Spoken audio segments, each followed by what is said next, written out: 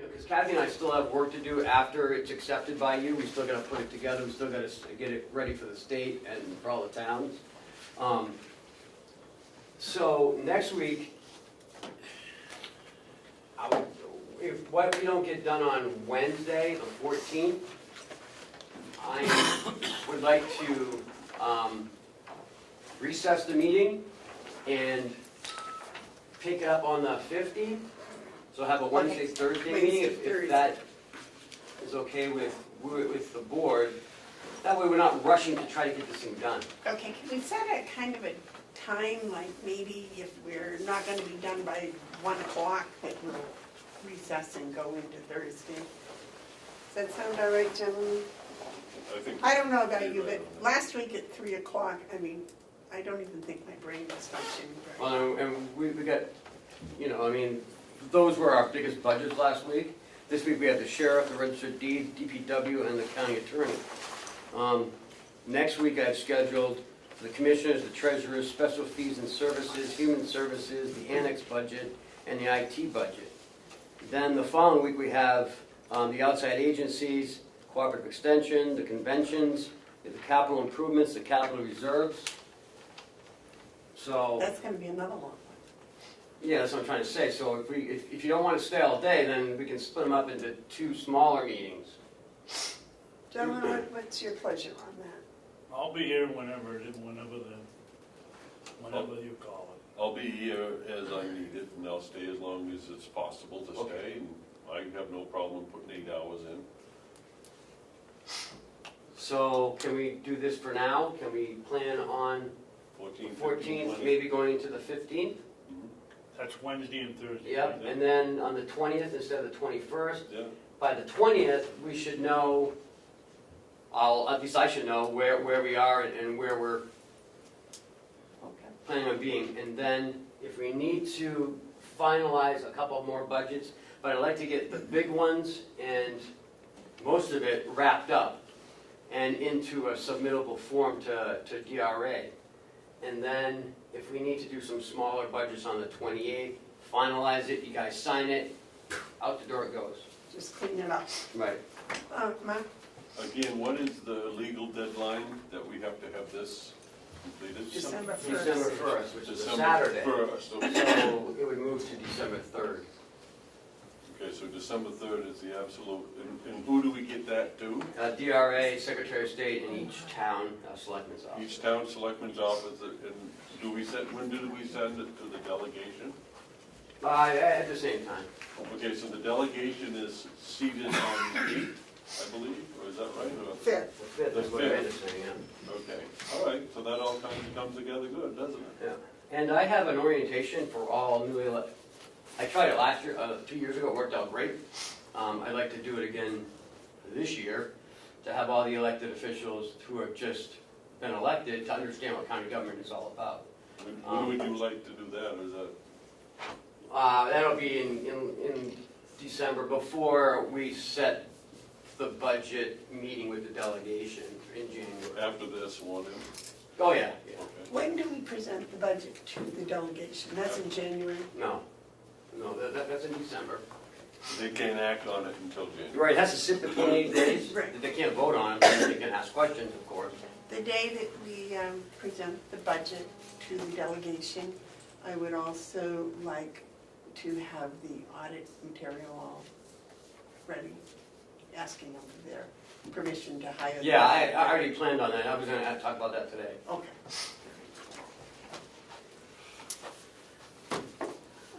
Anything else? All right, let's, So can you just run that by me one more time of what we're doing? So we're meeting next Wednesday. we said November, 14th. yes. We're going to recess if we don't finish it by 1:30. Yeah, And we'll pick it up again Thursday, The the 15th. Then have our regular meeting, and then move it from the 21st to the 20th. 20th. And whatever we don't finish that day, we'll wrap up on the 28th, and you guys sign the budget. I would think that would sound right. Does that sound right? Okay. Gentlemen, okay with that? Except that I think we ought to do the 15th, not recess it, just commit to it, because I'd rather have that done going into the 20th than be under the gun. Okay. So I think we should plan the 14th and the 15th as budget is, but whatever, however it works, I'm with you. Yeah, that's what you said, I think. No, I said recess and go into the 15th if needed. Yeah. But I think Mark's saying, It will be needed, because I don't wanna rush through this thing to hit a clock. We're Right. talking about 30-some-odd $million, and I wanna make sure that we take enough time, so let's give ourselves. okay. And just post the 14th and the 15th. Okay. I think so. That covers the That's first. a good idea. All right, so you want to start out with the registry of deeds? You do the public input, I don't know if you have. Oh, right. Is there any public input? Then the registry of deeds, budget.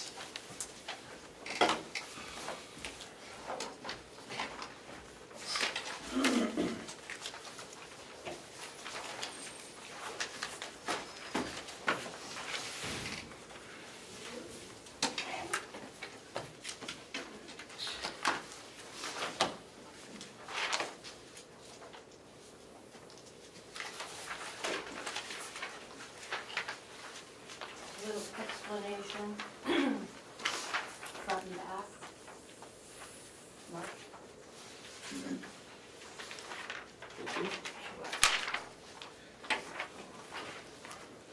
Oh, I don't know what we, let's see.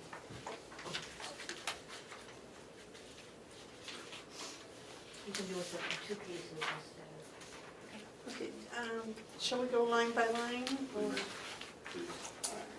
Which paper will you be looking at? Budget, That one, okay. Starting with line 005. Overtime. Overtime budget is for occasions when the 7-minute rule is exceeded, as recommended by the Department of Labor.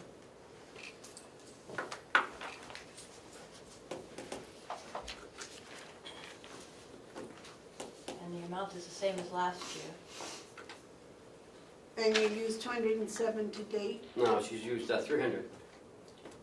That number is through September 30th. Right.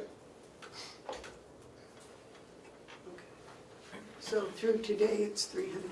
Mhm.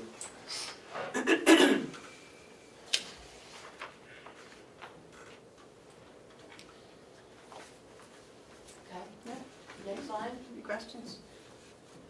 Madam Chairman? Yes. To kind of get this thing moving, if you could just go line by line, and if they have questions, they can just interrupt. You know what I mean, to sit and wait and make sure everyone's comfortable. Fine with me. Okay. If I can even streamline this further, if we went down through them and you did a brief thing, and if we said hold, that means we'll come back to it after we go through the whole thing. If any one of us say hold, then you continue going through it, then we'll go back to the whole items. Sounds like a plan. I like to go through them all the way through to the bottom and then go back. Okay. Register salary, that is determined by the delegation. Staff salaries, that is the line item for the 5 employees. Plus a 2% increase as all other, other county non-union staff. Social Security and retirement are both percentages of the employee salaries. Education and conferences is same as last year. Hold, Medicare expense is a percentage of salaries. Contracted equipment and services, that's for the contracted equipment. It's for services offered by people that we are dealing with to run the operations of the registry. Is that computer maintenance and that's, copier maintenance and? It's not copier maintenance. Copier is down under document copier expense. But it is the machinery and the operations of the land records management program. I could go into detail on that if you want. can we go down and put a hold on it and come back, so say, Sure. say hold. other fees and services, that Hold, is for the bond attorney. hold, Archival paper and covers, that's archival paper and deed book covers. hold, Office supplies. Dues, licenses, and subscriptions.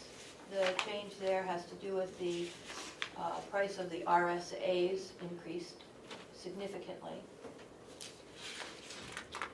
Postage is for mailing documents back. Archival record maintenance is not showing anything because I believe that the idea was to put it somewhere else in the budget, but I've requested $500,000 for the third year of the capital improvements plan. hold, Telephone, I put in $600. It was changed by the county administrator to $516.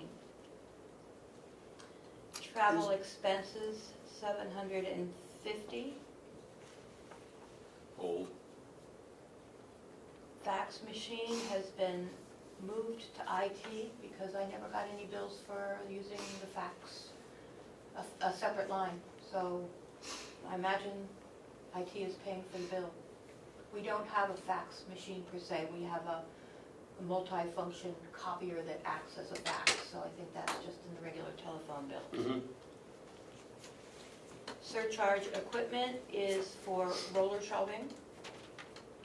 Document copier expense is for our document copiers and the expenses having to do with producing copies. And new equipment is $2,550. That is for an industrial fan for the vault, a machinist to repair an ancient hole punch which has not been functioning properly, and the reserve for unexpected need to replace equipment, which we've had in the budget for years, and we've luckily not needed to use it. And when we need to use it, we would need to use it right away. I want to go put a hold on surcharge equipment. Okay?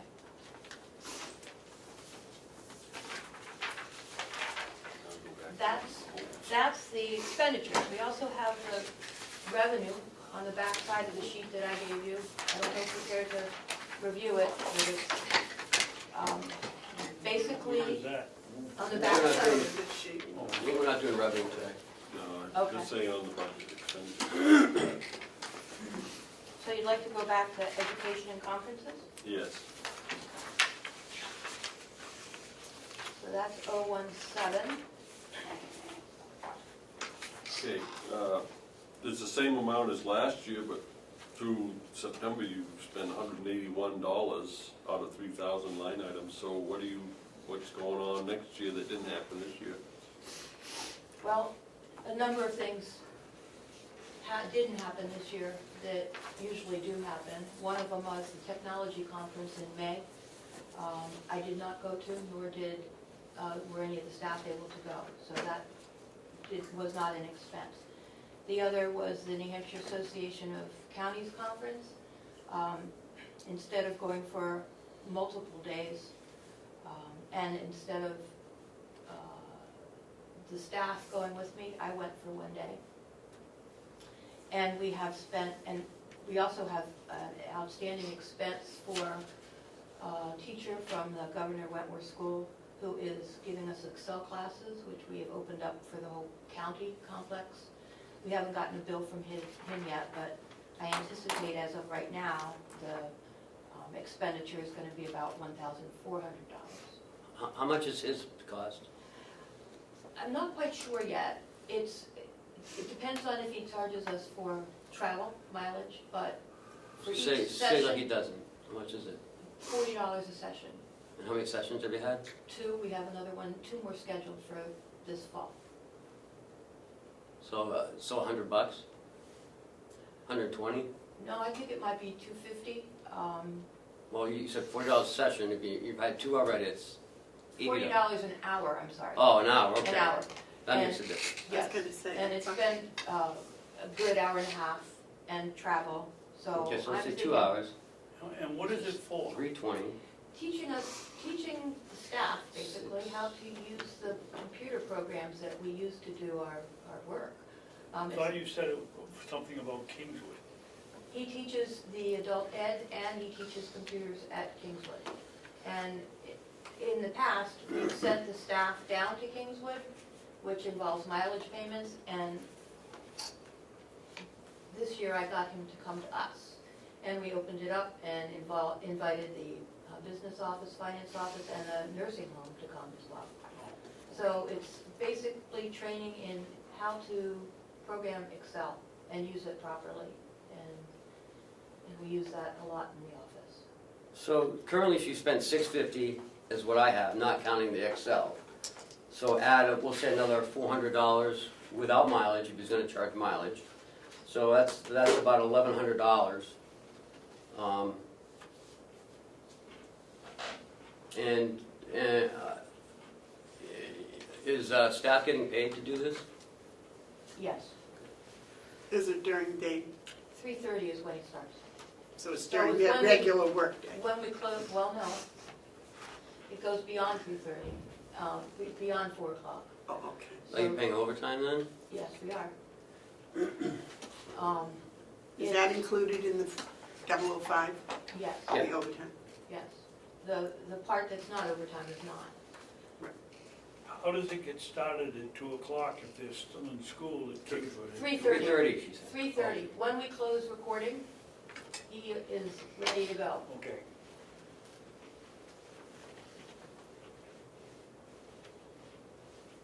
So for next year, the technology conference in Iowa, I have budgeted 500. The New Hampshire Association of County Conference for 2, $1,450. Tax Collectors Association, $150. New Hampshire Register of Deeds Symposium, $600, which did not happen this year. It happened last year down in Portsmouth. It was very well attended by, people came from all over the country. We held a symposium on electronic records. And then training I have in for next year at $320. The Association of Counties, $1,500? Association of Conference for 2 people, $1,450. I think that's way too high. That's crazy. Yeah. 3, 4, I'd say $600 a person, so 12. Well, maybe that's right. I believe this is pretty accurate. Yeah. The reason. Where is it going to be? I don't know. Which county will be hosting Yeah, it'd it? be Belknap. We're next year. We're 2020. Okay. Well, so you couldn't go into any of these educations this year? We are. We haven't been, we scheduled Mr. Ball for. No. You haven't been able to go outside the building for some reason to any of these trainings you said. I have, but the staff have So not. why next year is it any different than this year then? Well, we need to get updated on these on a regular basis, or else we fall behind. Okay. This is critical information. The industry is rapidly changing. Oh, absolutely. Electronics. Especially in your field. Yeah. Yes. And the staff, they've gone from not understanding and using a lot of computers in the office to it being the main way to communicate and to function. Yeah, I just didn't know if something this year prevented you guys from going out, and why is it going to change next year? But Well, this is the first year that we haven't been going to all these because just circumstances did not work. I wish we could have gone to the IO conference. It's always it's a national conference of technology, and it just didn't are work. you the only one going out there? One person minimum goes, except this year. And where is it? Iowa. And it's only $500? That seems kind of low. Fiddler subsidizes it. Oh, Are there any other questions on that line? I believe the next one was other fees and services was a question. Contracted We equipment. had contracted equipment. Yeah. You didn't ask for a hold on that. Yes. yeah, you did. I wrote it down and you did. I did. Okay, sorry. My mistake. Okay, contracted equipment and services. From what I see right now, we have spent $82,328. It includes the final December payment for the monthly land records management system and $500 of supplies that Ken, you don't have numbers on yet. How much did you say? 82,328.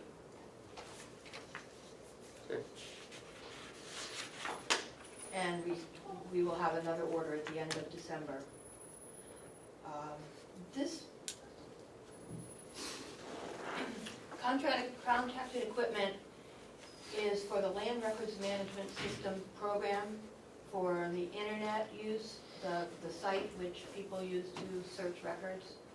It's for producing microfilm of our records on an ongoing basis. It's for supplies, all kinds of supplies that we use in the office that have to do with running the office. It has new hire expenses in it because there was not an HR budget this year.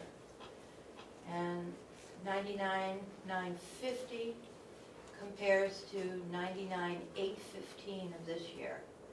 And that's my guess. What does HR have to do with what? Well, their hiring expense, we had some hiring expenses this year. One of them was getting a records check, Yeah, that's $25, so what? $25. So that's $25 that's in it. An unusual HR expense in this line item this year. So I included that for next year in case we need it. In the past, HR was an HR budget. Do you have a question, David? Yes, doing the old-fashioned way, dividing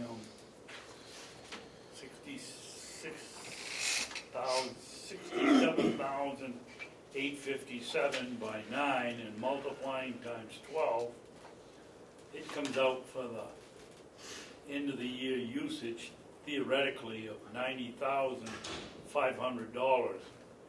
Where are you getting almost a $10,000 increase in your department? Are you looking at revenue? No, he's looking at, It as of, says expenses at the top of the sheet. as of September 30th, you had spent $67,857. So if you divide that by 9, you get a monthly cost, and multiply it by 12 months. He's saying that would come out to be $90,000. Well, And you're estimating it's, 100,000. it's, we don't have equal, it's not divided by 12. We don't expend that way. For instance, in January, February, and March, we pay a bill to Fiddler that is on an estimated docket count. And in January and February and March, we don't use up that docket count. But this time of year, we're using it in excess. So for instance, in October, we not only paid them the monthly amount, but we paid them just under $1,000 to make up for the extra dockets, because in the fall, that's when we have the most recordings. Well, if you do that by 3 months, that's only $3,000, and you're talking about a $10,000 increase. We're not talking about an increase from last year at all, except for a few $100s. $135. He's talking about if you took what you spent through September Right, and figured out a monthly rate. okay. And what you just said was you can't do that because the monthly rate is not, It's Equal. not set. it gets up higher in the fall. What else do you spend money on in the fall that you don't the rest of the? Well, we just ordered some microfilm for documents from, I think, February until September. Haven't received that yet, haven't received the bill for that. We'll order microfilm again. And that's under, Yes. that microfilm is Yes. under contracted equipment and service? That's right. Why? You don't have a contract for purchasing micro. What are you doing? We had a contract to get microfilm up through May 1st from Fiddler, from 1840 to May 1st. And their services provide microfilm at a very reasonable cost on an ongoing basis. This is a management of the office. It makes sense to do it with them. They have the images already. They don't have to send them to somebody else to pass through. If you want to come down and see the management of the office, I'd be glad to show you what we do. We also will be ordering, well, some of the other things are not in this line item, but we're going to be, I just gave Ken an RFP for more deed book covers for our annual order of covers for the Right, but he was talking about this particular line item. This particular. So, In this number is not the December payment for Fiddler, $6,525. It's not the reconciliation number of the last quarter balance due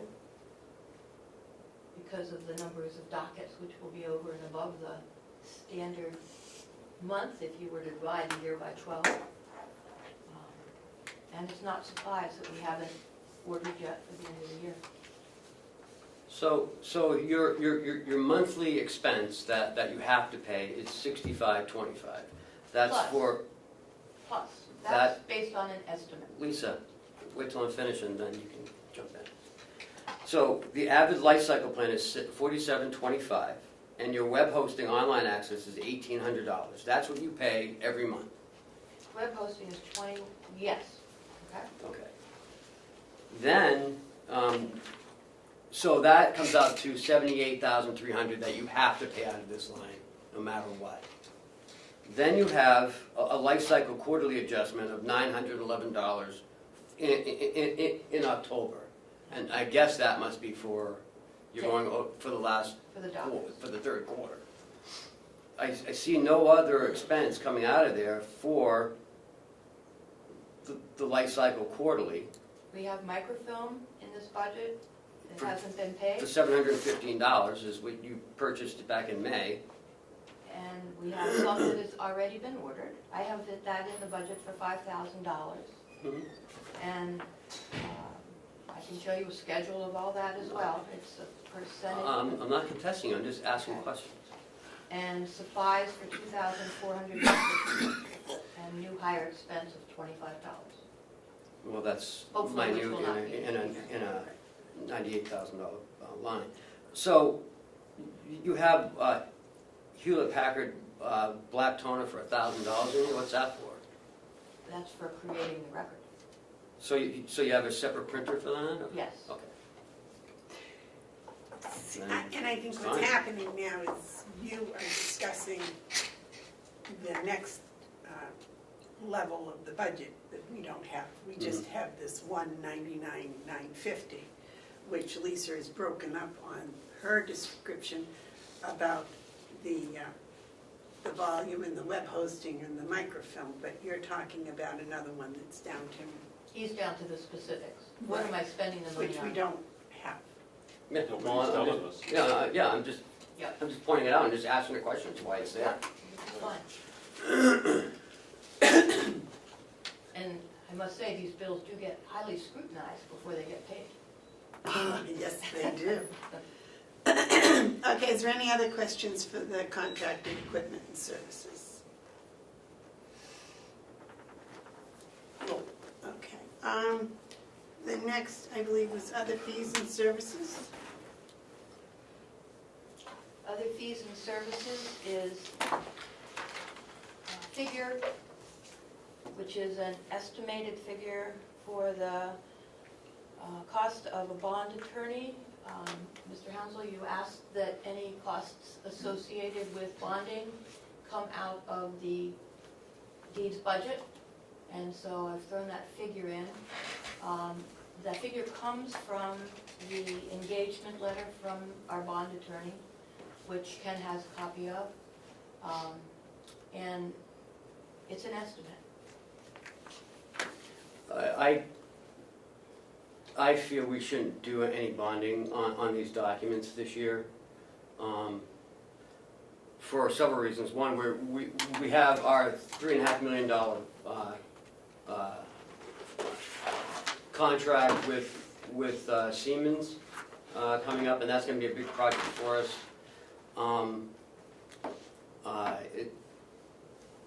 I don't think, and it's not on you, Lisa, I don't think you even posted this for the delegation vote in the paper that it was going out for a bond for the registered deeds. Did you do It hasn't been that? posted yet because it needs, we're still in the process here. It needs to be posted 7 days before. There's just too much going on, and I think for us to take this on this year.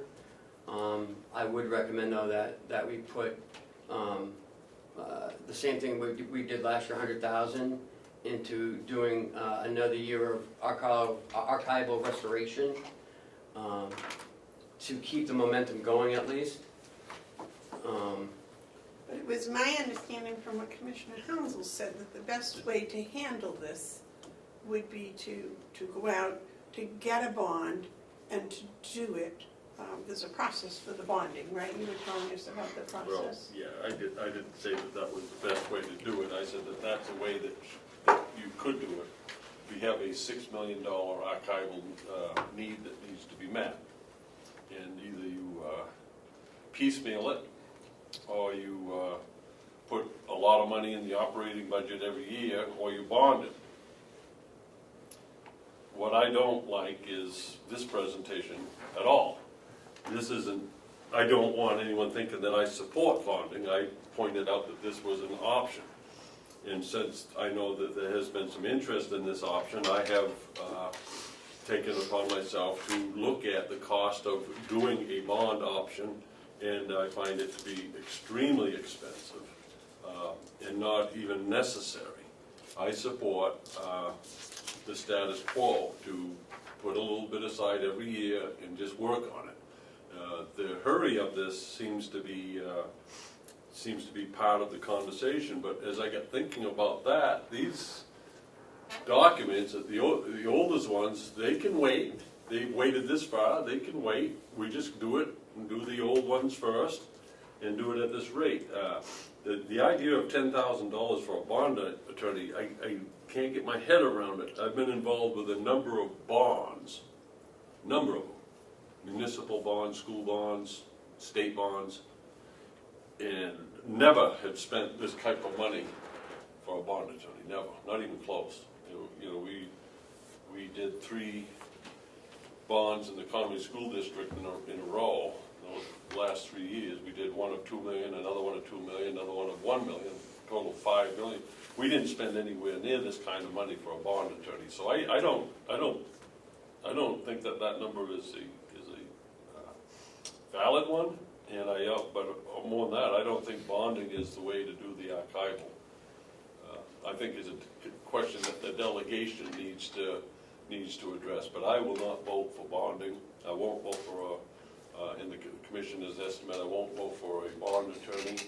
And the question I have is, Ken, you said there's 100,000 for archival records, and I see 60,000. And I know there was another place where it is, but where is that in this It budget? came out of the revenue launch. We took, what, 40, 60? 40, we raised the price of copies 100%. Yeah. And increased the budget line for copies 60,000. Yeah. Put that on the archival maintenance, and we included 40,000 in new equipment, 097 for archival maintenance. Okay, so there's 100, right? And we spent that this year, and Okay, it's so- just a drop in the bucket. So I would prefer that we would do something like this. You take that archival records on 039 and change that serial number to $60,000. Strike out the 10,000 on the archival, the fees and services, and not pursue a bond. Now, I also know that you can take this to the delegation after the commissioner's estimate, but I can't vote for that. I can't. I won't. It seems to me we discussed this, we started this a year ago, right? Is that like 2 years ago, we started discussing the bond, and we've been looking at it, and I think and in the outline she gave, which is wonderful because I can't remember these things, we did, the commissioners agreed to pursue the bond, And that's what you two have been doing, right? You've been investigating and talking to Lisa's the, been doing most of it. Madam Chairman, I gotta correct that, we did not say pursue a bond, we said that's an option that could be looked at. It has been looked at, I give Lisa all kinds of credit for doing that, I mean, that's what we looked at. And in doing that, you know, you start doing the math. $5 million bond is $500,000 a year payment on the principal.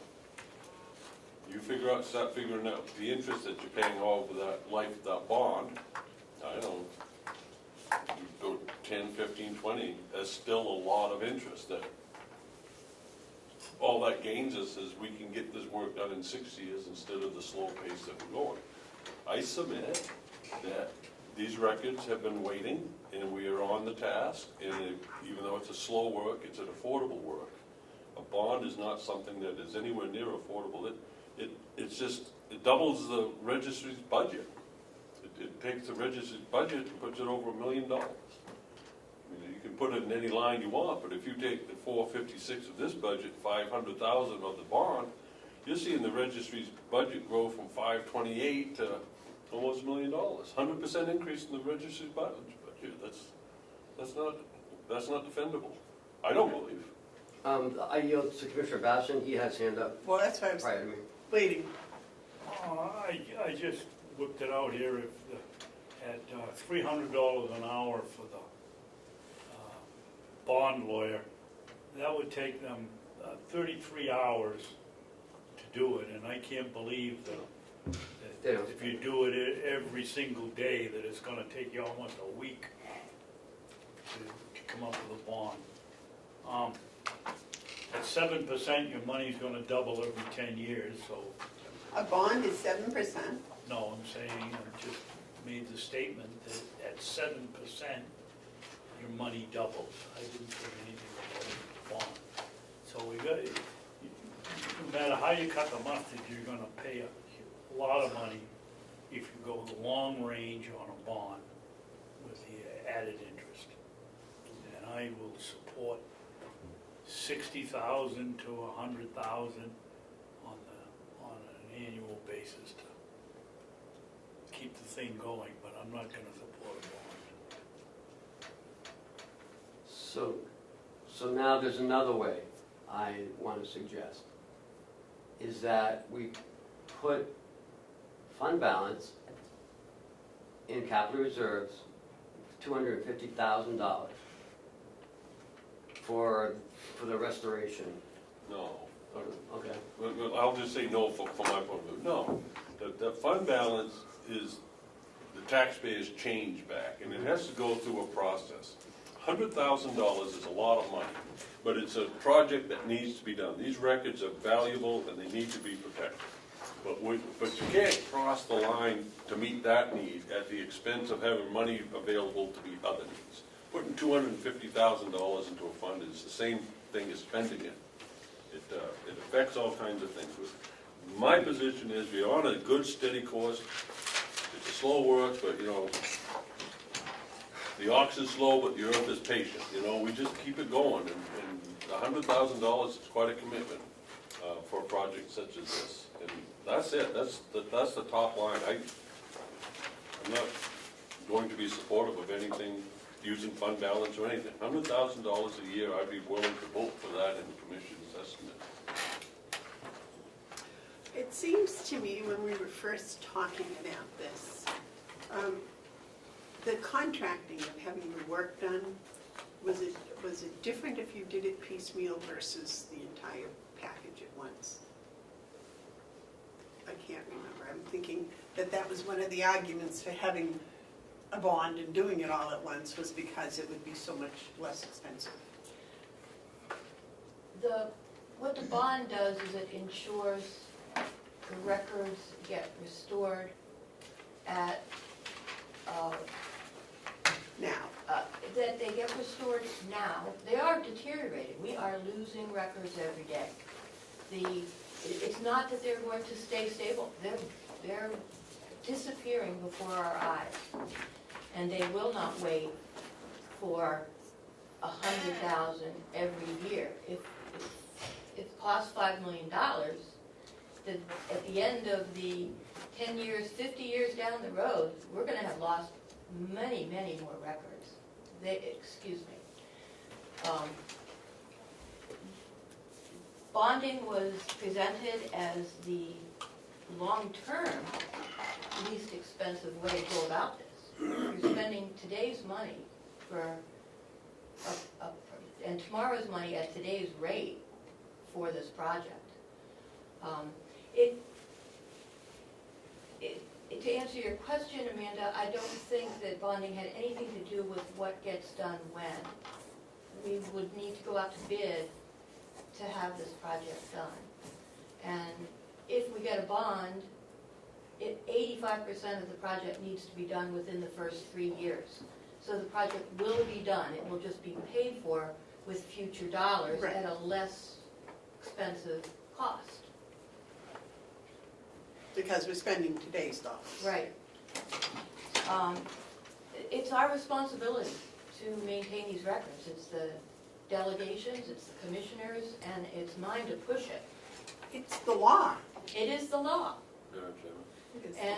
And I don't think $100,000, it does something, but the records, we're losing the records. I had a invitation for the delegation to come down, and I've invited you all to come down and see the records, and everybody sees the issue, that there is this issue that needs to be dealt with. And I just feel like it is neglectful not to. We have promised our constituents that we're going to take care of their land record, which is probably their most important asset. It's the basis of our democracy, that we have land that we can prove that we own so we can take out a loan and run a business. And the records are going. Every other county has been doing this for years, and Carroll County just started. But no other county has bonded. No other county has bonded. This is, There's a reason for that. and yet, this is an actual longer-term project than bonding for a road. This lasts 300 to 500 years. A road doesn't. So the bond attorney has agreed that this is a very capable project for bonding. How long is the bond that you were looking at? That's up to the treasurer, the county administrator, the delegation, you. We were looking at 10 and 20-year bonds. We can get an estimate for up to 35-year bonds. And it's up to how we want to finance it, but it needs attention. These records are worthy of attention. All right, well, thank you. You had something to say, Mark?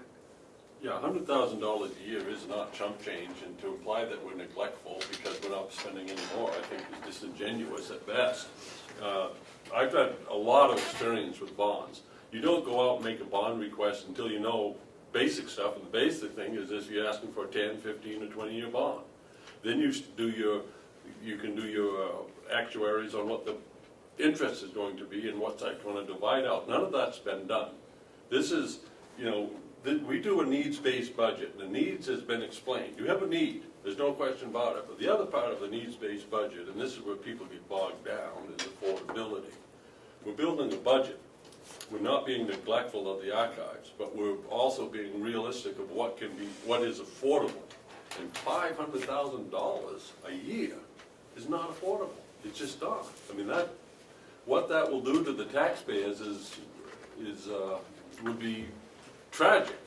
Now, as I understand the process, you have a budget request, you bring it to us, the commissioners do an estimate, it goes to the delegation. There's nothing to say that you can't pitch your position to the delegation after we send it to them. But I won't be a part of a vote that sends this type of spending. And I'll use the term reckless to achieve something that can be achieved in a more appropriate manner. Now, maybe 100,000 is a little bit lean, but $500,000 is just, Well, I can't The support it. bond payment would not be $500,000 a year. figure out the math. You're doing a $6 If million you're doing bond, it over 10 years, you're doing a $5 $6 million. million bond for 10 years, and that's not even counting the interest. It can't go to the delegation unless the commissioners vote to send it there, so. They can amend it. But they can't, but without your vote, it can't go to the bond bank. So, Yeah, but you'll have a different commissioners. yeah, but that'll be after the budget's passed. Budget's passed. No, we don't do the budget, we do an estimate. The delegation can, as they have, they can put in whatever figure they want. It's their Yeah, budget. okay. So they can add it, and then the next board of commissioners can decide whether they want to spend it or not. But that's, that won't be my issue. If I was here, I wouldn't do it, but I'm not gonna be here. But I am not going to be part of putting it into a commissioner's estimate, because that is just not affordable. So we were putting 100,000 in the archival restoration? Madam Chairman? Well, you know, I've got a couple of things here going on in my head. This has been 2 years we've been discussing this. And I was pretty certain that we had asked to get things all set so we would have all those figures and numbers and things. And I thought Ken was going to do that. No, it's not my Apparently, fault. I Good was, budget. well, no, but we had asked him to work with her and, because there's applications and things that have to be done. But anyways, that's neither here nor there. The thing is, we have this obligation. And we've been spending 2 years now talking about how to take care of this obligation. We did get the indexes archived, is that correct? Up to 1969. Up to 1969, so we have done something. It's not that we've been terribly. But, you know, the question is, if not now, when? At 100,000 a year, you know, 50 years from now, I just don't think that's acceptable. You know, there's got to be a way to do this that's sensible and at the same time is productive. I'm not, you know, you had spoken, you knew all about bonds, and you had convinced both David and I that a bond was a good way to go here. Excuse me, And I said now- it was a way to go. I didn't use the word could. It is an available way to go. It's an option, and I think you gotta look at all options. But please, I want everyone to understand, I never said it was the preferred way to go. It was a way to go. Now, as far as the information that we have received, it's perfunctory. You know, the work can be done in 6 years with a bond. It can be done in 6 years. It'll take 50 years if it's not done with a bond. 50 years versus 6 years, but the 6 years is still gonna take 6 years. I thought it was 3. 6. Yep. 3 to do the hard ones and 3 to do the easy ones. You need to, if you bond, you need to spend the bond money on the project up to 85% of the project completion within 3 years. You pay for it for however long you choose. Right, but the But the job is project done has to be in 85% 3 completed years. within 3 years. So we would very much limit the deterioration that's going on right now. Madam Chair, may I Yes. address a couple questions? The engagement letter with the bond attorney, which I believe you all received copies of. No? You got it on the email. Can I email that to you days ago? I know you did. I did email it. That's to you all guys. Her estimate for price is an estimate, depending on how we go about this project. I put in a high estimate. She says it could be as low as $5,000, up to $8,750, or more if material changes in the structure of the bonding are made. Now, I put in 10 because I was unsure if we could get 85% of the records restored within 3 years, but I've been assured that we can. So we're looking at the 5,000 to 8,750 number. And I would request that we keep at least this 8,750 in the budget so that we can work this out over the next months with the boards involved. Well, wait, we can't spend this money. We're talking a budget for 19. The bond attorney doesn't charge until the project is complete, and she takes on this task at her own risk. No risk to the county, no bills, Until it's complete. until it's complete. If it doesn't complete, no bill. Okay. Ken? This is the same attorney that does our TANs, and she charges $10,000 for a TAN bond, which is a simple document. I can't see her doing anything less than the 10,000 on this. I can other see us bond. changing bond attorneys. Yeah, I was going to say, that seems excessive too.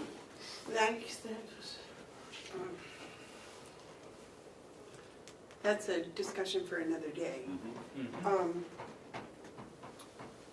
I think the question here is one I thought was settled, and I guess it isn't. What is the timeline for the actual commitment to the bond? The bond application, which I gave to Ken in August, is due on Friday of this week for this round. If we wanted to push and get the ball rolling, they will take a verbal commitment, and we have to get them the application final very quickly. There is another round coming in June, so we have opportunity to delay for a bit. That application is due early April. So the other point I wanted to make, Madam Chair, is that the Registry of Deeds has been funding the budget for years, ever since the county took over the position after Mr. Blake left. The county has not been investing in archival record maintenance at all until recently. And every other county has recognized its responsibility and done this. We're behind the gate, way back. We have a surplus. Our budget for the revenue for next year is $921,000. Our expenditures without the records maintenance is $456. And that includes the bond attorney. So that's a huge difference. We can pay for this out of the deeds budget. We got other things we gotta pay for. We got nurses' salaries that are substandard, we got all kinds of needs, there's no end to the number of needs. The question on a needs-based budget is, what is the need and what's affordable to meet that need? And at least in my estimation, for what it's worth, this isn't affordable, so I'm not gonna vote for it. End of the Can you story. say to your constituent Yeah. that their plan that has a big hole in it because it's been folded a million times Yeah. is not important? No, I didn't say that. Can I say it's not important? Of course I wouldn't say that. And for you to say that is just, it's incendiary. I'm saying what's affordable. Of course it's important. And $100,000, again, is not chump change. So this Board of Commissioners has committed to archival restoration, the delegation has, and now you wanna fivefold it in 1 year without even enough information of what that's gonna cost, how long the bond's gonna be, what the bond attorney's gonna be. You got $10,000 in there, it's not gonna cost $10,000 for a bond attorney. Well, if It's the just TAN like- bond attorney costs $10,000, I would expect, as Ken said, that this will be And like $10,000. Commissioner Babson says, that needs to be looked at too, because that's an excessive amount for a TAN's bond attorney. It's wild spending and it's not necessary. Well, attorneys are expensive. That I know. But we're just going around and around a circle here, and we're not getting anything accomplished. And we have to come up with something. I am in favor of, I hate to do this, but I'm thinking that maybe what we should do is,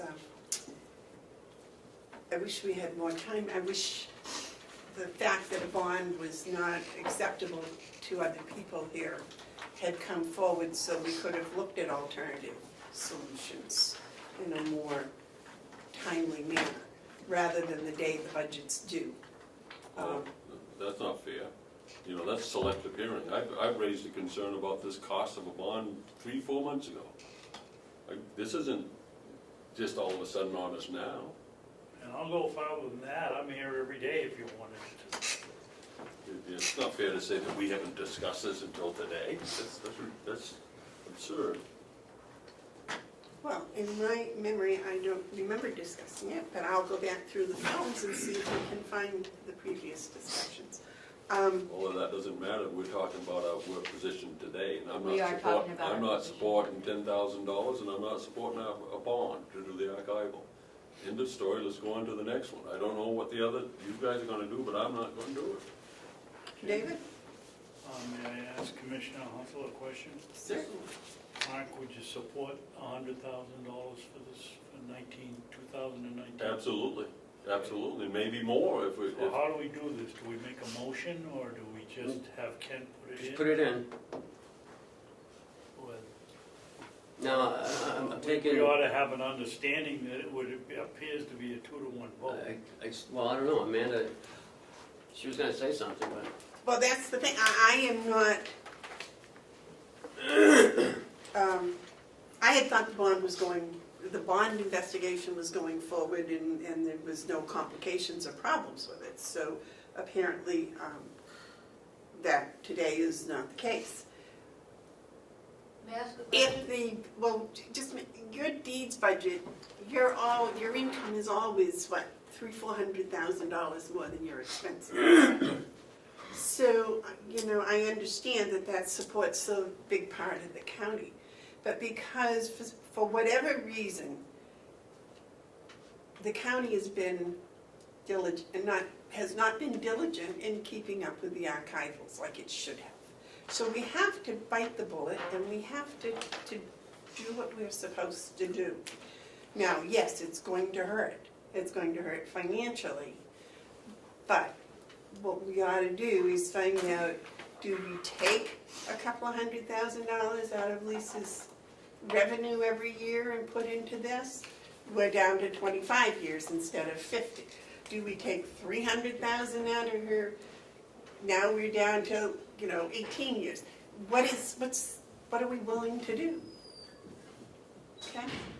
No, I was just gonna say that you can't spend revenue, so if you're thinking you're taking it out and spending it, Well, no, but I'm saying that's, in the overall budget, that's what Okay, they yeah. contribute. Yes. I would second a motion to take line 029 and zero it out, and to take line 039 and put,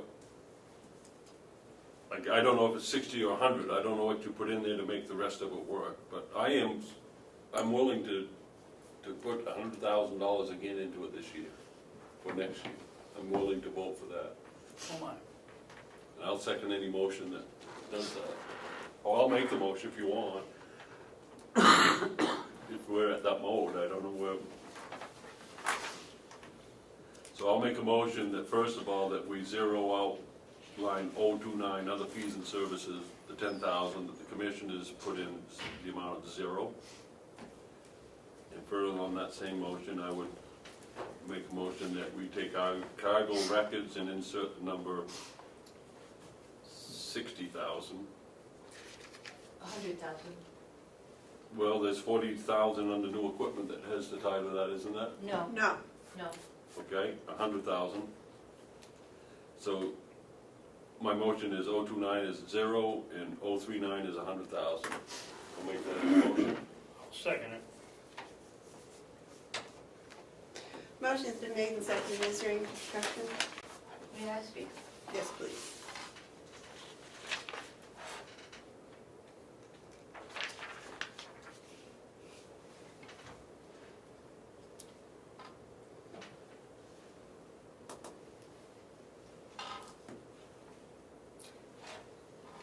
There have been requests made to have discussions about this.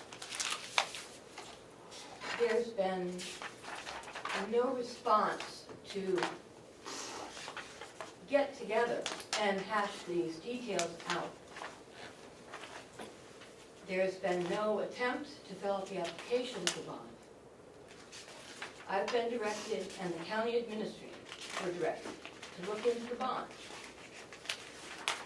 And yet, there's been no follow-through, except from my end, pushing. I request that we get together and have a conversation and continue both avenues of proceeding forward for the 2019 budget. That we do sit down, knock heads, talk about how long this should take, whether it should be bonded, whether it shouldn't be bonded, whether 100,000 is gonna do it, whether 200,000 is gonna do it. However, we can debate this and figure out how to do this for our constituents. It's not working the way it's working. There's been talk, but there's not been follow through, and I've requested it repeatedly. So I plead with you to not end this discussion, to keep some money in for other fees and services for a bond attorney, to put some money in for archival maintenance, and continue this conversation. We still have weeks. I've got the data. I've done the homework. I don't have it. I've asked you to come talk with me multiple times, and you have refused. No, I haven't refused. You haven't asked me multiple times. Yes, I have. No, you haven't. And anyways, it doesn't matter. I have a motion on the floor. If you want more time, I suppose a motion to table would be okay for now. But I'm not going to change my mind, Lisa. I'm not going to do it. That don't mean others won't, but I'm not going to do it. Okay. I know that the process allows you to take this budget and ask the delegation to amend it. Maybe the delegation will hear you and will do what you want to do, and then the next Board of Commissioners will follow through. But I'm not supporting it. No matter what words you use next, and no matter how many false accusations you make about me not attending to it. I have had conversations with you. I encourage you to look into the bond thing. I don't know if you're looking for a 10, 15, 20-year bond. You should have been able to figure that out. Have the data on all of them. Yeah, but Okay. it's not here. All right, this is not getting us anywhere again. Maybe, Let's move the question, Madam Chairman. well, I was going to make a motion to table it. That was the suggestion. I'm not seconding. That it wasn't a suggestion. I said that it says an opportunity, maybe the thing to do is to table. You made a motion to table. I'm not seconding it. No, I'm not either. Then it would fail due to lack of no second. The other motion was to move the question. Those in favor say aye. Aye. Those opposed, no. Just, Next is the telephone. Lisa has $600. We can't, we move the question to vote on a motion. Right. You already did. Yeah, that was to move the question. Now, Oh, We'll move the now- question. Sorry. okay, those in favor of the motion say aye. Aye. Aye. Those opposed, no. So, 2 to 1. can you You set? clarify what that did, please? That changed, 0 on other fees and services. and 100,000 in the archival records. Next is the telephone. The county entered into a contractual obligation with Verizon. We reformatted our contract, and it was lowered to $43 per line. Hence, Lisa's telephone will be reduced down to $516 from the $600. Okay, but I think, if I can, Mayor, that wasn't one of the ones that was questioned. The next one that was questioned was the archival paper. No, I'm just telling you, it's reduced to $516. Yeah. And we have the right to go by line item, not who said put it, Right. hold or go back to it. Okay, we're still back to archival paper and covers. That would have been the next thing in the line after other fees and services. I think that's been solved. I asked for the hold. I'm satisfied that that item's been dealt with. We can go on to. That's not archival maintenance. Archival paper and covers is not maintenance. Right, he No, realized it's at that. 13,720. Okay. Yeah, that was it. There was no other questions on the rest of it, is that correct? Nope, travel expenses a hold. I asked to hold on that because of the amount that we had spent through September, what the Lisa's really good about using the county vehicle when she can. Good, then I have no problem. This is in case the county vehicle isn't available. Yep. And if she's flying out of an airport going to Iowa, she'll use it. The county, I've asked to use the county car to leave it at the airport, but that's not been, And there was a hold on the surcharge equipment for some reason. Madam Chair, Yes, David? I'd like to go back to telephones. Yes? Why is there a telephone expense here on this sheet? Aren't your telephones provided in your office? they are. So This what's is this for- Because one for? you were kind enough last year to add it to my budget, because I do use my cell phone for, my personal cell phone for business. As the example was Halloween 2 years ago, when we had no generator, no power, nothing, and we had no electricity, and we pulled out the old stamps, and the only communications that were available were my cell phone. There are many examples of using it for registry, and it was your suggestion, the commission's suggestion, that you put $600 in my budget last year, and I thank you for that. It's helped. Oh, this year I'm suggesting we take it out. Gonna thank me for that too? No, Okay. Why do you need it? You don't, we're only open from Monday to Friday. well, for instance, And the the October, telephones are always there for everybody They that weren't. works there. they weren't. The telephone's down there now. That one example of Halloween a year ago, we had no power, we had no telephone, we had no heat, we had nothing. And were supposedly to open at 8 o'clock, and I used my cell phone to call the attorney's offices and say, don't come, and you can't record. We didn't have any way to communicate, and that has, Well, that's not true, Lisa. You could have gone into the administration the whole office. building was down. Well, they have cell phones. It isn't just your cell phone. Save the registry, you could have gone anywhere. I had one little one that I didn't even use. You could have used mine all day. I just don't think that we should be supporting cell phones for everybody that works here on the county. That's my opinion. Mark, you have a comment?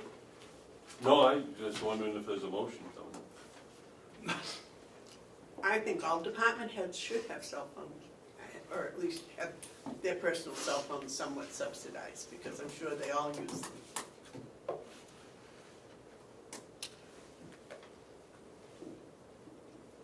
Is there a motion? No. Okay. No. Okay, was there anything else on here, gentlemen? Surcharge equipment. That's for the rolling shelves. That is, I thought we found that we want to take that out of that equipment line that's now down to 37,000. That's what that is. it's in the surcharge equipment line. That doesn't come out of taxes? Nope. Okay, so help me out here.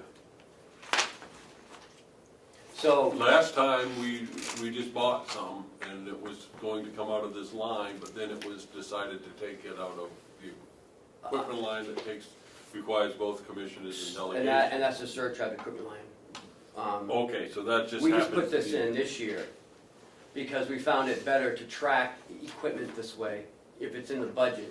But but we it's can't off- spend that No, without the, right. Without you or the delegation. and the delegation. Yes. And That's right. it's offset in revenue. Okay, I That's got why it. it's zero. That's why it's zero, This yeah. year. I understand. Anything else? Okay, so we'll make the changes to that and Thank you very much, Lisa, for all your hard work and input. May I ask a question? Yes. What does this do to the request for $500,000 in the capital equipment account? when we get to the capital equipment account, it'll be gone. I'm sure.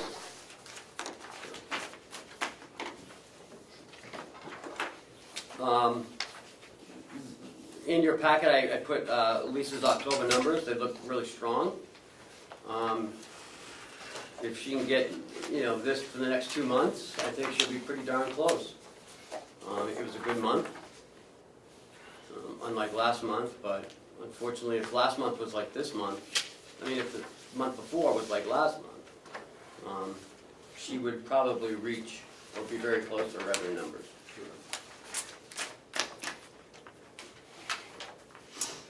Any other questions for Lisa, gentlemen? Thank you very much. Thank you.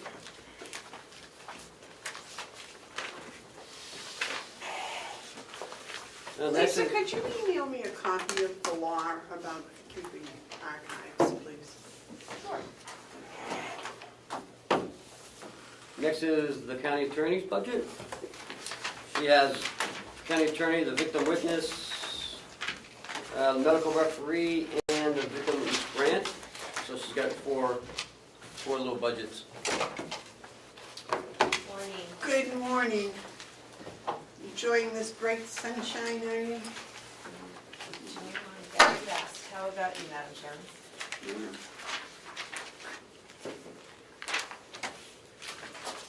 I am doing my duty. Just 1 second here, because I have too many copies.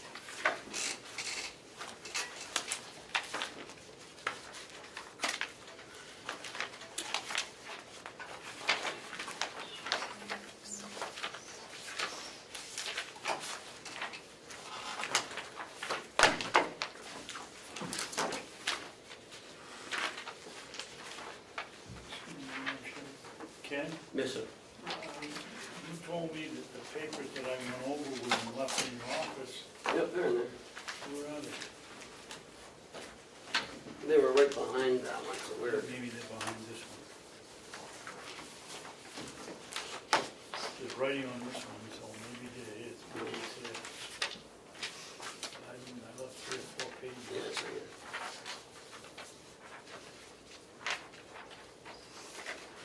That's the one. Oh, okay. Thank you. Do we have those, Ken? No, we don't. I don't have that either.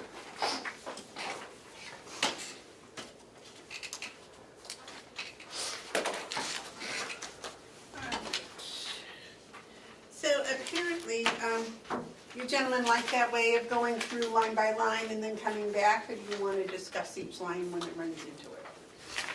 I prefer line by line. It's up to you. I yield whatever you guys want to do. I find going through it once, holding, and then going back, you open your eyes up. But that's fine. I prefer line by line, Yeah, that's actually, fine. like David. Either way, we're doing line by line. Yeah, It we doesn't did. matter, whatever you want to do. Well, and this is short line, there aren't many lines here, so. So Michaela, if you just run through line by line, and if we have something, we'll stop you. Sure. Do you want to start with 4110? Yes. That's the county attorney budget? Sure. So the first line I have is salary office OT. We don't have any there. The next line I have is 007, 4110 007. There is an increase there to 440,684. As the commission may recall, I came in several months ago to ask about changing a part-time position to a full-time position within our office based upon the needs of the office. So last year it was funded, I think, at $14,000. So it was only funded for 6 months last year at 30 hours a week.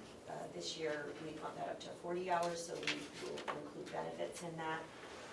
So rather than 14,000, it needs to be funded at, it looks like about 57,000. That is just to maintain the staffing that we have. We've added in 2% raises, and then I did put in a request for a part-time investigator at $32,500. That would be a non-benefited position at 20 hours a week.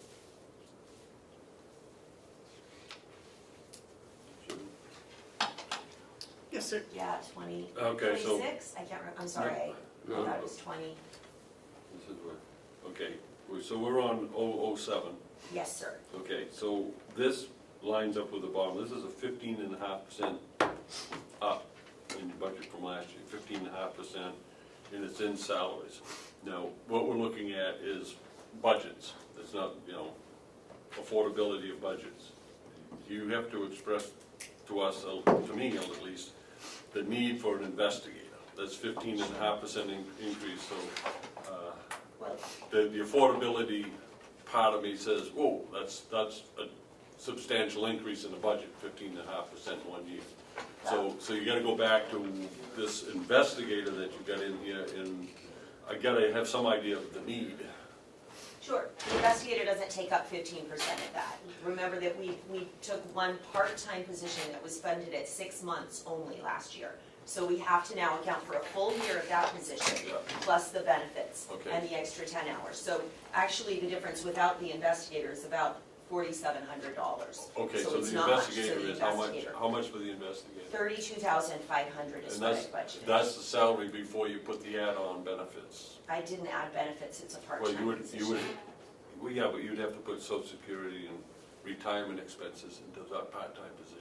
Sure, I don't know what the retirement benefits would be for a part-time Medicaid, position, if any, but Medicaid, It's Medicare, kind of- unemployment, wi- all those things have to be added to the 32,000.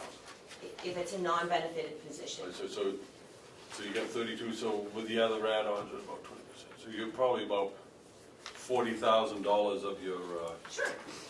of your increase. Well, Yeah. that's a 7% increase on that position. Right, and I'm happy to talk about that. Okay, the need, I guess. Do you have a Thank you, sir. job description or something I for do this? have an indication of what an investigator would do. So we do not have an investigator in our office. We're one of the few county attorney's offices that doesn't have an investigator. What happens when we're preparing for a trial, the attorneys take witnesses into, we don't really have a private office, so I guess we do it where we can. Sometimes we borrow this room, we don't have a conference room next door.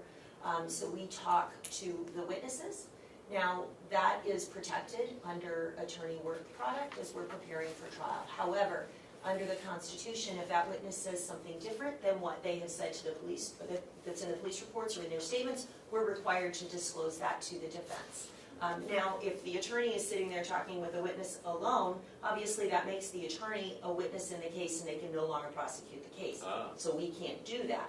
What we have done now is we're pulling Brianne, our victim witness person, into those witness preparatory sessions. That's pulling her away from the job duties that she has, and she's already overwhelmed with the number of cases that she has.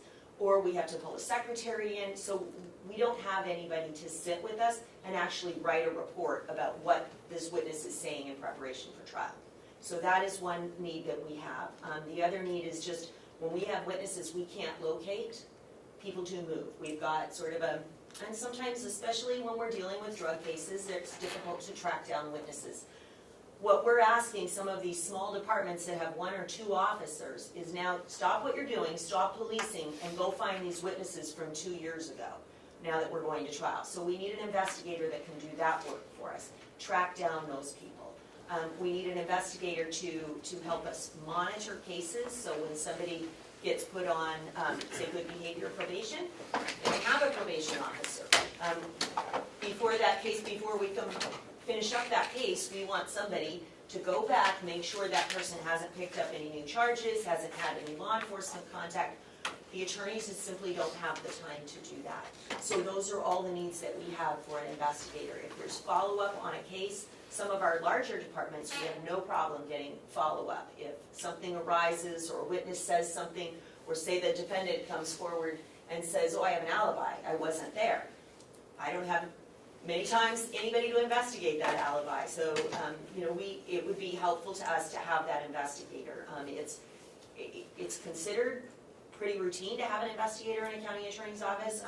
We used to have one in the county attorney's office, we no longer have one. I really feel like, given the number of trials that we are doing, we need that investigator position. And just to give you an idea, in the 2 years prior to my taking office, I think we did 4 trials. My attorneys have been in trial 17 times in the last 2 years. So we have an enormous amount of trials going. That is about 1 a month at this point. Sometimes we're doing 2 in a month. So we're doing a lot of trials. We've got, we're sending people to prison. We've got numbers going up. Our sex offenders are being convicted now and they're going to prison. We've had an opioid epidemic that has hit us. We filed more carfentanil, heroin cases last year than total cases in 2014 from the county attorney's office. When we compare county by county, Carroll County pays less per person for prosecution than any county in the state. Any county, by a lot, by a large margin. Okay, can I have a question? This Yeah. position is a part-time position. What benefits would they be eligible for? All depends, FICA, Social Security, but there's no insurance, only dental, is there retirement? no. No retirement. Has to be 35 hours or more. Okay, so she's estimating 32,000. Mark was, 500 is what I have, 32,500. okay, so, and Mark was saying with benefits, that would be 37,000, is that about right? Well, you got match and FICA, which is 7.65%, and then you got some workers' comp, which would be probably about. Workers' comp is about $200 per Yeah, employee. but it's money, but if you add those on, you probably got another 4,000 or 5,000, I would say. So 37's around, the actual cost of someone with 32,000 on part-time, I think. And then it looks like she's getting a deputy county attorney, which she's proposing a $4.50 increase. Well, I want to stay on this one, the investigator, for a minute, and then, if we could. What are the qualifications of the investigator? Is it an attorney? No, it would be a police officer. Okay, so you would go out and find someone who is retired? That's our hope. Mm-hmm. So, and I know that they cannot work more than 26 hours if they're pulling retirement. So our hope would be somebody that is a retired police officer. If they reduced it to 26, it used to be 32, but now it's 26 hours. At least that's my understanding. So our hope is to get somebody who's a retired police officer and understands the system to come in and help us. And they work for you? They would work for me, yes. Sure, okay. Well, I can see where, with the uptick in all your cases and, your good record of success, from my vantage point, and this opioid thing isn't over by any stretch of the imagination, and I can see the need. So it comes down to affordability, I guess. Right. And Now the other positions you said, Ken? Or is it- Yeah, she's looking at a $4.50 increase for her deputy county attorney. Did you want to talk about that? Or? sure, I don't have a deputy. I've never had a deputy. Even though every other county attorney has had one, my desire was, we need to remake the office. And you all know that, and you've been very supportive of that, and I think I've done a good job remaking the office. What I didn't want to do is appoint somebody as a deputy when I think we've run into that previously, where a deputy was appointed and they just really didn't have the leadership skills that they needed. So what I wanted to do was wait and see.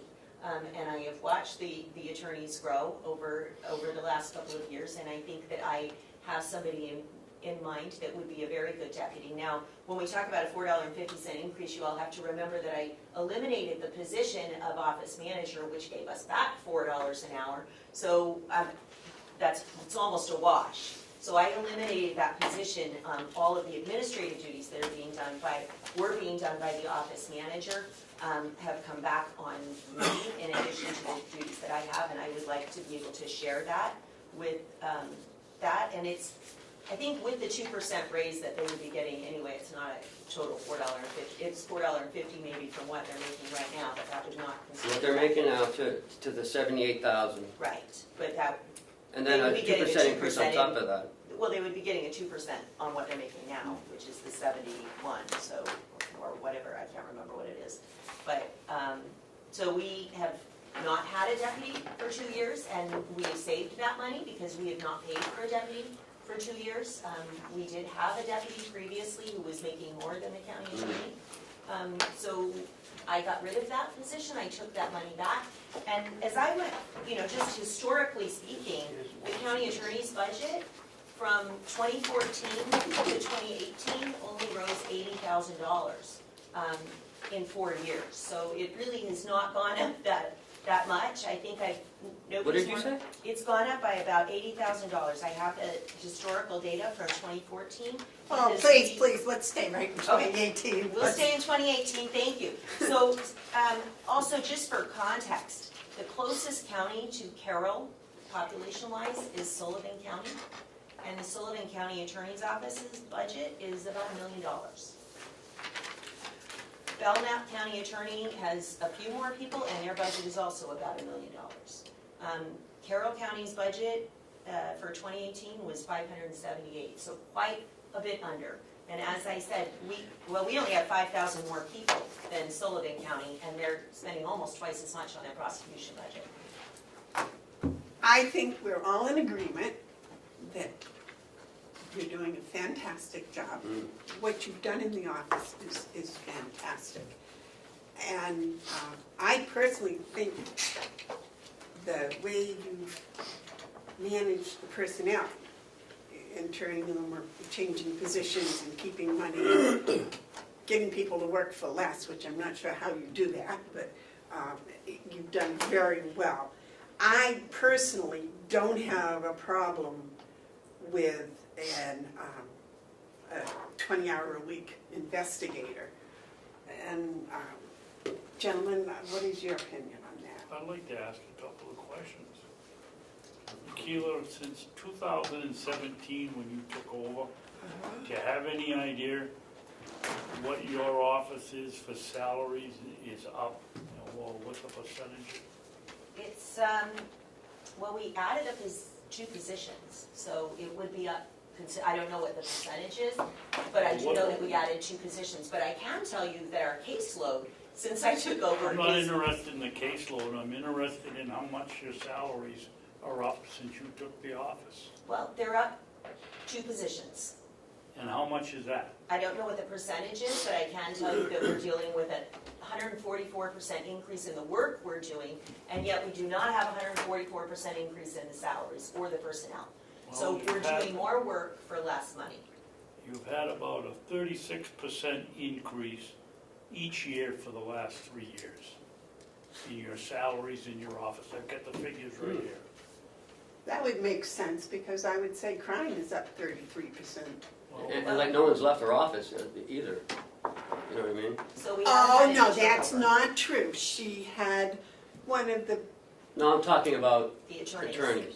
We haven't lost any attorneys, and as we know, we had You've done a good almost job a there. 300% turnover in 2 years. So I have kept my attorneys, and I do recognize that our line item has gone up. I didn't know the exact percentage, Commissioner Babson, but I do know that our crime rate has gone up, our caseload has gone up exponentially, and yet we're handling that with far fewer people than the other counties are doing. And if I could just on another note there, so our caseload from 2014, we had 210 cases. My budget has not gone up, and last year we did over 400. So we have doubled from 2014. 2015, they went down to 160 cases. Last year, we did over 400, actually, by the time we take the review in. I didn't ask for felonies first, which increased the number of cases that we have to review by 40%. I didn't ask for the opioid epidemic, which doubled our cases on fentanyl cases. You know, I didn't ask for the increase in the workload, but if I go to the store on one day and buy a pound of coffee and pay $8, I can't go back the next day and buy 2 pounds and say I only want to pay $8 because I paid $8 yesterday. I'm going to have to pay more because I'm getting more. And what this county has gotten is a considerable benefit in our office. So we, as I said, are paying less per person than any other county in the state. This is not the budget that I need. This is the budget that I hope I can get. What I need is another victim witness person, because we've got someone who, according to the audit that we just had from our VOCA grant, is doing the work of 3 people in any other county. What we've got are county attorneys with a higher caseload than any other county. So I have been fortunate that this commission has supported our office as we have grown, and that we have a delegation that has supported our budget as we have grown. But I don't think anybody can say that I've wasted taxpayer dollars. We're doing a lot more with a lot less. Okay, are you done? No. So, No, how does the caseload and your trials compare with, why are we less inmates? I mean, we're down to 30 inmates. She's sending them to I'm Concord. sending them Oh, to you are? Concord.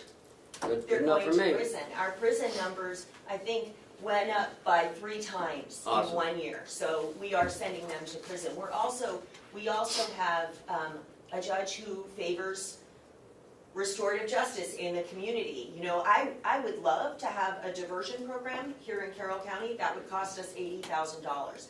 That would reduce the number of people we're sending to the jail, which saves us money because we're not using the jail, and treat people in the community. Right now, what our choice is we send them to jail and get them treatment in the jail. We send them to prison, get them treatment in prison, or we just let them be in the community with no treatment options, because we do not have a diversion program funded in our office. Again, I believe we're the only county.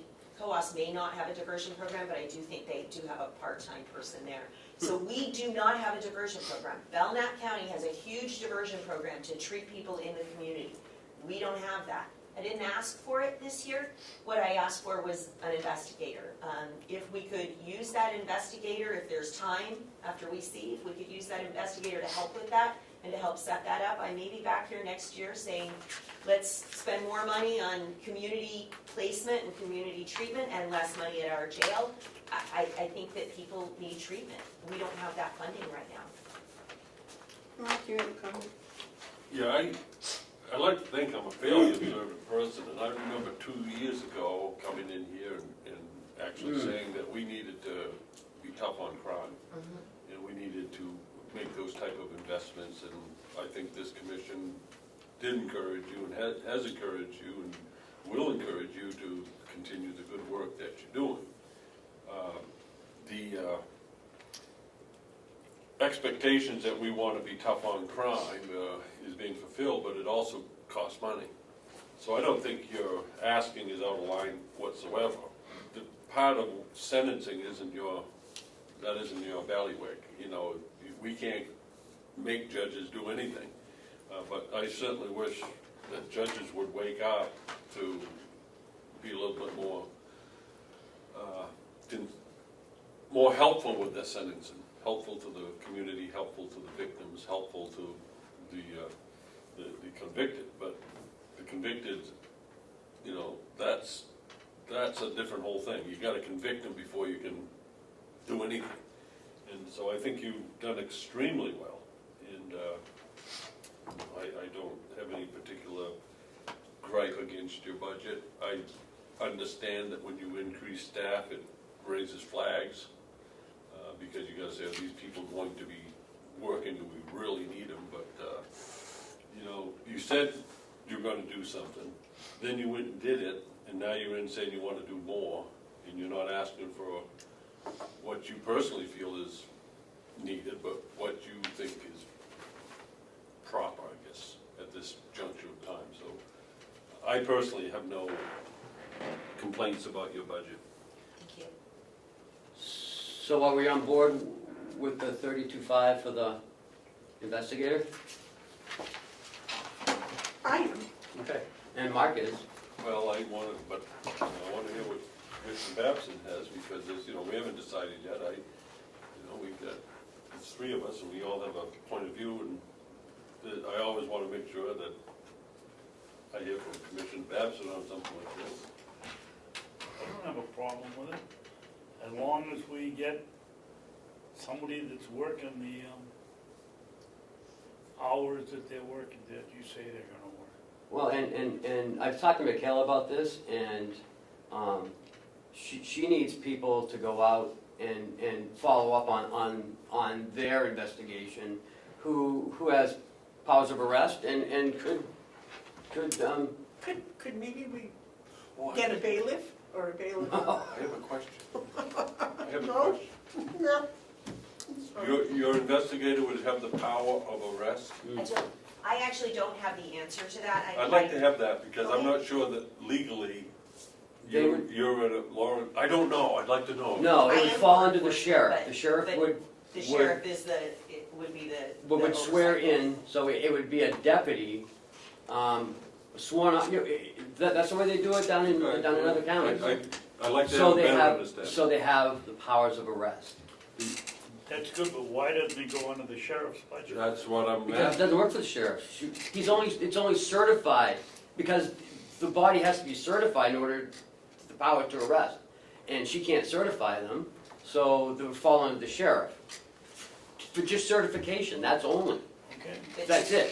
For substantive work Right. and oversight, it would be me. Doing It would all be the county our attorney's- cases, and we have a confidentiality agreement, so I can't have the sheriff's deputy working on cases for another city, so, I mean, we have jurisdictional issues, so. The it would be- investigator works for you. Yes. Right. Is certified by the sheriff. Yes. That's my And the understanding. certification by the sheriff could be removed if the sheriff didn't like the investigator. Well, I would hope that the sheriff would. I'm help sure it me. would be, I'm just trying to That's the understand problem, process. Right, the process of hiring, I certainly would include the sheriff in the Sure. hiring panel, Sure. because I think that that's an important thing, and the sheriff understands what we're looking for in law enforcement, probably better than I do, so I would absolutely, I sit on a lot of hiring panels for the police departments, and I would assume that they would do the same for me.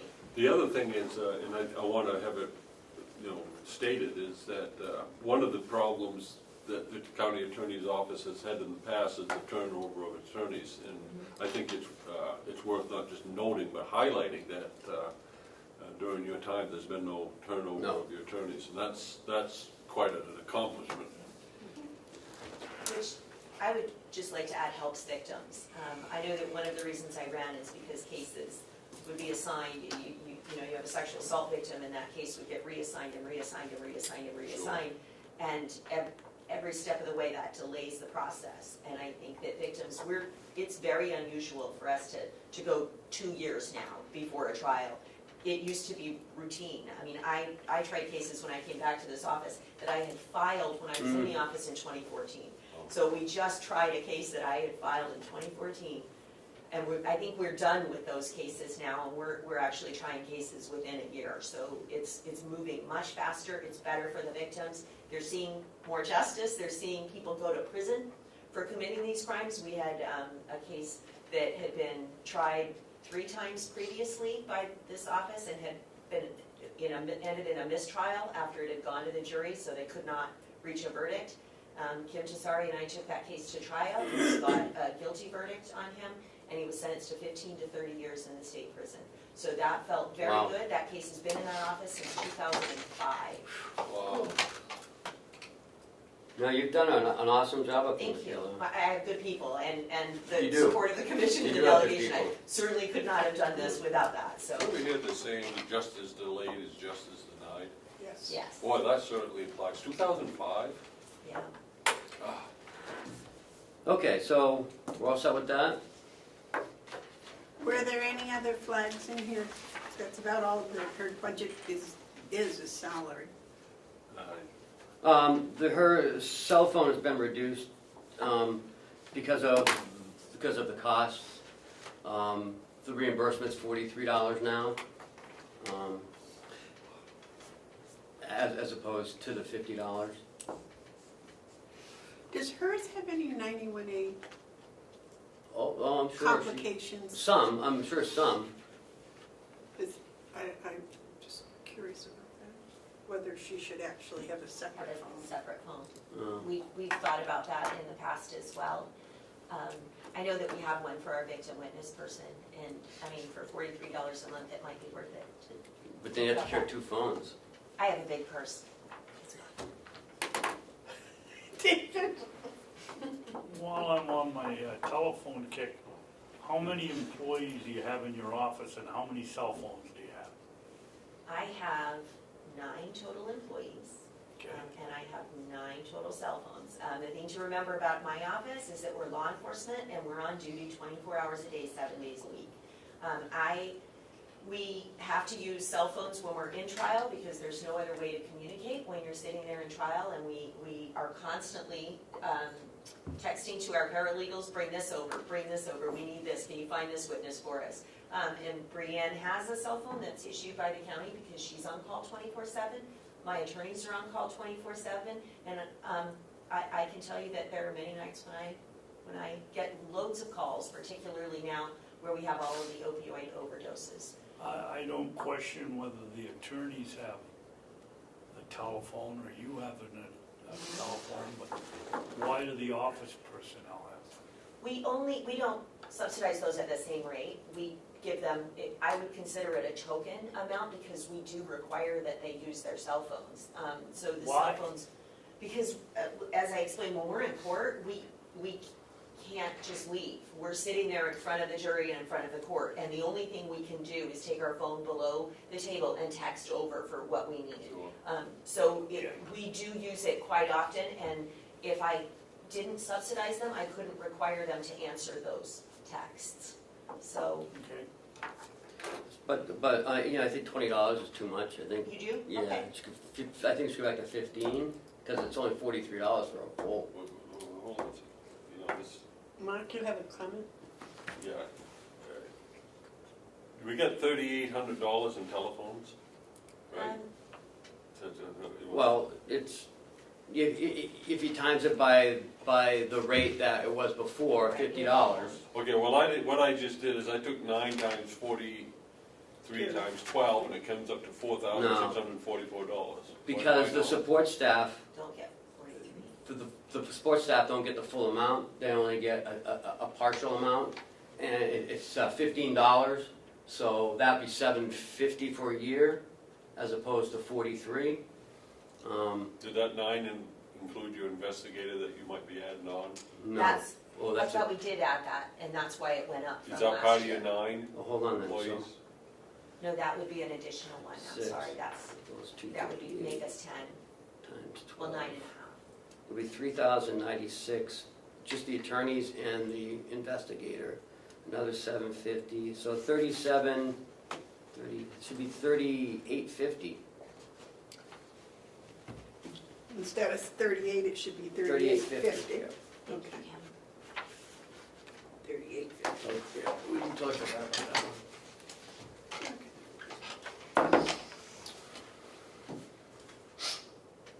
We all set with the phone? Well, I guess I'm missing something. That's about $480 per person per year. Is that right?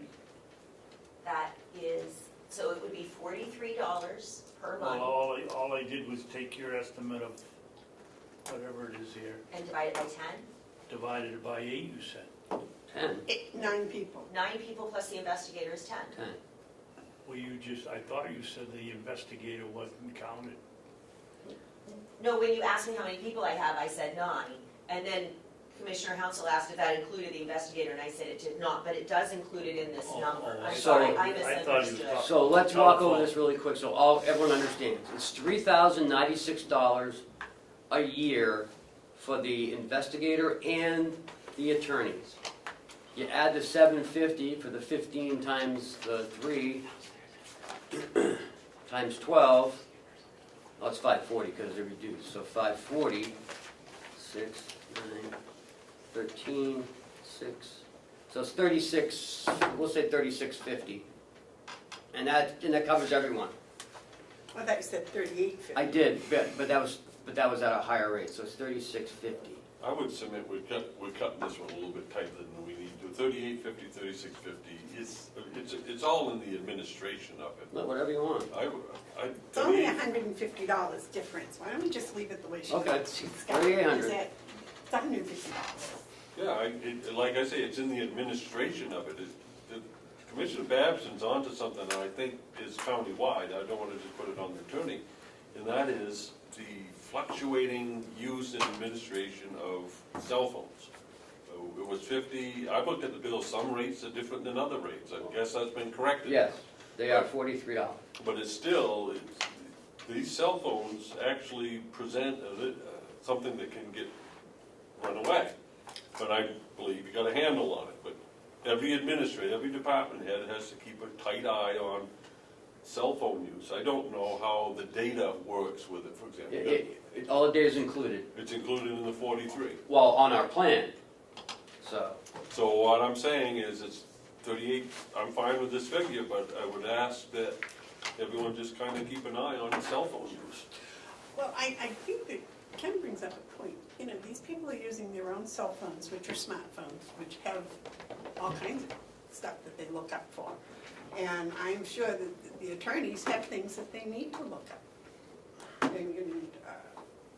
And all the department heads would have things that they need to refer to on a national or international basis. So I wouldn't worry over $150 either. I think that's crazy. Yeah, I know exactly how he feels. These things are awful. Get you some standing desks up here, we can build them. Okay. Jeez. We've got homework. All right, David, is it all right with you to leave that at 3,800? Okay, So it's 38, not 38, 38.50. yeah, we'll leave it. We'll just leave it as is. 38, yeah. Anything else, gentlemen? Why is that office, we did $1, we didn't spend anything, that looks like we used $1 just to keep it open? That was when when she redid the office, well, when Tom had the office redone, and then last year, we put new doors on, changed the vestibule a little bit, we got rid of the soda machine and the snack machine, so she has a more professional appearance. Well, yeah, I see that, but what I'm talking about is the budget. Yeah, I don't know. Okay, so what I would suggest is that you got 2 line items that you want to put $1 in just to keep the lines alive. Well, do we use a civil commitment anymore? What is that? Good. We could, Okay, this office improvement, last year, did you request new carpeting for your office? I did. Did you get it? No. Would that come under office improvement? They cut it out. It would come into capital if it's gonna be that big. Could we add that again into capital, Yeah. a request? I mean, they can refuse it again, but the carpet's a year older than it was, and it's a year, It's duct tape, I'll just be honest. It's duct taped. We have big holes that we've she's duct got taped. this lovely office, and then she has this carpet. It's terrible It's like- carpeting. It just bothers my aesthetic sense, I'm sorry. You can take this one and write it down and remember, if you neglect facility maintenance, you will pay more money to get caught up. If we have a carpet that was bad last year, it didn't all of a sudden heal itself. Nope. So we need to put money in to replace the carpet. You do not want to get behind in building maintenance. Right, Terry? We see that at our schools. You just don't want to do it. Under capital, I hope we have money. Yeah, we will. Okay, But I would suggest that we put $1 in civil commitment and $1 in office improvements to keep those Yep. lines open. I did. okay. Anything else with this On the 140 4110, budget. No. 4110 budget, sorry. Gentlemen, you all set with that? Yeah. David, you all set with that? So then next would be the victim witness. And would you please relate to the other commissioners what you told me about your audit for the victim witness that was done and how the background information was? Sure, so because we have the VOCA grant, we get audited occasionally. We had our state auditor come here, she brought a few people with her. We sat down across the hall and went through all of the paperwork, all of the, so they needed numbers for how many cases we're taking in, what services she provides. We passed with flying colors. There were a couple of things that they were concerned about. Blanking out one of them. I know one was that they wanted to ensure that we had a grievance procedure here in the county. I gave them the county manual, so they looked at that. The other thing that they were concerned, you know what, I'm blanking on what their other concern was that they raised. Did I share that with you? I thought it was that she was doing Too much. too much. They did say that. They said she's doing the work of 3 people at this point. So that's concerning. I need another person in there, but I didn't ask for it this year. I thought perhaps when we have the investigator can take some of that work over from her so that she's not doing that investigative work. Now that we have she's tracking down witnesses is what she's doing. If we can't find witnesses to subpoena them, Brienne is taking her time and she's tracking them down. She's working far more than 40 hours. She's a dedicated person. But they raved about the work that she's doing. So we've done a lot of outreach on the issue of domestic violence and sexual violence in the community. We're setting up town halls to answer citizens' questions about how the system works in sexual assault cases. She has set up multidisciplinary teams, so we now have a sexual assault resource team here in Carroll County, which we didn't have before. No, you got me thinking. Okay, so she's done that. She sits on the child protective team, and so they could not believe how much this young lady has done. We were fortunate enough to steal her from Rockingham County. She has just really stepped into the role and has turned it into something that I think we all can be proud of. But she's definitely overworked, and I'm hoping we can hold on to her. I know, gentlemen, we're doing budget, but I did think that you needed to have that information, because when we have an employee that is shining as brightly as that, I think we need to recognize it. Thank you, sir. I want to talk about Yes, sir. the job and the function of it, Yeah. and also the timing of things. I really appreciate that you at least, even though we don't have it in front of us, are working off what might be called a strategic plan. You recognize a need, but you're growing it towards in a conservative manner. But then again, timing's everything, and a lot of people that I talk to still think that victims are dealt with well in the whole judicial process. And I know we've made strides, and this report is excellent. But given the makeup of the next delegation, and given the makeup of the next Board of Commissioners, and given that the people of this county really want to have victims' rights protected and enhanced, maybe, and I don't want to go in front of you, this is it's your budget, but this might be a good time to start adding a little bit to this program. Well, I can tell you how much it would cost, because I happen to have done the math on it. It would cost the county an additional $57,000 to add a person. And Is that a full-time? That's full-time with benefits. Well, you're not presenting that as a request at this time.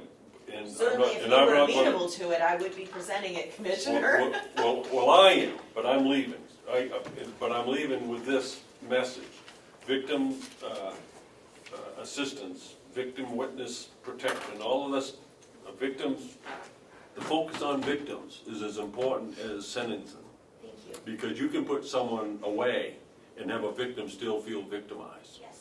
And part of what we need to do is understand that a little bit more than we do. So I'm just suggesting, timing being what it is, you may want to present that information at some point. Well, Does the Commissioner, victim witness grant covers just part of her employment? Doesn't cover any of it. Nothing. what covers part of her salary? Oh, yeah, I'm sorry. Yes. Not like the advocate like we thought it did. Remember No. last year we Yeah, thought it we covered? thought it had another Piece person of covered, her. but it does not.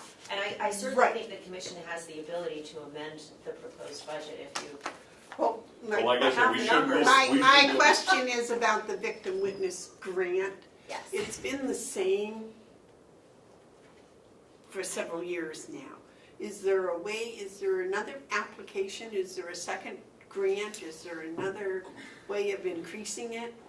The funding has been going down for VOCA and for Yeah.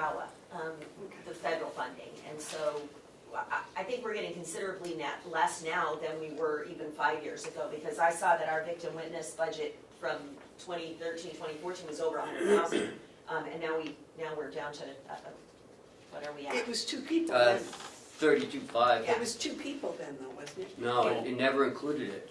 It never included, so the The other county form- paid it, not the grant. Okay.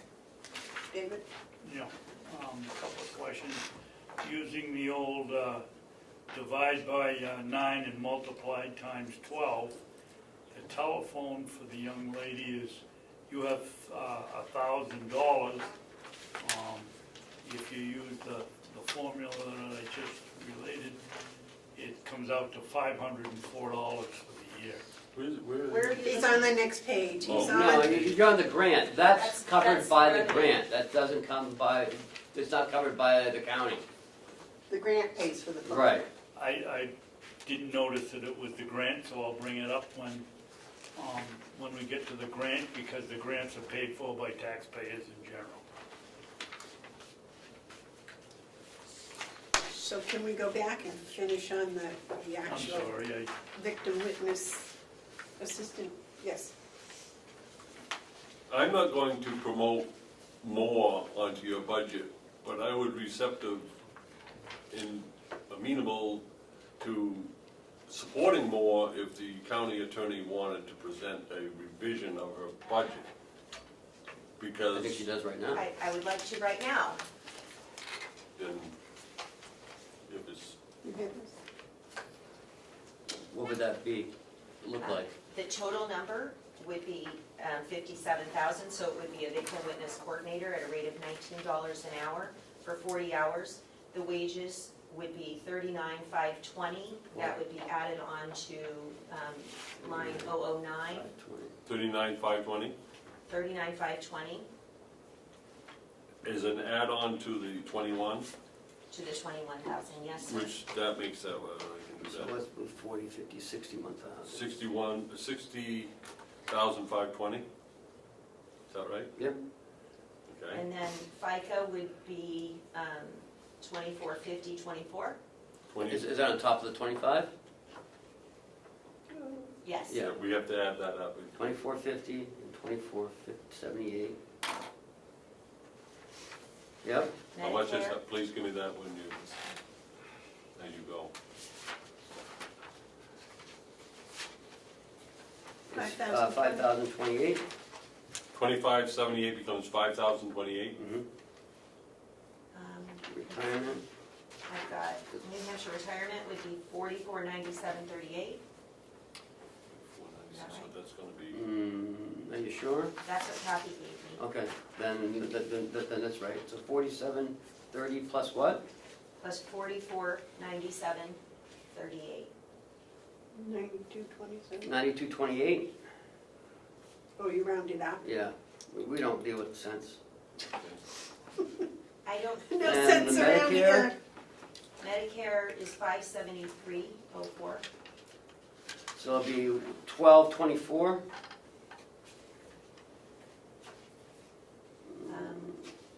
That's it. And that's it. okay, so that totals to what? 6520. I'll give it to you in a second. About 20. No, no, No, that word this grant is- should be on this- that. This is the victim witness assistant. I don't know why they have that. The grant is like a 200 fund. So you have to look at the first 3 numbers. Anyway, so increasing, putting in a victim witness. I got 77,553, 77,553 53. to replace 3511. Yeah. We'll have to see afterwards, get them right there. I think you're gonna wanna comment.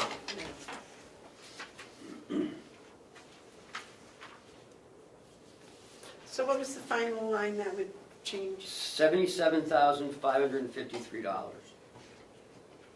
And Amy, can I speak to this? For the victim witness coordinator? Yeah. Yes, To- go ahead. As it pertains to the budget change from 30,511 to 77,553. I'm supportive of putting that in the commissioner's estimate for a number of reasons. The biggest is that it's need, and I believe it is affordable. I think for the return that we've already given you with one person in there, especially with the report, proves that it's a good program. Also, I think that you'll find that the delegation would be receptive to meeting the needs of the community as well, because the community wants to make sure that the victims aren't forgotten in our law enforcement program. And I think to continue the enhancement of law enforcement in the county, this is a vital position. So I would be willing to second a motion for this change. I forgot to add one thing. We only have one police department in Carroll County that has a victim advocate on staff. So Brianne acts as the victim advocate for all of the other police departments. That's unusual. Most counties have victim advocates embedded in their police departments and funded by their police departments. We don't have that here. So that's one of the reasons why she's so busy. And that town is? Conway. Conway.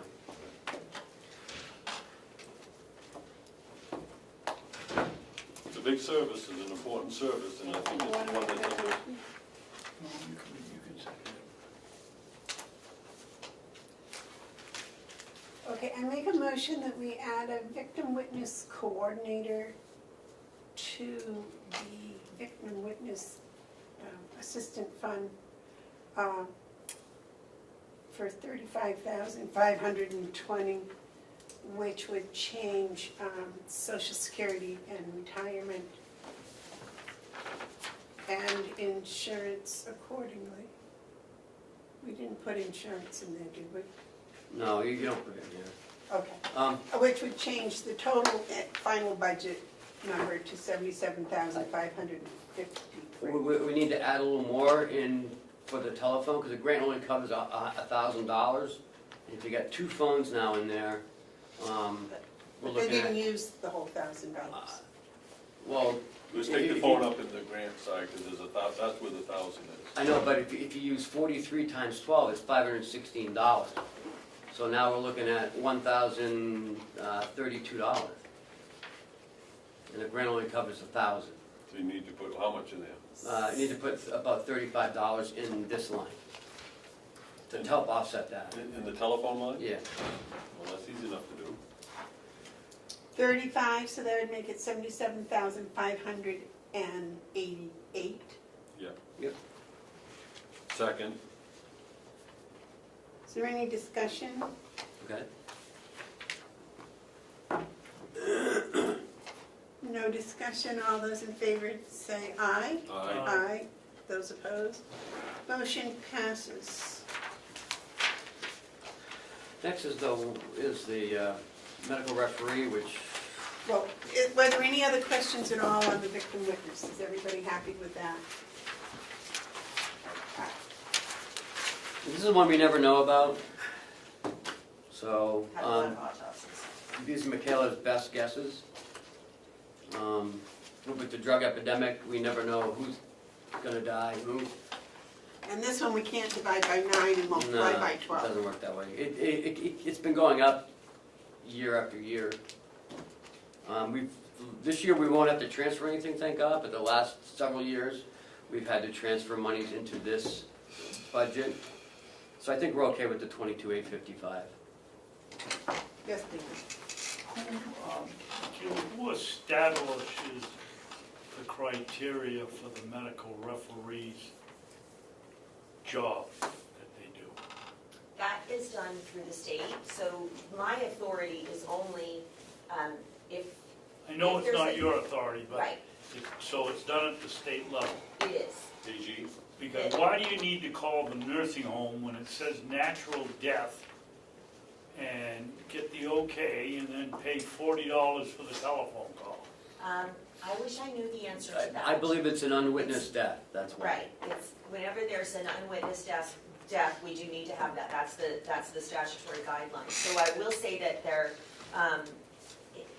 we're getting a lot more overdose deaths, and so we're doing a That lot one I more can phone understand. consults, we're doing a lot more. I mean, there have been, I think, 3 times in the past year where my office has overridden the request of the medical referee and said, no, we want you to come on scene, because I think that it needs to be investigated, so we're, I realize this exercising is that really option. out of your control. it really is. But it's bugged me for 6 years to see patient dies in Huggins Hospital and have to call and make a trip down there to make sure they're dead. Well, they don't make the trip down, it's just the They telephone. make a call and Right, they charge us for the call. $40, yep. And the paperwork does not say what did you call it? Unattended or. Unattended Unwitnessed. death. It just says death from natural causes and $40 to find out they're not breathing. But I think that the pronouncement has to come from the medical examiner's office, so that pronouncement of natural causes can't be done until we get that pronouncement from them. So that's where the phone call comes from. Okay. And apparently they fall under the New Hampshire Department of Justice. Because that's where we're sending AG. Yeah. checks to. Yes. All right. Any other questions on that, gentlemen? The next one is the Did you want to vote on that number? Make a motion that we accept 22,855 as our estimate for the 2019 medical referee Second. budget. all those in favor say aye. Aye. Victim witness grant. Michaela, the grant gives us $1,000. If we don't spend, for the telephone, if we don't spend it all for the telephone, what happens to the excess of that?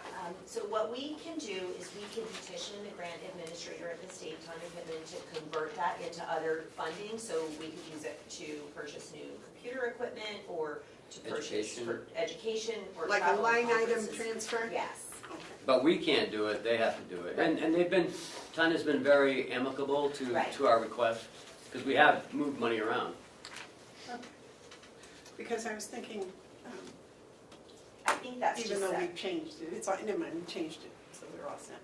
I think it's just the same that they give to every county that has the funding, so I think they just have that set amount for telephone, is my understanding. Commissioner Babson had questions about the phone previously. My question was, we've spent with the divide by 9 multiplied times 12, it would come up to about $504 for the year, and yet we have, no, that's not correct. I don't know what I wrote here, but it comes up to around $780 a month at $780 a month? I gotta figure out, let me see what I did here. Yeah, Well, I But think it's- that's the amount. It's substantially, the $1,000 is substantially higher than what we're going to use, which is $504. But I think that's standard practice that the grant just grants $1,000 for phone. but we just added a Added position. person, so. So now we'll We're take gonna 2 double phones what out we of that. use. And then we'll be $35 short, Short. but we got it in the But other. we already put that in the other one. Good work, good work. Yeah. So, So You- David, does that make sense to you? Yeah. Okay. Okay, anything else with the grant? I move 32.5 under this victim witness grant. Second. All those in favor say aye. Aye. Aye. All right, so we're done with the attorney's budget. Yep, Thank you. Do you have any questions, comments, or anything? I'll send you up all the changes. Thank you, I appreciate it. No, I know that you all are behind schedule, so I will let you get on. Thank you very much for your time. Thank you. Thank you. Thank you for your efforts down there, and would you please give the special appreciation from the commissioners to your victim witness. I will certainly do that. Thank you very much. Madam Chair, Yes. I have to leave. I have an appointment in Portland at 1 o'clock, so I have to leave. But I do appreciate you including me, and I'm not sure what my schedule will be because I'm scheduled for surgery, so I don't know how long I will be out, but anyway. I hope it all works out. Oh, it should. Well, We'll be back by January? Yeah, Okay. that's why I put it off till after the election, Okay. so I could be ready for January. Is Well, this from and- your accident that you, No, none of my business? no, I have to have knee replacement. Okay. John, Good luck. You got through that accident. Got through that accident, okay. John films it all, so you can, while you're recuperating, you I'll can watch them, it. yes. Okay. Terry, if I can do anything to help you in the transition, don't hesitate to call. All right, thank you, Mark. Yeah. Drive carefully. I will. Okay, the next is DPW. DPW. Okay, I gotta find that one. Yeah, find it too. But you see, I was so good in bringing back what I took home. I know, and plus I gave you extra. That's it. So I want to make sure I get the right one, because some I wrote on, because the new one I didn't. But I hate to tell you this, but I think in all truth, I don't think I quite got the DPW. I did You wanna not, bring me in I did today? not have to look at this, I'm gonna have to go slow. I really want Might to not be change till one next of week, these. she'll just clean me out. What is this one for? This one. You know something, we're gonna recess for a second until Ken gets back. You want to have he's back. No, You need a recess? no, I was just gonna ask a recess type of question, about possums, I'll talk to you later. DPW. We'll do the same thing, go through line by line, and then if we got a question, or comment, or whatever. How's that sound? Okay, first one, overtime. Well, we aren't done yet. So, this is gonna carry us into the end of December. So if we have snow, we have snow. Ice. Ice, snow, yeah. Gonna have a lot of snow this year. I hope not. We are. Okay. Salary? Yep, includes Mark and Will, And and a 2% increase. can I, well, we got more than that in there, I believe. Oh, yeah, okay. I got a little breakdown to discuss that if we have. Yeah, I'd like to, thank you. because that's, With the impending change in the delegation, should we put in put a third person back in? That's what this looks like. We have, yeah, Is that in here? yes. What, What? what now? Will has added 3 part-time help in the summer to help with hay and mowing, and they will be working alongside Kevin if Kevin is available, or he may be doing something else. But they're primarily going to be doing all the mowing, the weed whacking, all the lawn care throughout the summer. Lawn care. Yes, because that was really This summer part-time person. summer 3. We're looking for 3 of them. Would they So- be high school here? Yes. Oh, 3 That's employees, yep, okay. 20 hours a week, for how many weeks? 14 weeks. 14 weeks, okay. At $12 an hour. Okay, why are we only hiring them for 20 hours a week? Well, because there's 3 of them, and 3 people can do that in a half a week, don't you think? No, not to do it right. Well, for one, I didn't want to get in too far into benefits and any of that kind of stuff for a part-time person, but I was hoping to think that 3 of them would be able to probably take 3, they work 4 or 5 hours a day depending on the weather. It would probably take at least 3 days, let's say 5 hours a day, 3 days to do their part.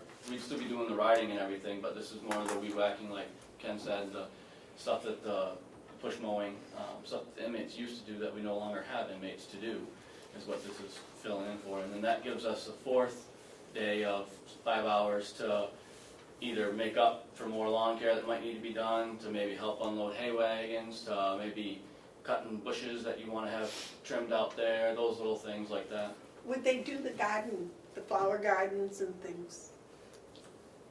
It's not my primary concern. When we help out, yes, when we have the time. My primary concern right now is to accomplish mowing and keeping all the mowing and weed whacking of the place looking nice. Those extras would be where I would fill in those extra times. Well, the reason I ask is because I was going to suggest both Kennett and Kingswood have an ag program where the horticultural part would be, you might be able to pull one of the kids from the ag program and, give some credit towards the for their graduation or work something. Because $12 an hour isn't very much, Right. so if you. Well, for a high school kid, I think it's pretty good. What are you talking about? What? That was pretty good. I think it's When pretty I good. started working, it was $5 an hour. Well, that's when they That was a still had long like, time ago, but Well, that was Well, 1919, when you the know. minimum wage What's is the budget? $7.50, I'd say you $12. get these other But, five, Pretty good, pretty keep the good. horse. Also, part of where I came up with why I think, I mean, they're gonna be doing A, some physical work out in the weather, but B, you look at nowadays, I just talked to, a couple weeks ago, I was at a function, and I met a gentleman that's the manager of Walmart up in Plymouth.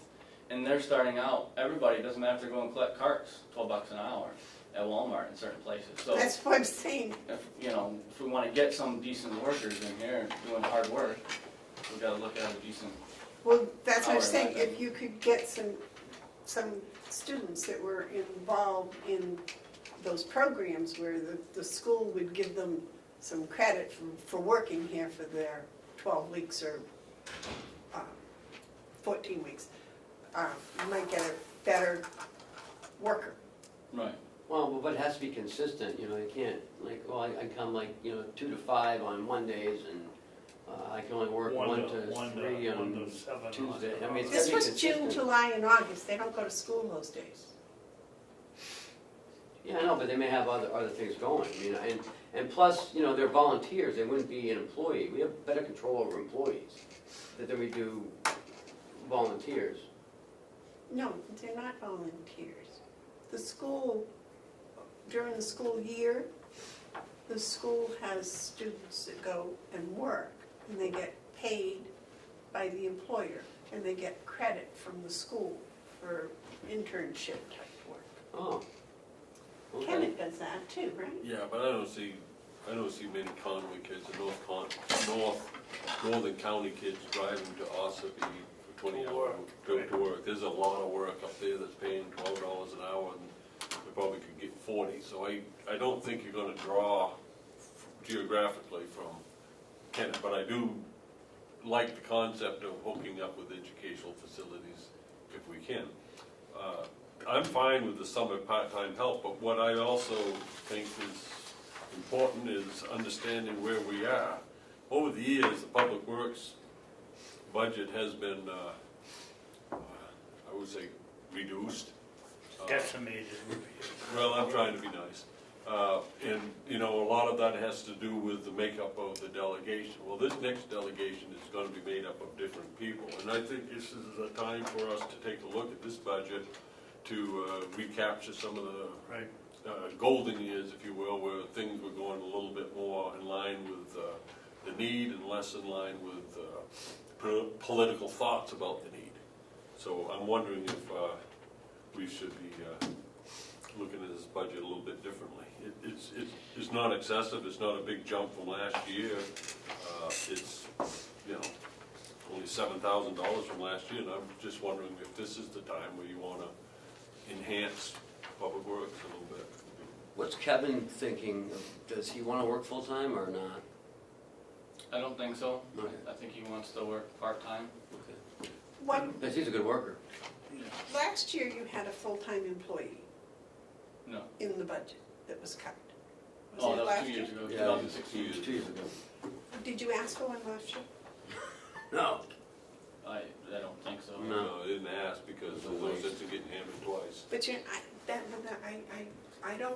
I don't follow that philosophy. If you ask, and it's like the carpet for the attorney's office. If you ask and they say no, then the next year you ask and they either say yes or no, and you just keep going on and asking because the need is always there. I'm in support of asking.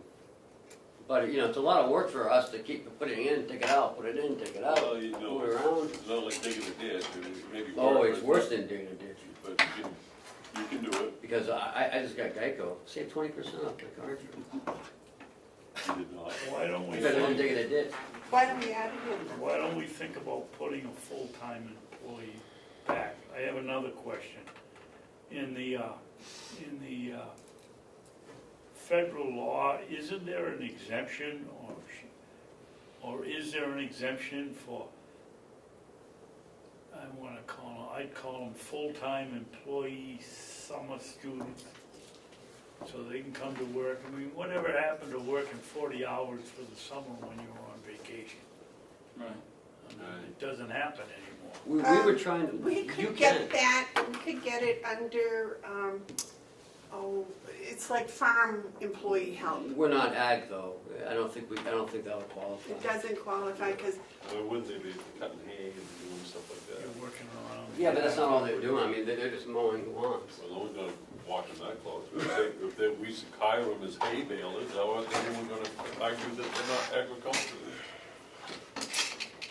I think the approach that you should take with your budget, Will, is this is the year right now to ask for more. And I'd be willing to support that and let the delegation deal with it. I think it's gonna be a different tone.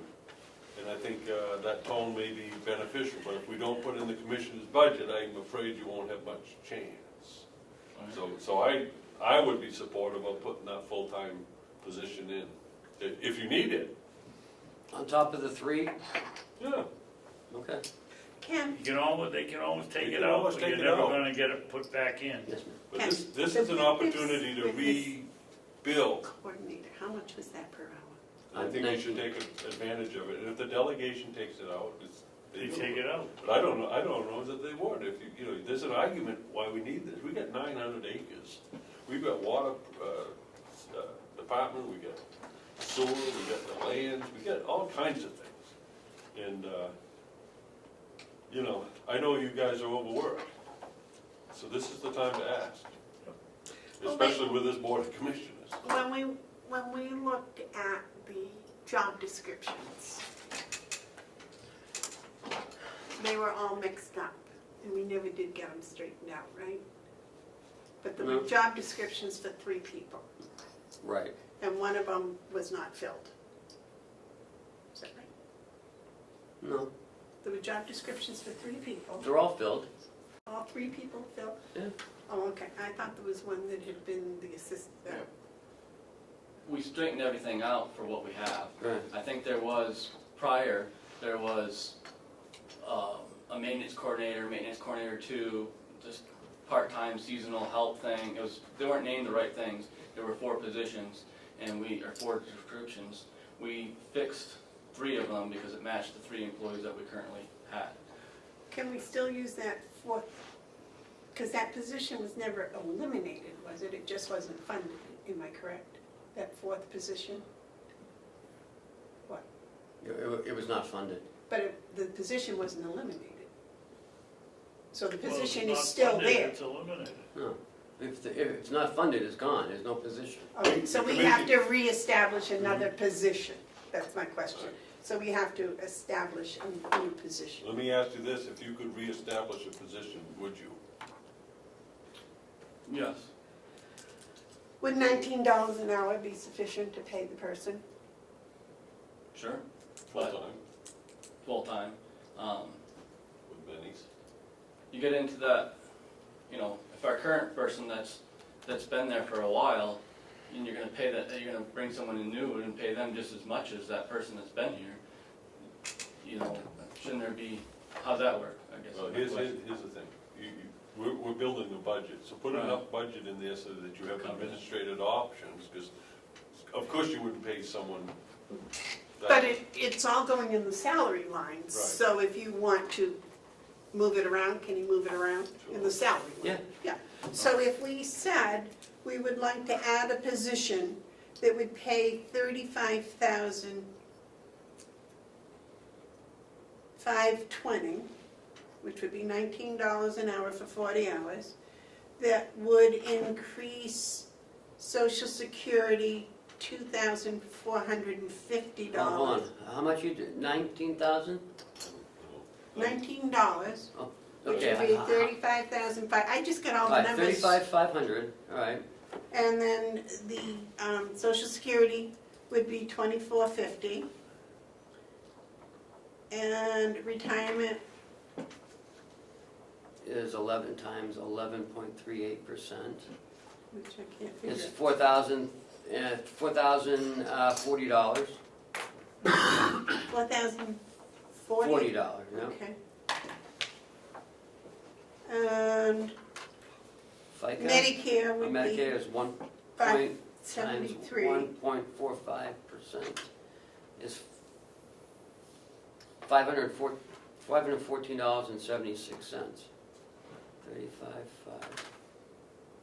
times 1.45%. So is that, did I cover everything? That's $515. Retirement, social, Uh, Medicare.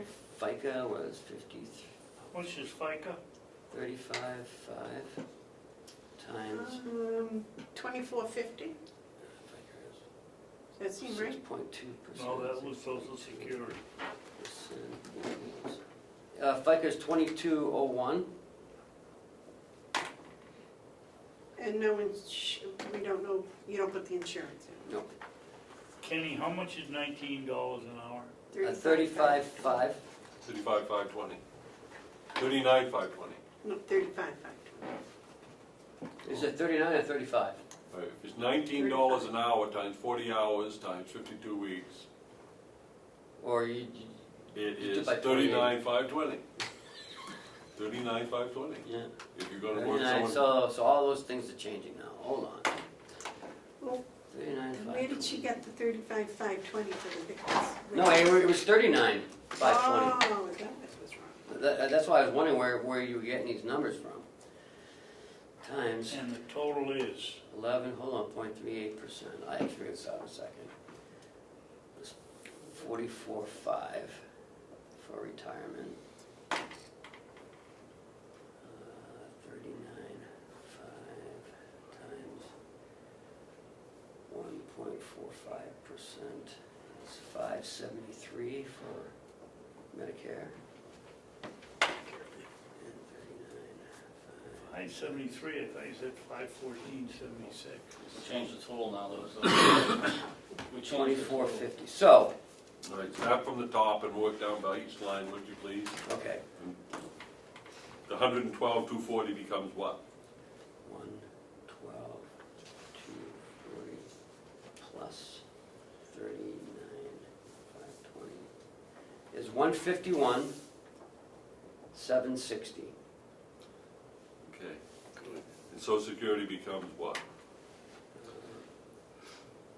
39, make sure that's right, times.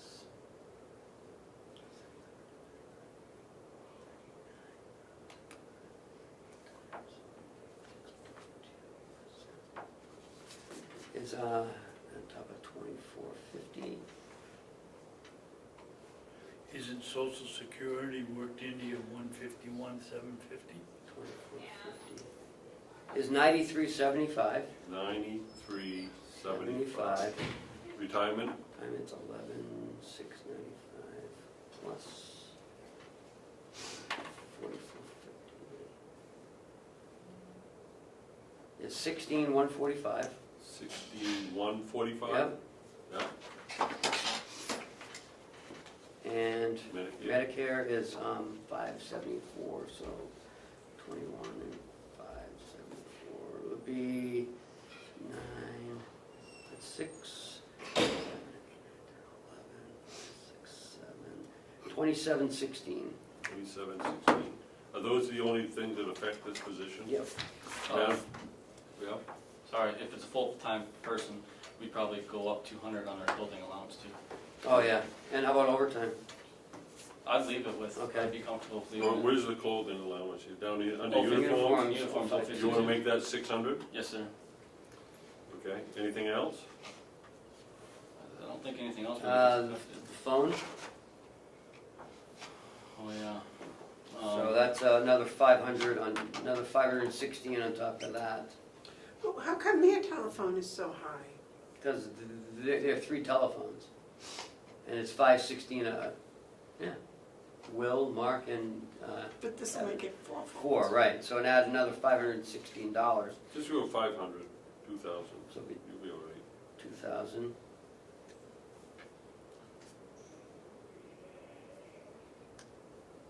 Okay. And that looks like to be it. Madam Chairman, I make a motion. Yes. I make a motion. You ready, Cheryl? I'm gonna give you my line items. I make a motion that we do the following amendments to the DPW budget. Line 009, change it to 151760. Line 010 to 9375. To 013, 16,145. 018, 2716.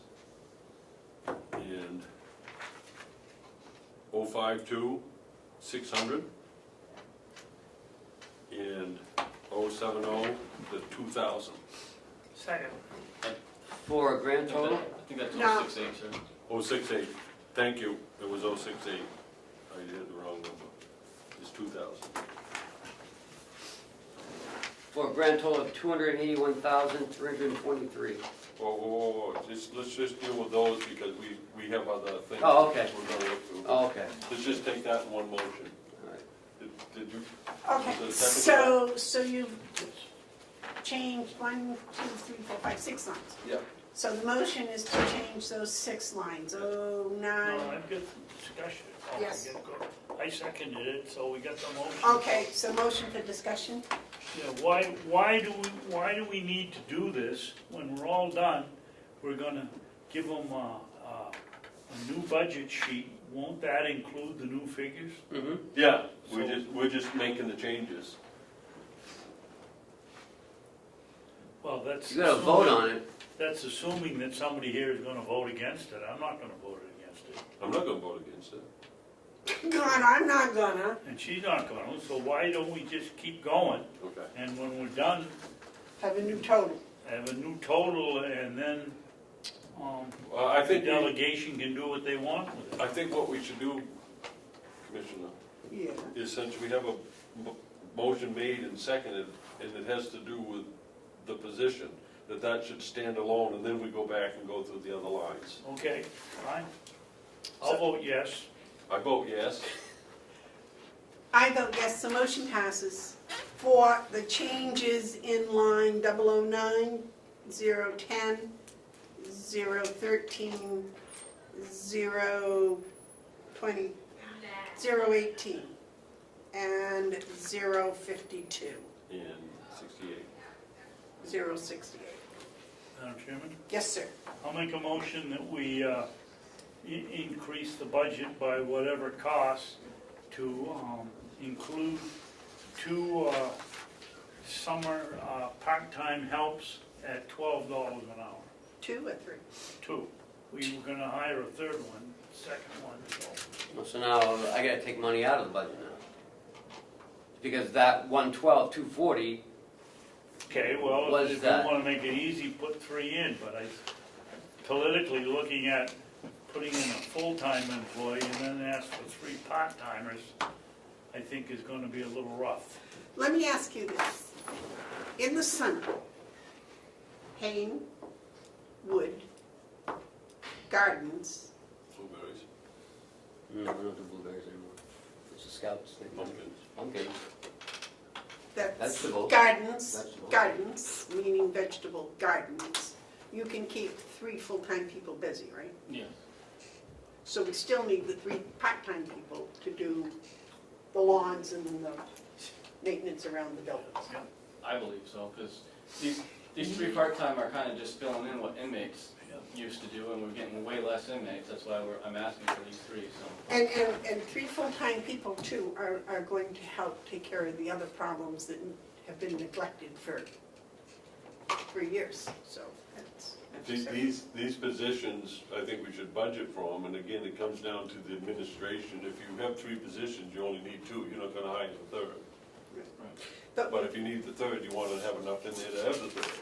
So I think it's wise to put the 3 in, it's not a lot of money, but it also shows that we're really taking our facilities and our duties serious. Now, am I right in assuming this $10,080 is already in the salary line? Yes. Yes.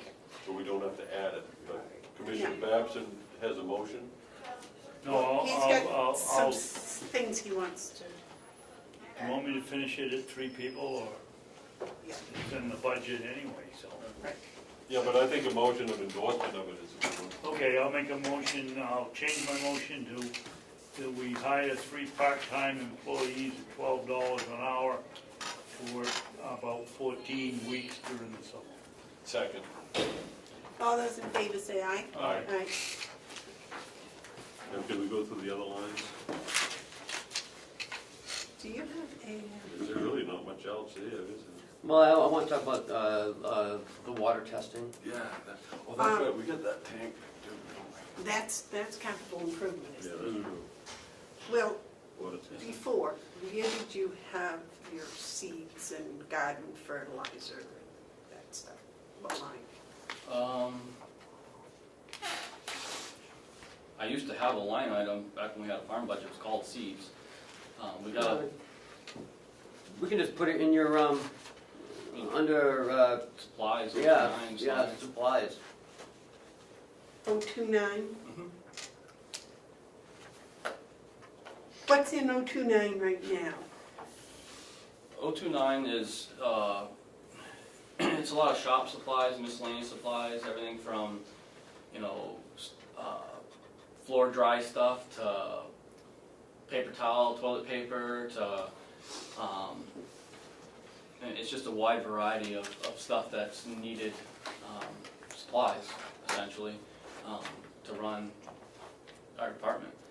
Can be anything from Gloves. soaps to gloves to So we're gonna safety get tool glasses. seeds, tool seeds, if you plant a glove, it'll come out more gloves, or, Oh, that would Right. really, Well, Where we have to did find you- the right seed though, purple right. seeds, where green did seed. you yeah, I put think that would go right, it Yeah. would fit right in there. the weed killer and fertilizer? Yep. Little liquid fertilizer and stuff this year? I think I put it under supplies, but I'm not, I'd have to get a detail to remember, because that was back in the I spring. have one. I will check 029 to start with.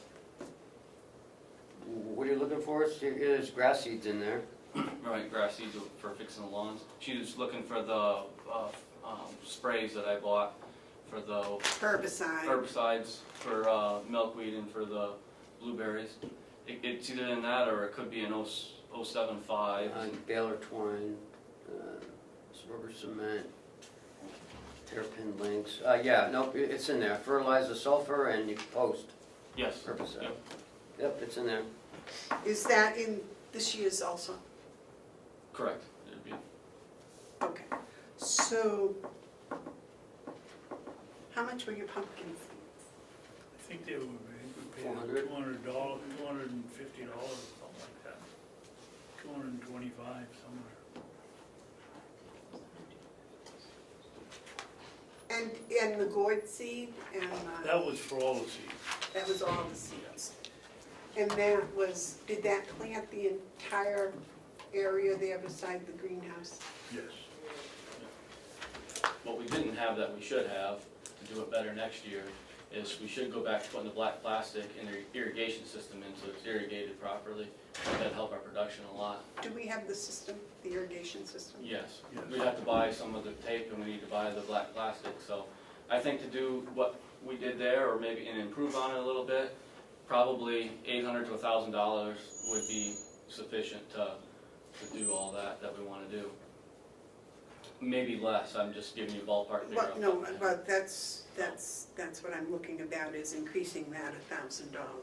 Right, We gotta plow that garden too. right. Now, the other piece that you used to plow over across the street, what did you used to plant in there? Well, that's back when we did all kinds of stuff. Corn. We did some corn, green beans, tomatoes, peppers, summer squash, zucchini. We did a lot of things. Cantaloupe, was that where you got the cantaloupe? We tried that one year, yeah. So, What did, But we don't have the, realistically, we don't have the help to do right, you that. can't, yeah, we don't wanna, I mean, to do what we did this year, we could improve on that and be fine, I think.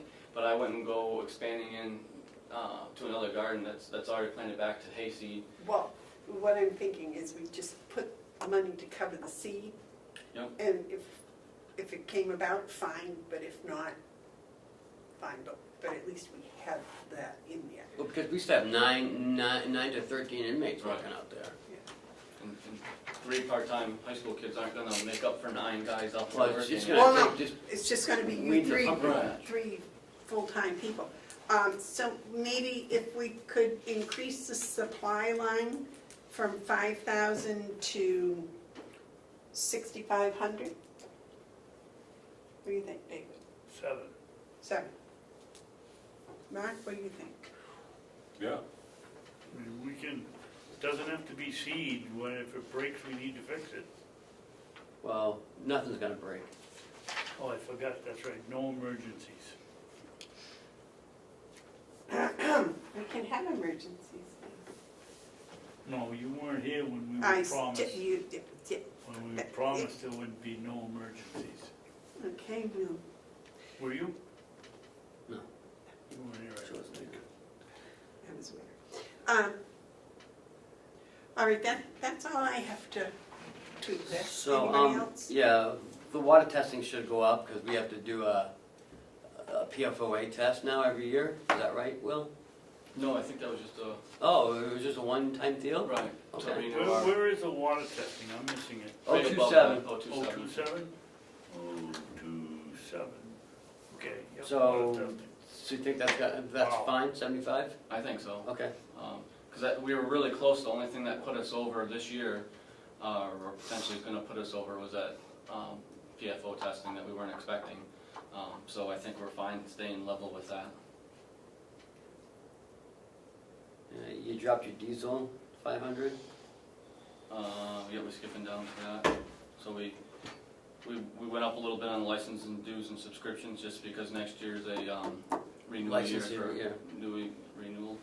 I dropped the gasoline a little bit, because we've been doing pretty good. Do you think we can go down another to 4,000 and still be safe? As long as the price keeps going Well, down. that's the thing. with the delegation with that, that's Okay. nickel and dime at this Right. point. Well, Well, I know, I like your eyes, Ken, because you do look out for the dollars. Why did the septic go up so much? Septic went up because we changed vendors. We had a vendor that wasn't performing the services that we'd asked. we went out to bid, Right. and they bid on certain things to provide the service for, he couldn't provide it. So we had to go, we had to leave, because it wasn't doing what he should have been doing. So we had to go to the next bid. And which we is the got one- them to reduce their price Somewhat. $500 for the contract. But not to be as low as the original bid. No. Correct, not Right. low. We went down on the diesel fuel a little bit. We should do your advertising a little bit higher, because you're gonna have to hire all those people. Yep. So I think we should go up to probably $400. Madam Chairman, if you ever turn your head to the right, I've had my hand up now for about 8 line items. Well, if you would raise your hand You have to go- It's instead right of under your face. sitting here, well, I do this all the time without doing anything. What would you like? The water testing will. Yes, sir. We gotta find a better solution. I know it has to go up that way, but to send, being shorthanded, and to send somebody up every, 2 days or 3 days with a water sample, and have them drop it off and go to North Conway. Is it every 2 days? It's once a week, Once a week, Once isn't every it? 2 weeks, so Once twice a every month. 2 weeks. twice a month. Well, it's a But that's- difference. Oh, Yeah, it's- you're rounding up. I'm rounding up, but it's still 4+ hours of labor that we could be using somewhere else to haul. I mean, we can't find somebody that's going to Conway, or does the guy that carry it have to be certified too? We gotta Does it? have a, Well, my question is, does it have to be in Conway? Can it be closer can down go- to here, or Well, I could closer look to your house, or? I could look into it, and we could look at a different company, but in the past, this has been, economically, this has been the the best best place. place for us, because they don't, they have the labs there, and they're not in the business of doing it, they kinda do it to help us out. Oh, okay. So they kinda do it barely over cost, so to speak, versus if we bought another company and that's what they do, Okay. we're probably gonna be charged higher. Doesn't mean we can't look into that, it's been a long time, it's just we've always, They have time restraints, right? yes, Yes. That's the problem. right, so they have to be in the lab by a certain point so they can run their tests throughout the day, so that their tests are complete before the end of their day. But if we go somewhere else, we don't probably have to fall under that time constraint. I'm sure. Well, anyway, we gotta look at it, 'cause that's a possible savings, come on. Sure. Sand, salt, and ash, is that gonna be enough? I believe so. We had 075, right? Does that include the liquid for your, Yes, ma'am. So we've gotten the salt. I think we just got salt in, and I got more of the bag stuff. And I was looking at the budget. I think we got about $250 left in that budget, which hopefully will be pretty close to getting the tank to get us through till January 1st for that. On the brine? The brine, yes. So it's a tight figure, but we put out a lot of, we did three truckloads last year Yeah. versus the 2 that we normally, or did the year before, I should say. But we're saving by not using sand Correct. to have to sweep it up at the end, it's saving us money. Oh, yeah, Right. and it's a lot cleaner. Gets than- gets onto the lawn, Oh, it makes a mess. which makes a mess. how are you doing with your plow truck expenses? So you're looking at 073? Yeah. it was So right there. I left it at the same because we have a truck that we're working on right now that our 1-ton dump it dumps, but it's throwing out oil everywhere, so we can't use it. We're looking at having to rebuild the pump or put a new pump in there. So originally last year I had budgeted a little bit more money to do an undercoating under one of our trucks, but evaluating what's more important and what we need right now is fixing this dump truck versus undercoating. So I've continued to put another, leave the budget the same so I could do the undercoating for 2019 on that truck, because I feel this other truck needs more attention to get up and going. And we also want to fix the plow on that one this year so that we have a third truck for backup for plowing if we need it. Okay, so you asked for a truck last year, a plow truck with a sander and a plow. Yes, that's a whole different issue than what we're talking about here, though. Well, I realize that, but that was refused, right? Correct. So we should ask again? Well, it's going into capital, where it should be. Oh, it's capital, Yeah. okay. David? Yeah, our esteemed associate on the file left here made the comment this morning that, what was it about paying now or paying later on fixing things that you said? Oh, yeah, I've seen it. the What whole did you time say? I've been- What was your quote? Was I like, You pay a little now or a lot no, later. that wasn't it, but I don't know the what it was. idea It's is about the carpet. when if you don't keep up with it, Oh, it yeah, gets worse. right. It And costs a this lot is more. This is a situation, I believe the dump truck, we just paid a whole bunch of money to put a new bottom on it and weld on the frame, and now we got the engine going. I mean, it's the way this delegation has operated for years, just as skinny as you can get. New delegation. And why don't we put the things in here that need to be fixed, and if they wanna take it out, let them take it out. I mean, we're gonna spend all the money on the back of the truck. It wouldn't lift up a couple of years ago now, or that was the one with no floorboards, I don't know. But they're all falling apart, and why don't we get them fixed, or let them take the money out and get a fresh start with a delegation that hopefully is gonna make more sense than the last one. Mark? I agree with everything Commissioner Babson just said. A lot of what you do in public services have to have a sense of timing. And, hope springs eternal, and I believe that this next delegation is going to be a lot more receptive to the type of argument Commissioner Babson just made. You can, Pay now or pay later. yeah, we're just putting lipstick on a pig.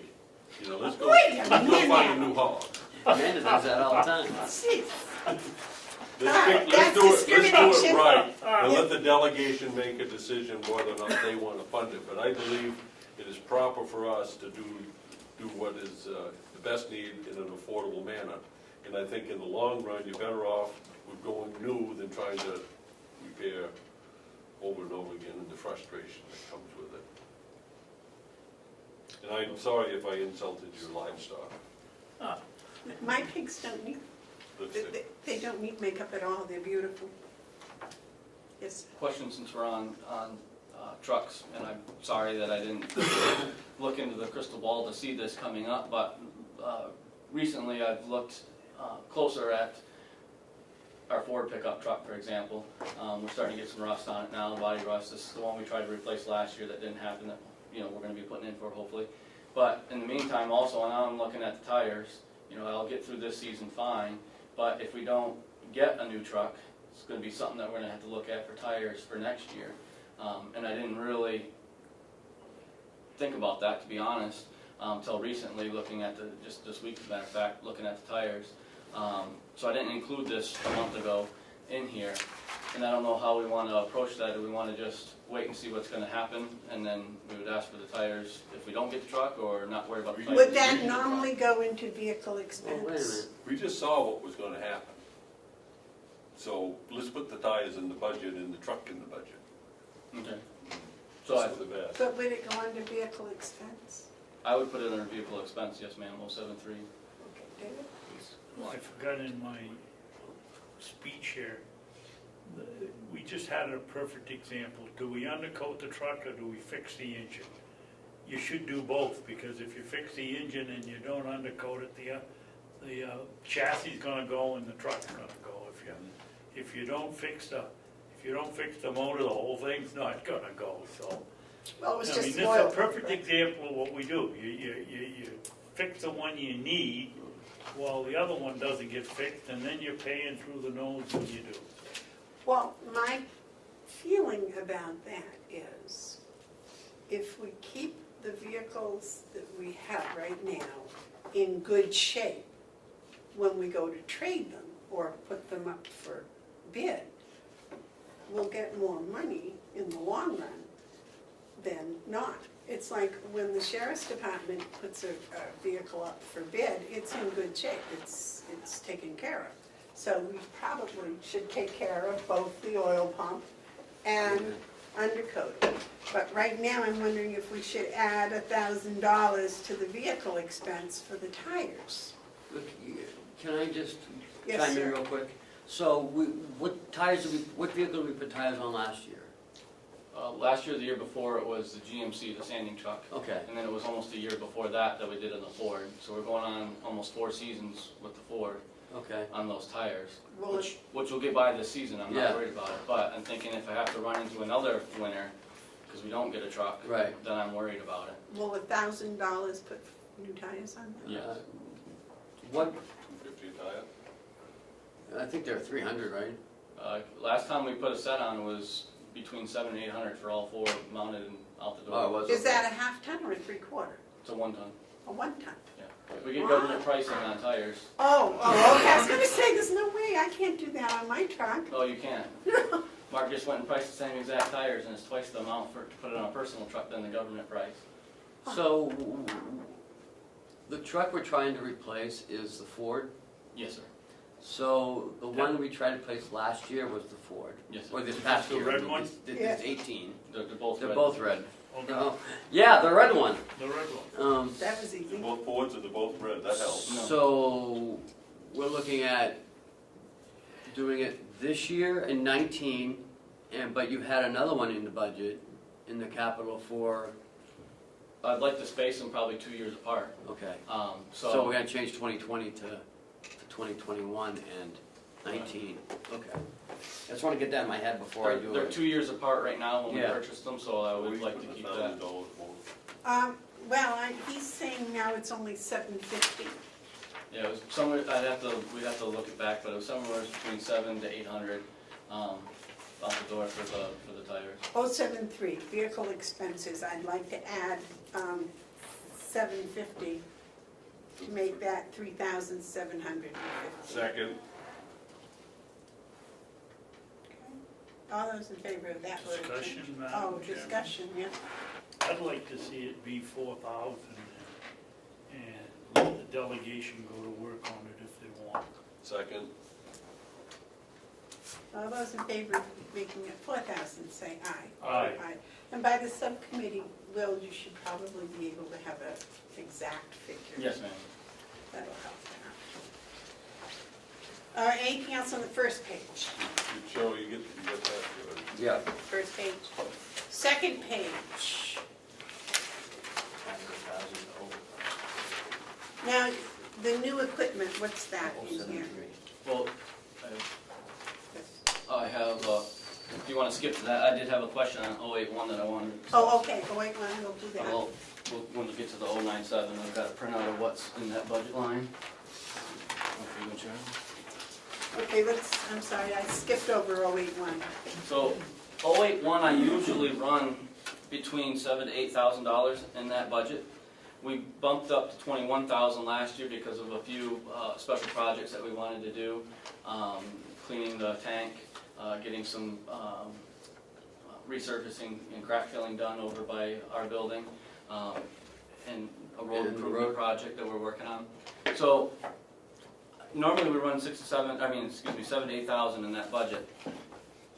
When I created this, I didn't have a figure yet on this whole tank business, which we're looking at. It's going to be, something that we're continuously working on for the future, and it's going to be a lot more than the 5,000. So I put 4,000 or 5,000 in there. So that 12, I hate to reduce things, but I'm saying is there's wiggle room to move that back a little bit if we would like. I would be more than comfortable with what we normally spend in there at around 8. Did you finish the road? We're in the process. We're in the process of doing it. Hope that's soon. Did the things get resurfaced out here? Yes. Yeah. That's finished. We saved money on that too, because the price came in a lot less than what we had predicted last year. And the tank work is going to go in capital improvement. Yes. So we're down to just the 12. Okay, yes. I'd leave it and have the discussion with the delegation, because you may want to rethink that. I wouldn't go from 12 to 8. Is that what you're suggesting? I'm saying we could, and get by with what. We could zero it out, but I'm thinking, what we should do is leave enough in there so that the delegation can have a discussion about it. There's some reason that you had 12 in there at one time, Correct. so. David? Yeah, I guess this is my time to Yep. get on the soapbox. If we can go from 12 to 8, I firmly believe that we could save this county money if we had, call it a contingency fund, call it a bag full of money, call it whatever you want, so that when good used equipment comes up for auction or comes up for purchase, Will can go and say, I want to bid this, or I'll give you that, and the person that's selling it doesn't have to listen to him say, well, this will be all contingent on whether the delegation funds it or not. I think if we could take the 12 and put 4 maybe into a small contingency fund, if you needed a used hay rake, if you needed a used who knows what. And we see one, there was something in the bulletin last week that I saw that I said, boy, we could use one of those right tomorrow. But we don't have any money. If we had some money that you had to come to us and say, yeah, go, this is advertised in the bulletin this week, we just support it, yes or no, and then if we But say yes, you can. if it's a contingency, it's gotta go to the delegation. Yeah, but here's how, I think I know how we can do it. What can we call it other than a contingency? What I think would work is you do it right in this budget. You take the 12,000 under 081, reduce it to 8, and then you go down to purchase resale 099, take that dollar and put it to 4,000. Oh, yeah, yeah. Because what you're talking about is, if you go to the bulletin, you're talking about a purchase Used, resale. yeah, And that would used be equipment. that would be that operational line. Because we could get some pretty good, farms are going out of business, we get some good used equipment for Sure. a half of the price that we pay if we went to the shop and bought it from them used. I think that's good budgeting right there. So speaking of purchase resale, are we looking at buying more wood to process for the campground? Well, let's stay on this one first. Let's deal with this 12,000. I'm thinking I saw a milking setup for sale. What, if I might, I'd like to make a suggestion. If we do that, let's do that. I would say that we change 081 maintenance repair to 8,000, and we change 099 purchase resale to 4,000. And that empowers Will to, you know, if he sees a deal in the bulletin for whatever piece of equipment that he needs, that he couldn't, you know, be the best deal available. I'd make that as a motion if. I'll second it. Discussion? Discussion? Yeah. Yeah. But if we do it, I want Will to understand that this is not something that we can grab off every single day, that, you know, it's there to help make this place a less of a loss operating. And you have to use real good judgment. It isn't, well, I could use one this week, I'll go buy it. No, this is here for something we're gonna use. We're putting our trust in you that you'll make a good judgment call on it. And I just want to be understood that it's not a handful of money we're giving you to go out and spend. It's a contingency, but not a contingency. Right. You're gonna I would have to be- answer to us after you spend it. Well, I would envision that there may be some year, if you have a line like that, there's probably gonna be some years where I don't need something and that money might not be spent. Wow. Well, but then we get, you know, that opens up a whole nother can of worms. Yeah. But what I'm saying is, there's some years where maybe I don't need, you know, something. But you know, a but good There'll example, be some years where we do. I was out here one day and Joe was out here and he had a bunch of lawnmowers and he's trying to put more lawnmowers on the little tiny trailer that would fit. And I said, you need another trailer. And he said, I need a bigger trailer. But, you know, there was no money in the budget and you're still using the same little trailer. But then if something came up and you saw a good used trailer on your way to work or something, you stopped, you looked at it and you go, wow, you know, this is 6 feet longer than what we've got. This would really be nice and it's really, really inexpensive. That's the type of thing you're talking about. Yeah. It's a contingency based on trust. Madam Chairman? Yes. You made a really good point. If we do that, let's use the trailer example that you just left. If we say, okay, go buy the trailer, well, that trailer goes up for sale, is there any way for us to put the trailer money for the shorter trailer back into this account, so where it's sort of a revolving account? Oh, that'd be a revenue? Or does it have to go That's- into yeah. general? Could you create a revolving loan account? Yes. You could create a revolving loan account. Specific to one department? Yes. Sure. Why do we do that with the deeds? No. You could do that with the sheriff. I mean, there's all kinds of different things you can do. Should And I have- can see this being depleted in no time with one purchase and then But it has having to go be through the specific argument. to one item. You can't do it for, you know, if you can do it for wood, but that's the only thing you can do it for is wood. You can't put it in for anything you want. Right. It's We gotta can't be- put it in as Spec- equipment. No, it's gotta be specific to one item. Really? So we could, for example, with the nursing home, we could buy a new truck and then sell the old truck and that money would go back into the fund. No. No, think of it as like an enterprise fund. Oh, If you're creating it, the wood's a perfect example. You buy a load of wood in, you process it, the same wood, and you make smaller things, but you're making money off of it. Yeah. You pay back the expense, and the leftover you have, you buy more wood with it.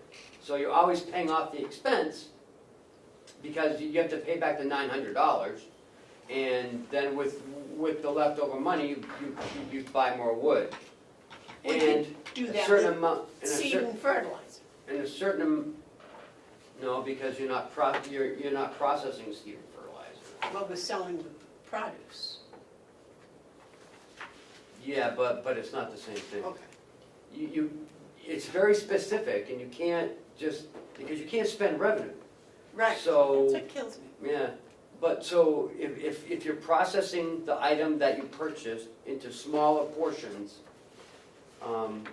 and selling it and getting more money, then you pay back the expense, and whatever you have left, you buy more with, and you pay back the expense of that. You just gotta be careful that you don't start losing money, because then you don't have any left to pay back the expense. Well, this would be the case in his scenario with a trailer. You buy a bigger trailer and probably pay more money than you get Yeah, for but the he's not smaller making one. little trailers out of it. He's So selling you another can't piece use of the revenue equipment. for that. Okay, yep. Gotcha. I mean, if you buy wood and you make widgets out of it, you sell the widgets and then you Yeah. pay back the, Did we vote? no. No, Sorry. Yes. Did you have a comment about this? Well, kind of moving forward to the next, to the new equipment line. Well, we have to deal with it. Oh, okay, Yeah, sorry. okay, the motion was to take 081, change it to 8,000, and change 099 to 4,000. All those in favor say aye. aye. Aye. Those opposed? Ah, it's almost like Christmas. Now, where did you want to go, Will? Well, the next line item, equipment repairs, is no big deal. You know, I'm leaving that basically the same. It's reduced a little bit because there was 2 specific projects that we budgeted for last year, which we've accomplished. Rebuilding our hay wagons, which turned out fairly nice, I believe, and then rebuilding one of our hay rakes. Those were the reasons why it was $1,850 more than what we normally budget. 7,000 is written where we normally budget and do okay with.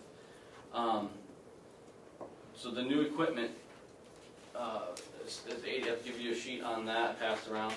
We budget usually the general $1,500, which buys a couple of new push lawnmowers, any shovels and brooms and rakes and any things, weed whackers, things of that nature that come up.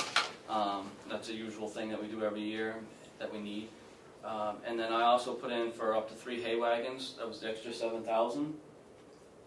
I believe that we need more hay wagons. We've got 3, but we have less inmates. So the concept with the 3 is one's being filled with the baler, one's being unloaded, and one's being in transition. But now, like this year, a lot of times I was out there baling with just 2 inmates, so there's nobody to unload. So when the 3 wagons get full, now I'm baling it on the ground, and we're here till 9:30 at night with the headlights trying to pick it up. And that's, hopefully it doesn't rain at 9 o'clock at night. So to be more efficient, to still get as much done as we can, if we add the hay wagons, and I still only have, let's say, an average of 2 inmates, I can still keep baling. At the end of the night, I drive them into the hay barn, or I throw a tarp over them, and the hay is secured and dried until a later time when we can unload, when maybe we have more help. So I think it's a very important item that we need. And I put up to 3. I've priced out brand new running gears. With this amount, we could buy 2 new running gears and build them, and then buy a 3rd used running gear. That's what we did last time, and build it. We might be able to go into Commissioner Babson's argument, depending on how you guys do things, but you know, if I went and found 3 used running gears instead of having to buy brand new, we might be able to do that and shave some money off. But I think that this amount would get us set up, would give us options to different ways, and get us set up with some more hay wagons to keep moving forward with that. David? You know, well, driving by down the road here, Mrs. Oakler's got one pushed in the woods. It's been there for 3 years, and poor Peter isn't selling any pumpkins off it. Why don't you stop or give her a call at home and see if she wants to sell it? Right. There used to be 2 down there, and that one's been sitting there since I've worked here. Yeah. But I have a modernization question. What would be the expense to put a bale thrower on the baler and get a dump wagons? the bale thrower, I mean, I think you're looking at, last I've looked at, it's been a while, but say 3,000 to 5,000, to put one of those on. And then you'd have to upgrade your wagons to put sides on it. So I don't know what No, estimate. I'm talking about the cage Dump wagon. basket. that Right. goes with it, the bale thrower throws the bales into the back. You Right, can have someone there piling or not, just leave them go. yep. Then you can dump the whole thing. Oh, so you're looking at one with the dump that would dump it Yeah, out? you just drive in, pull the lever, and the pile comes out. Comes out, oh, okay, I haven't priced that, I don't know. When I was growing up, we had the thrower that threw them in, but it was just like the wagons we have now, Right. except they had 4 sides, and then you had to be on there to throw them out, we didn't have the dump option. So, I don't believe they're all that expensive, are they? I don't know about no, and then that frees up, ground bales, so I wouldn't. that frees up just to have one, person bailing at that point, not to have the crew stacking. But I think that's a lot higher of, well, I have to look into it, but I think that's a lot more of an investment than what I'm proposing. I'm trying to, as usual, I know now's the time to capitalize, but I've been here 10 years and I'm ingrained of Yes, doing what I can But, get by but with. listen, you take one person, one piece of equipment, you go run around, take it in, dump it. Well, someone's taking a tractor and dumping that, you can go fill another one, Right, and, they aren't necessarily piled in the barn, but they're dumped, and then rainy day, you can go in and pile them. It just seems that you could probably get away with a bale thrower and 2 dump trailers rather than 3 new trailers that are still gonna be old hay trailers that nobody in their right mind can back up, because they got 4 wheels. so I gotta drive 6 months. So I look at this based on the reality of inmate labor, the availability of it, and with the approach that we're taking with recidivism, and we have the inmates in class, it has affected their availability to you. So I would think what we want to do isn't continue with that for the inmates, but look at what Commissioner Bevard's saying about a dump, pitch it and dump it mechanically would make it a lot more efficient, and if efficiency brings profitability. So I think the operation of it, I have no problem either way, 8,500 fine, but maybe between now and December 1st, we find out what one of those would cost to set up, and then we can do some sort of assessment of whether that's an investment that would worth it, and by worth it would mean, will it pay us back in efficiencies? I seem to think it would. We have the 8,500 in here already for 3 new hay trailers, 3 refurbished, Right. basically. something. So maybe we should just leave the 8,500 without specifically naming what it's for, other than it's hay trailer, and whether it's a homemade built one, or whether it's one that dumps, we can look at that and see if it should be changed or. I think we should find out what one would cost, and, Right. just because it would be helpful, but. Or, yes, David. Not to change the subject, but I've been signing checks for 6 years for shovels, brooms, and push mowers. Where do they go when they stop running? I mean, how are we getting rid of them? Push mower heaven. The push mowers, for example, will take some parts that we commonly use off, and then a lot of times we put it in the scrap metal and we scrap them. Because most of the time after a season of these guys pushing them around here, they get pretty beat up pretty hard. Sometimes I can make them go 2 seasons, but usually it's about 1 to 2 seasons and they're done. And then like your hand shovels, things like that, if it's something that we can repair, we tend to repair and use them as long as we can. And then most of the time, a lot of those snow shovels, things of that nature, are plastic. They get put in the dumpster or wherever, and then if they're metal, we put them in the scrap pile and scrap them out.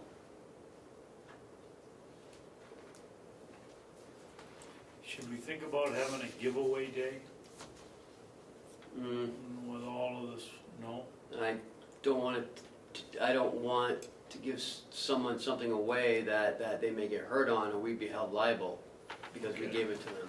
Okay. Definitely a snow shovel is dangerous. Well, I was thinking more of a Well, lawnmower is but what I was this- thinking of. No, he's got a good point. You can't do anything. Well, insurance companies run on government institutions. And I would say probably 75% of the stuff, by the time I get rid of it, I don't think people want it. Yeah, I've To seen be it. honest, yeah. Yeah. And I've seen a lot of it in the shop before, it's not, All right, is there anything else with the DPW? Well, do we want to look at purchasing wood and just keep processing for next year, or what do we want to do?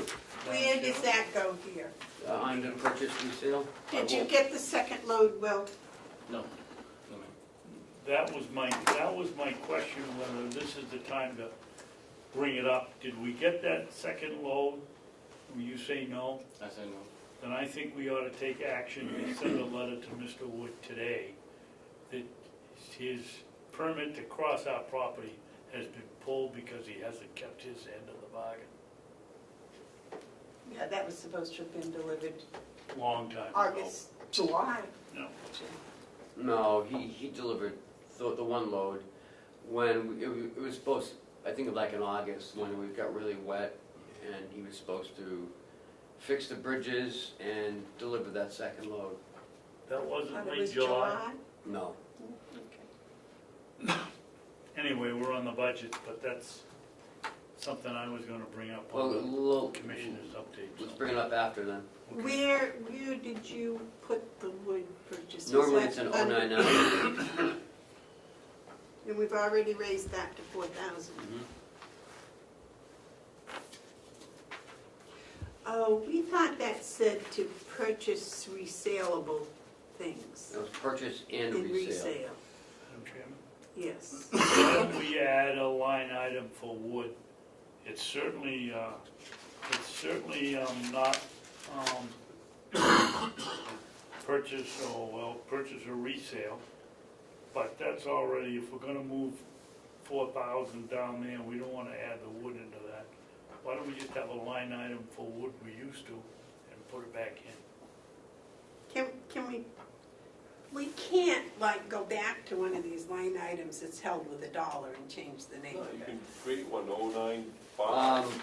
I'd have to check with Kathy to We see what, can't create one, I I was, don't think. yeah, we can create it. I just don't know if it's been used prior, because once she puts nothing in it, after, I think, 2 3 or 4 cycles, it yeah. goes away. So I don't wanna bring up that history and think. Yep. So I would check with her to make sure, and then we could decide after. A wood purchase. Because I'm gonna request that we recess. I told Dominic to come back at 1:45.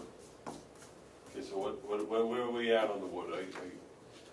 Well, the wood purchase, how many You need a loads new of line wood item. do you go through?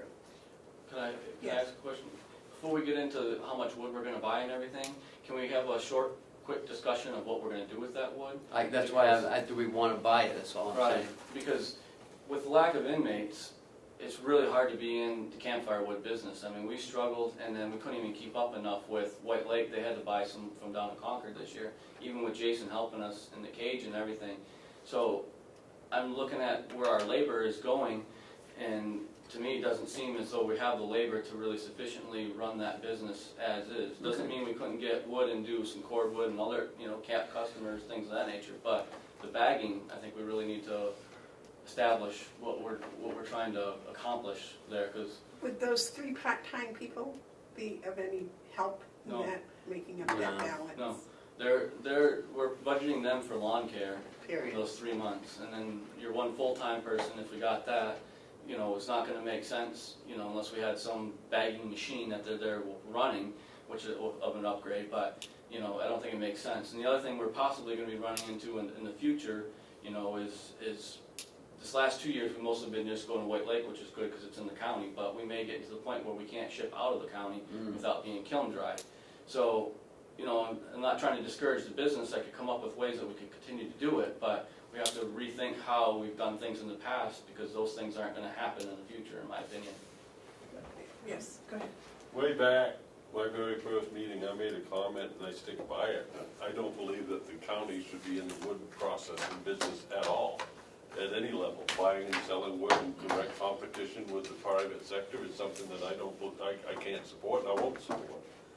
I won't support a dime toward purchase and selling of campfire wood.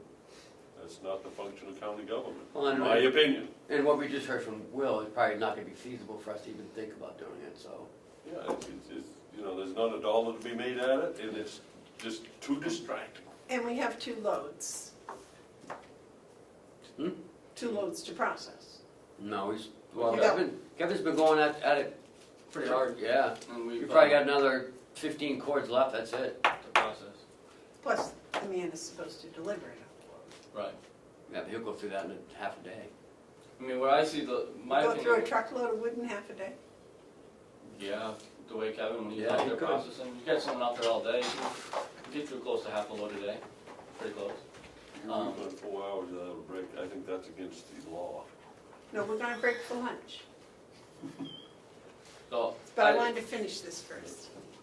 I think personally, just in my opinion of what we're looking at for our responsibilities and our workload, that as we have wood cuts randomly on the property and we keep that cordwood back and we can randomly sell, you know, cordwood or to cap, but I don't think that we're in a position with what we have, even adding this other stuff in, to be expanding the campfire wood business. I think we're past those days of, because the culture has changed so much at the jail and what we're doing with inmates and what's available to us, that's cut that stream off for us, in my opinion.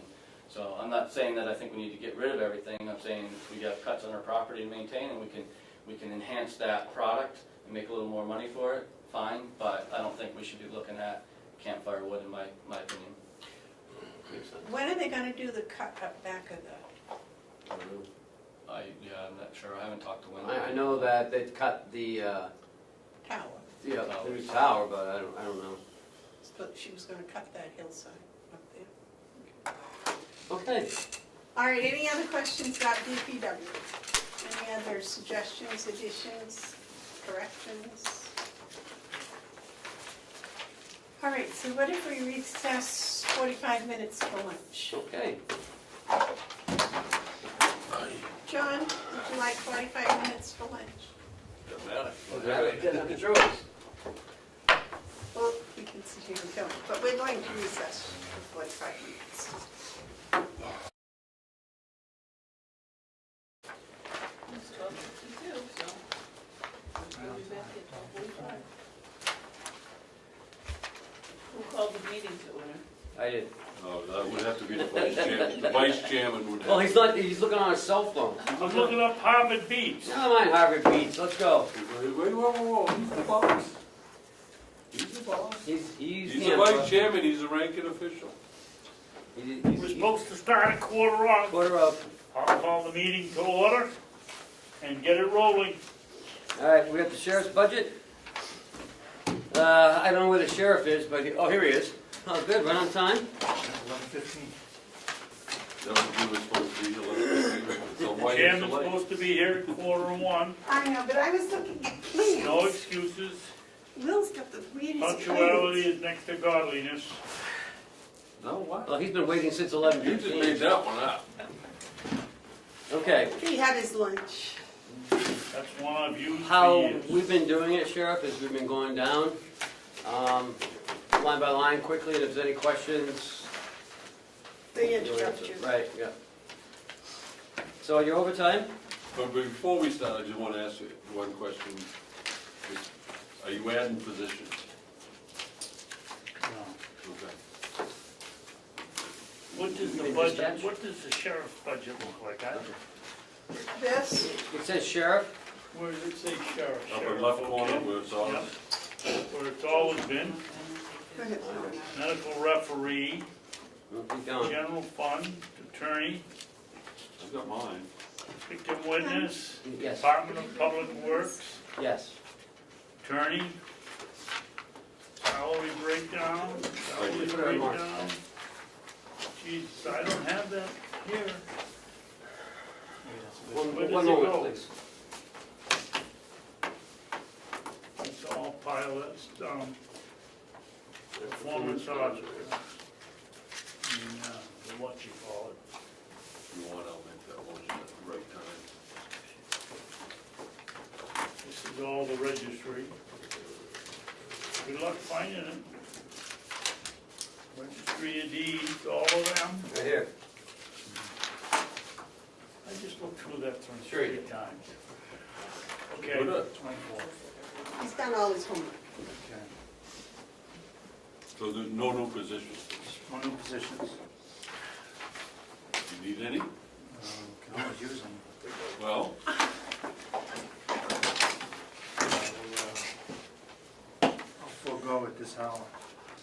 Okay. well, the thing Sheriff, is, could you do me a favor and speak up so I can hear you, please? Yes, sir. this is the time to put in what you want. Yeah, I'm not prepared to do that, so. Okay. My question, the details, Yes. those are your, Those are commercial details and the AGs. It's revenue driven, it's offset by revenue. Offset, right, yes. Yes. So, for example, right now, through September, you've spent 18,275, but you have billed more than that to cover the. Yes. Yeah, Yes. why do you expect it to go up so much? It's not going up, it's currently at 75, and we'll have That's to stay 75. there. you're gonna see some construction, or hopefully if the state comes through. Yeah.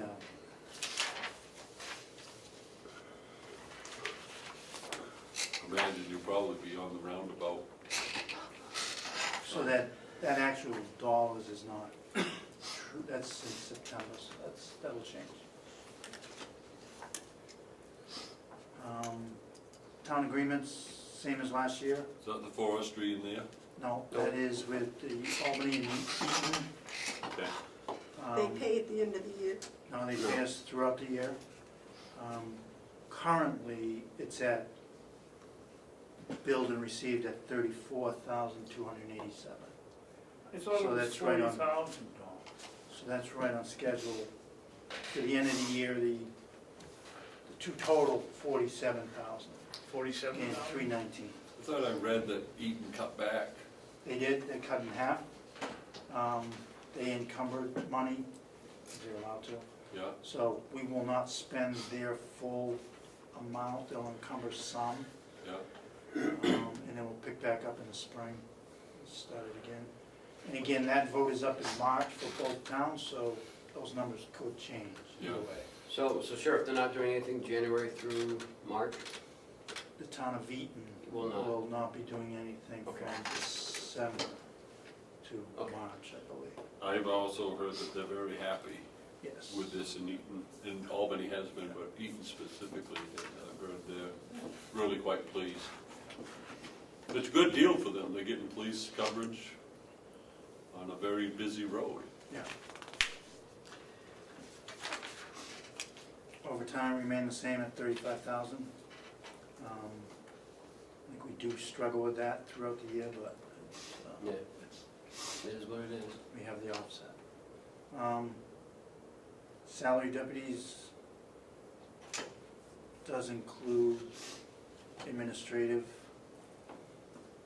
secretary, And Sick person. union and that's- negotiated that is- increases, That increase is based on the union contract. and the 2% increase for non-union. Okay. So what you have That's is, at 3%. you have a current contract that expires what time, what period? It'll be March 31st of 2020. 21, All right, so you're good. 2020. 18, 19, yeah, 2020. 2 years. So you're good, Yeah. yeah? Yeah, we just ratified that this year. Yeah. And of course, the sheriff's salary, he got a raise. Yeah. You did? Oh, yeah. Yep. Couldn't hold off for 6 months. Mhm. All right. They gave you a $2,000 raise? No comment. I didn't get any thank you note from you. You didn't give it to him. I'll talk to Yes, you. I did, they cut mine. They cut Well, mine they about cut Wait a minute, you've 2,000. been milking it for 2 years since I've been here, you Yeah, did more I than would me. have thought that he'd be So if kind anyone- enough to thank me. So if anyone's been, it's me. You're welcome. For what No, years? seriously, I think that's, when I look around at what police chiefs get, that's pretty low salary. Second lowest in this county, Second lowest in the county? Yeah. Who's the lowest? to include all part-time chiefs. Wow. Who's, Effingham, no. Me and the sandwich chief, Effingham chief gets more than you do? yes. The Effingham chief gets more money than you do? Odd. Huh. I think the you know- patrolman in Conway gets more than you do. A lot of, A lot of the patrolmen in Conway get more than you do. There's something wrong here. The chief of police in Ossipee retires from Ossipee, and he retires from the police, from either Effingham or Freedom also. He was working Madison. over there part-time. It was in Madison, wasn't it? I know. which one you talking about? Eldridge. Eldridge, he retired from Oh, no, no, Ossipee. no, no, that was his son. His son is over there. Oh. Madison, now he's on for Ossipee. So the one that retired over there or left wasn't, was Jimmy's son, not Jim. One's Jimmy, one's Mike. Left where? Huh? He left Madison? Well, left somewhere. I thought he said he retired from Ossipee and retired from Chief Eldridge from Ossipee retired fully Ossipee. from all police, yes. But he was working somewhere else too, No, no? He was the Ossipee chief. And so it's his son that His was, son was working in Madison, Madison. Now came it's to in Ossipee. oh, okay, okay. How many years you been in law enforcement? 28-ish. So that's not a lot of Yeah. decisions anyway, so. Social Security dropped, is there, That's the question I had. okay, I All will, those numbers dropped. I will review that. Retirement. Review. Yep, It may, yeah, it may be just a revisit of it yep, as okay. far as, I didn't see that It was one when I was actually- You reviewing didn't lose an employee, did you? Should have gone up. it. Yeah, The same way with the. but that's what I'm saying, it's. And the it should've- retirement expense should have gone up. Yeah. Yeah, you gotta look at all of those. And the only other thing that actually changed was your vehicle lease, and that's because you're purchasing, right? are we jumping? No, no, Yeah, no. Well, everything else is the same. No, no, no, no. No. What changed?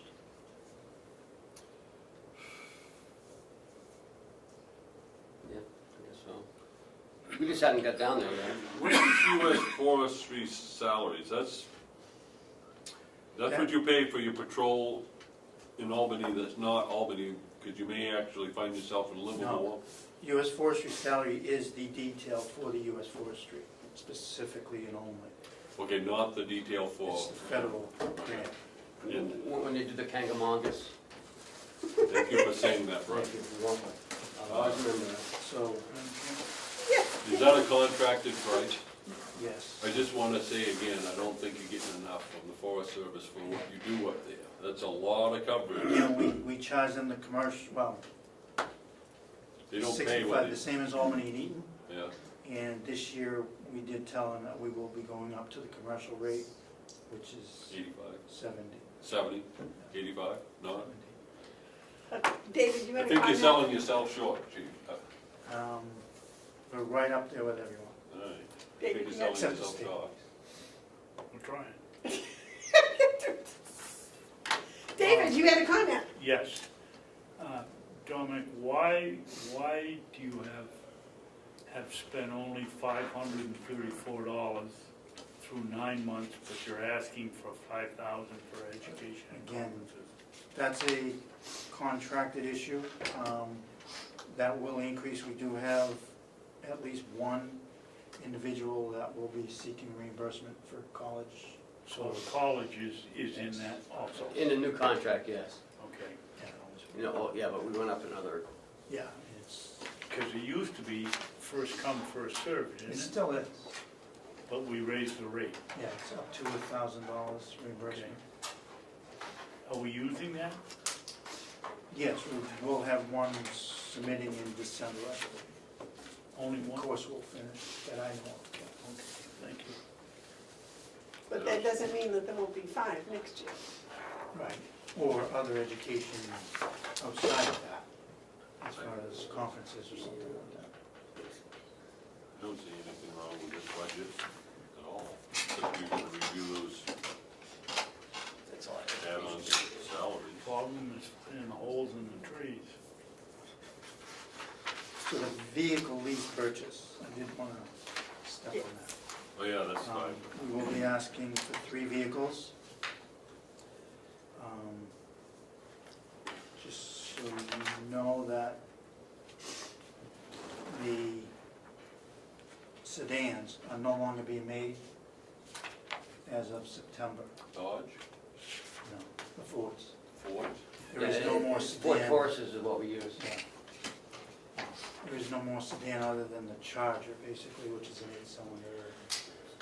so they don't So they're gonna go to all Explorers, basically, for the Fords, which is an increase in each car of about $3,000.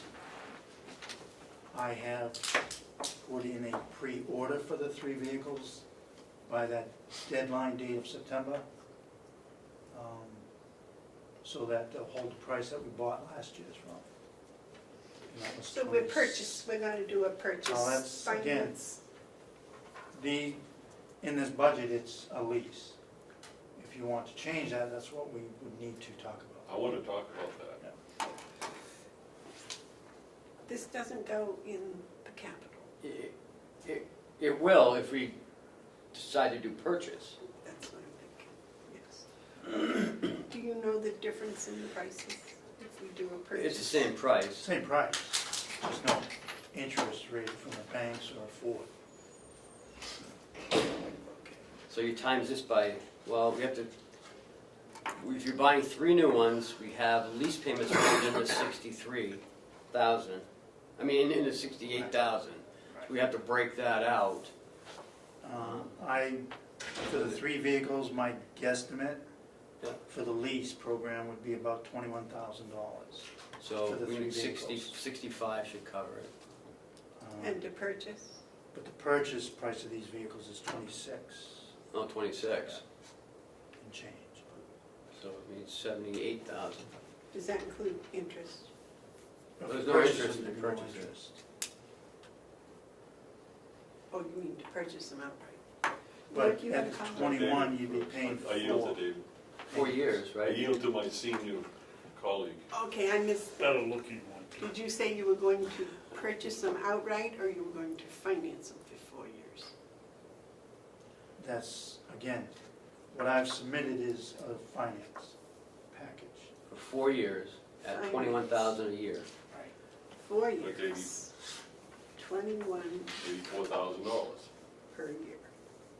And if we buy them outright, they're, 78,000. so why would, given that we're sitting on money, why would we incur debt, or incur expenses? Of $6,000. Right. And the administration of having to keep track of it, make the payments and all that stuff is something, there's a cost, I think it's called opportunity cost. So they wouldn't lower the cost anymore if you bought No, 3. that's state bid. It's a state bid price. That's a pretty good price. Oh, yeah. They- Yeah, thank you. Sheriff, can you walk us through how you purchase these cars? They're done on the state bid. And so it says X car is worth such and such. You just call up and say, I want 3? Or do you have the opportunity to go to take that price and go to McDonald Ford and say, Which we I have- can get this one? Is it a one-shot package, or can you take that and work that? No, which we have done, and it has never worked cheaper. Yeah, no. McDonald Motors, they have come in, which we have done before, and it was, say, $200 or $300 more, just because it's a private. and- Sure. Yeah, Which we've accepted a couple times just because it's local. okay. These are at Irwin and Laconia, which I feel is close enough for service work or recalls. Ford will honor them. You may not get the best quick turnaround as far as a fix, but McDonald has worked on them. How I do get you, a follow-up question now? yes, Ken? go ahead. So you purchase from Irwin because they have the state bid. Does that include service? No, So- Warranty work. more, yes. Yes, warranty work, but what happens now, you know, we see Kroll, we see a place in Wolfboro, the one in North Conway. All of these people are getting the service work done. The state doesn't have a level that they No. can go and say to these guys, we want you if you wanna do it. No. It's gonna be $39 for an oil change or whatever it is. No. Not that I'm aware of. I've been involved in state bids for years, and I've never seen that. State police do their own. So it's just the purchase they help us out Yes. on, not the service. What did the state police do? They don't They drive. service. Right, yeah, they're their own mechanics, their own Conway garage. services their own through the town. It's a routine service, oil changes. They won't do ours for us? Have you tried? No. I think our oil price changes are pretty good. And we do get a discount on top of it, if you look at the bills. Yes, I have. We do. In Question? fact, I'm not sure that I didn't set that up. Well, I don't know how we would do it, but I would prefer that we strike this out and put 78, what would it be, 80? I got too many numbers in my head. 21 times, Well, that's a, 26 times street. that's a close ballpark. I can give you the exact price. Yeah, if we'll that's what need you're to- going for. Oh, okay, let me put it this way. I would prefer that we forego the expense of Purchase. interest and lease cost and purchase outright. And I say that because we have that money in the unassigned fund balance. And that's 26 each? I think you said 26. No, 21. You said But 21. 26 and change. Well, hold on, we have to just take it out of this line, okay? Whatever he put in, And put it in and put it into capital. capital for what the cost is gonna be, so there's a difference of 5,000 per vehicle. Right, so we're saving $15,000. But it comes out of, So the that would company's be budget. Right, 21, so that would bring that down to 47,000, that line. so you're taking 21,000 out of this, okay, that's 47,000. And And we'll then be putting 28, no, we're going to be putting 78,000 in change. or change. roughly. Well, let's not do it to change, just round it up. So, And we'll put that in the capital. Okay, I'm gonna make a note of that, so I need those costs. okay, so the 78,000 goes to capital, and this line drops down to what? 47,000. Now we'll, Why doesn't that add up to 68,000? Well, because he has 21. other vehicles in there that he has to pay for every year. Since we've already made That's that the commitment current too. prices, right? Right, we have like eight current leases. Any 6 current leases. opportunity to pay those off? Always. Well, But I mean, there's a there's no prepayment. penalty, no. Do you know what interest we're paying on those leases? I have to look, right The around. ones last year was 3.5%. Yeah, 3.5%. 3.5 last year. I thought we purchased It's it more than last year. No, we TANs. didn't purchase any, yeah, It's a higher rate than TANs. So they're all There's- financed. there's a fiscal opportunity here. I mean, I can get you those numbers, yes. We went from lease to finance last year. Is that it? Well, No. they're all kind of leased, because they're all annual payment, not a monthly payment. So, We it's must have once talked. you pay it off, you own it. I remember, we talked about this. Yes. Purchasing when Yes. the one we had to One was replace. a, Yes. one was a there's one with a 3-year lease, and the other's a 4-year leases. I'd like to get all the leases. What have I got wrong here? I have written down 4 years at 21,000. Is that if we buy them outright? No. it's a lease. That's the lease. And it's 26 if we buy them outright 26 and change. and change. Each. So it's a difference of $6,000. And we don't have to worry about it, it's done. They're not financed.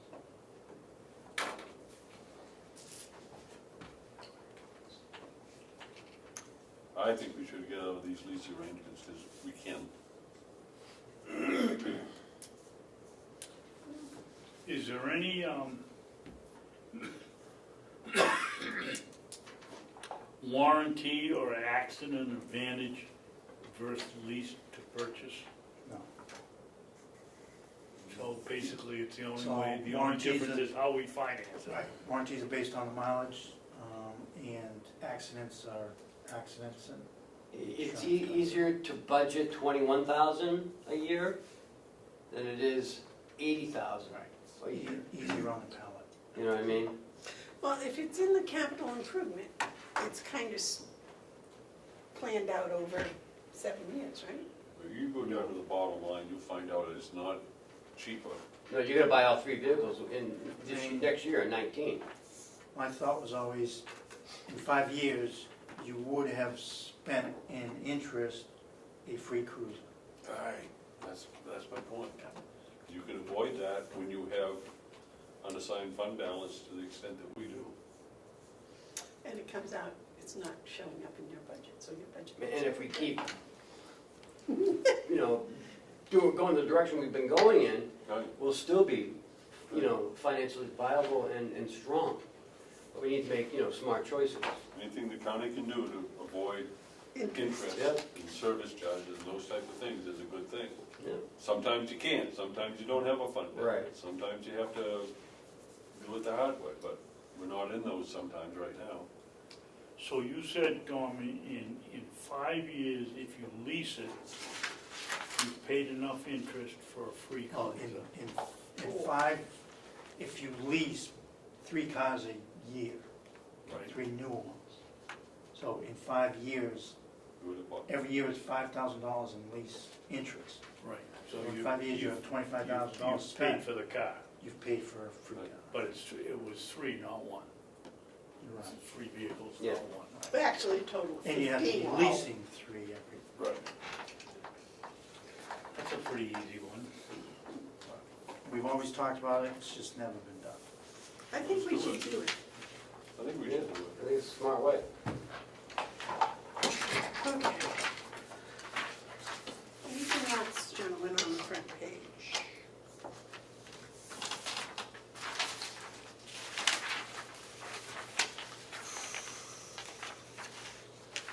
What, using wax card for fuel? Wax, yeah. Okay. Yeah, it sounds like we're getting, well, it is seen that we're getting a little relief on the gas prices at the end of the year. Yeah. That's good. Well, gas is going down. Well, wait a minute. Yeah, now, we know it all. That's supposed to really drop. You say it's supposed to get close to 2. Yeah. It's a huge surplus. Wonder if diesel will go I down. wonder if home heating oil will go down. I wonder if propane will go down. In June. Sure. We just locked ourselves into a price that may be coming down, but we can't do anything about it,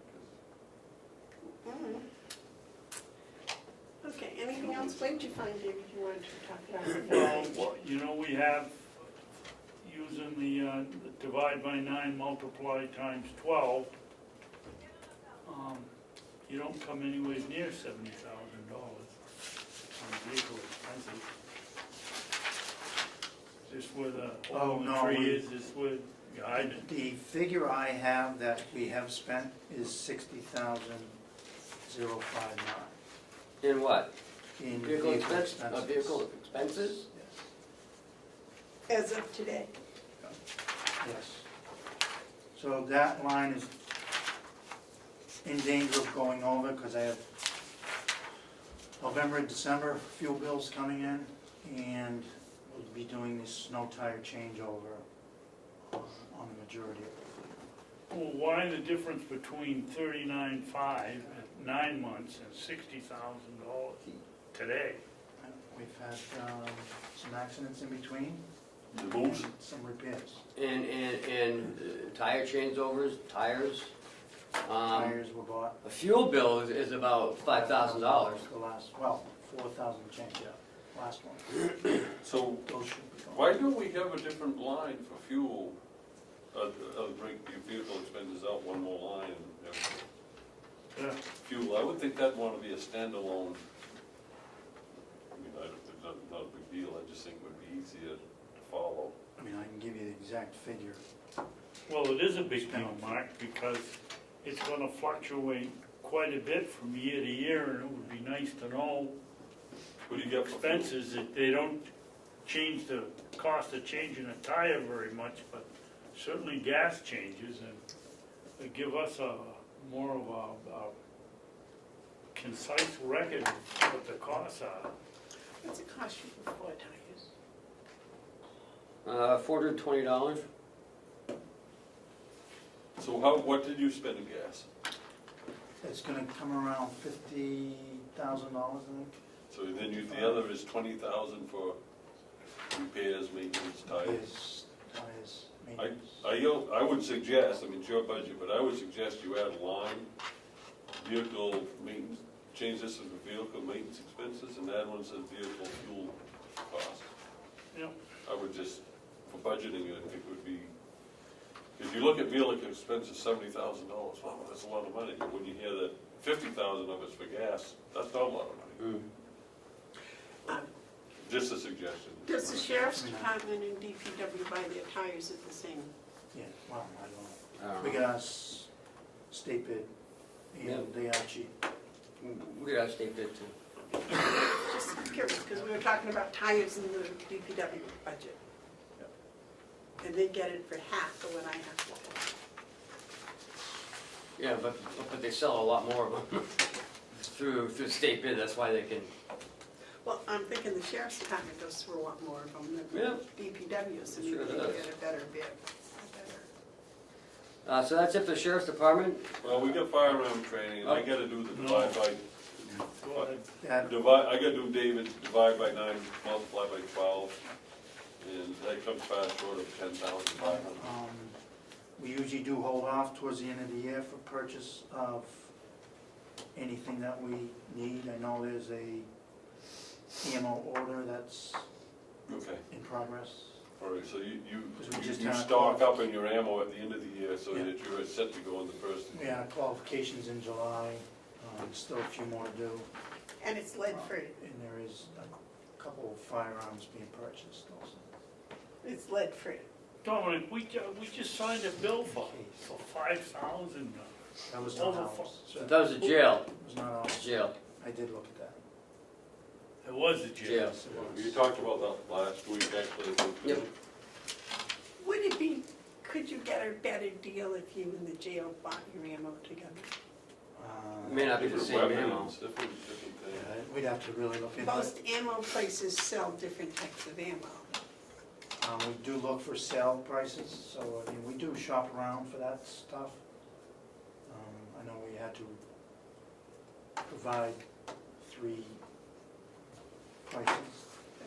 Now, back to the question, there was a lovely lady in here one day, and she was asking about target practice that you do, and what means, or whatever you did, to keep the lead from entering into the water system. So I'm going to ask you. Ours is encased, so it is less fragmented, is what we use. And again, we're only qualifying over there once or twice a year.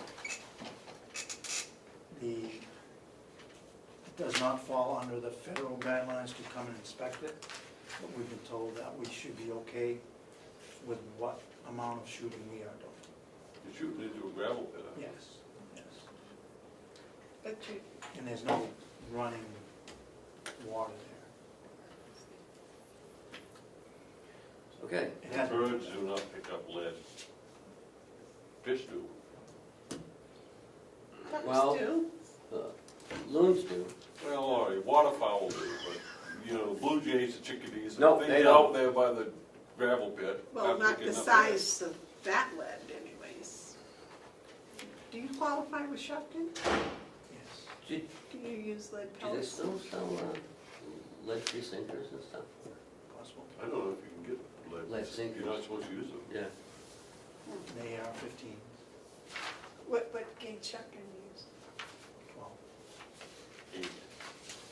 So, you probably, it might be, yes, David, it Pellets might be and steel, Oh, Go ahead, 410. Copy expenses, 9 divided in times 12, doesn't come up to it doesn't even come close to $1,700. Why? Now, your photocopy, which one you want, the dispatch or the sheriff's? Either one of them. No, it's not all. The lease payment was made, so my numbers are different than what's showing. Yeah, he's up to 1636. 1636? 1671.54 is what I have for the sheriff's. Say it again, no? 1671.54. Okay. Oh, that makes sense, thank you. Dispatch is almost 900. New equipment, is that for coffee holders on the Squirrel Mobile that we take over? Yeah. That is for new lenses for the lights. You'll be glad to know that no new cages will be needed for these 3 cruisers. We'll just swap the 3 cruisers out with radios and cages. These all-wheel drive. These are all drive. Do they move? Do they have some Bullwinkle behind Yeah, them? Fast they go acceleration? fast enough. They move faster than the Crown Vics? No, not out of the hole. They'll catch you. They'll stay with it. Between them and the radio, you'll get the per. Yeah. They usually crash first. The perk. So the $8,000 is for lenses? Lenses, decal packages for the 3 cruisers, the wiring and, Consoles, antennas? no, No? antennas, we do get new every time. But I also do have a radar in there. We have been having to repair radars. We don't have a spare, but we could always use it. There's several cars without radars anyways, so. Oh. The state, Which car they if are? you use their grant, you have to run at least 1 or 2 of the details that they are pushing. So that's so they get to spend their money too, so. I would rather not have to do their detail to purchase a radar, so a radar is about $2,800. And we have to pay the man when they're doing the detail, right? Yes, I mean, he gets The detail radar reimbursed. doesn't come with labor for the detail. A portion of it They're is, trading equipment from manpower. Yeah. and hoping you write tickets to Funds to, subsidize them. yeah. Good, I'm glad you're not partaking. But we have in the past, but I would rather just purchase the radar outright. I will certainly look for grants. I've got a kind of probably a bothersome question, but I want to ask you, I want to know. When you have your decals put on your cars, where do you have that done? One of the deputies does it, John Saxby. Oh, John does it? Yeah, okay, so he's got it all set up here, okay. Was wondering about that, does he do other departments? Conway, 'cause Yeah. that's where he originated from. Okay. He helps Conway out. They have an officer that does it now too. Okay. Next is the dispatch, 4142.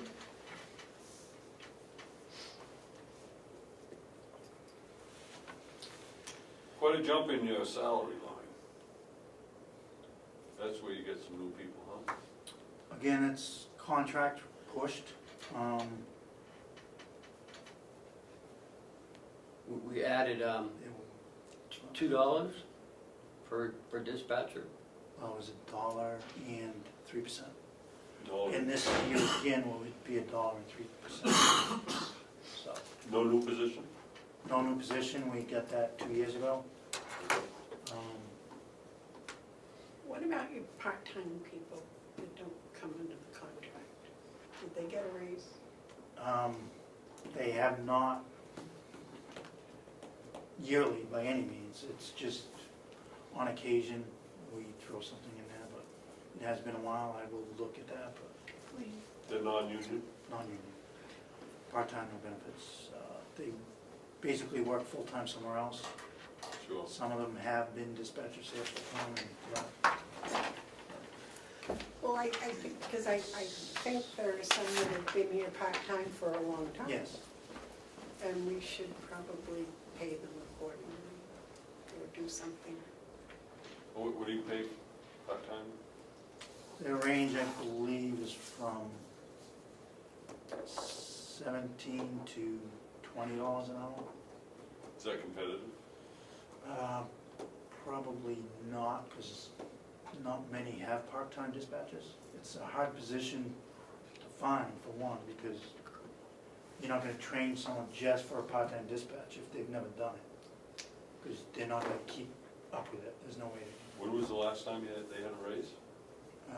Probably a couple of them, maybe a couple of years, 2 or 3. So what if we put a buck in there for them?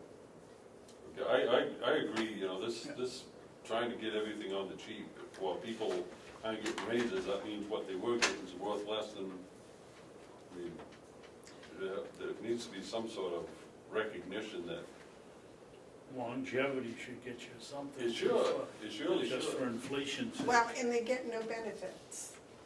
Right. Again, I think every one of them has a full-time job. And they're responsible, and they're reliable, and when you need them, they're here. That is a value. Yes, I totally agree with it. I do hear from them on occasion, but yes. I mean, and I would think that maybe $2 would be much better. How many you got? 5? 4? 4. I'll make a motion that we give part-time dispatch personnel split the difference and call it $1.50 an hour raise. I'll second that, I'd like to discuss it. Right, discussing? I think it's, you know, I would have gone with the 2, but I think the $1.50 is a good, I can be convinced. well, I'll convince you. let me talk about why I think we need to do it, and it goes back to opportunity.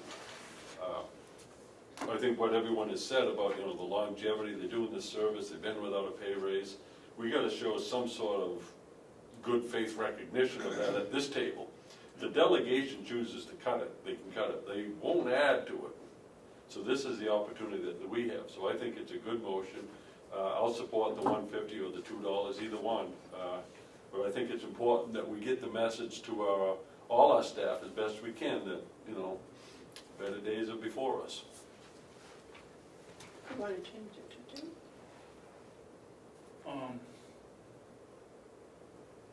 Yeah, I'll change it for the part-time people only, $2.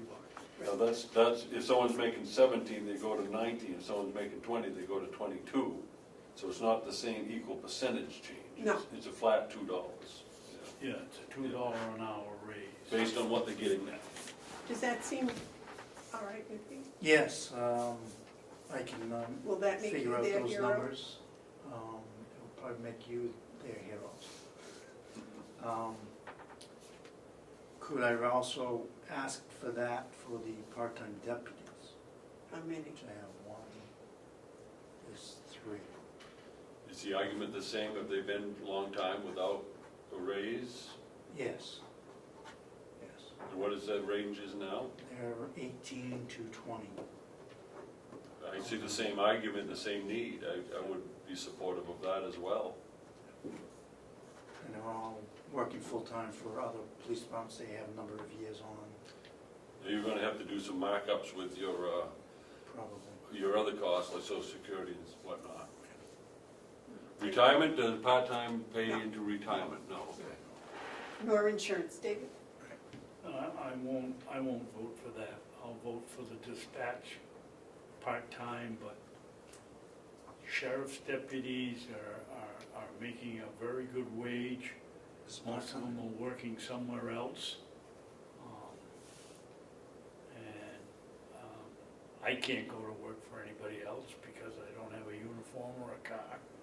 And they can, and I just, they come here and work for the sheriff's department for the wage they get, they can make their other pay on their regular job, and I will oppose that for the sheriff's deputies, but not for the dispatch center.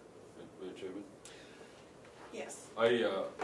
I think the argument holds true for both dispatch and deputies, but I think for the sake of success, that it needs to be a unanimous vote of the commissioners, so I won't vote for it and have a split vote on this. Well, I'd like to make a comment on that.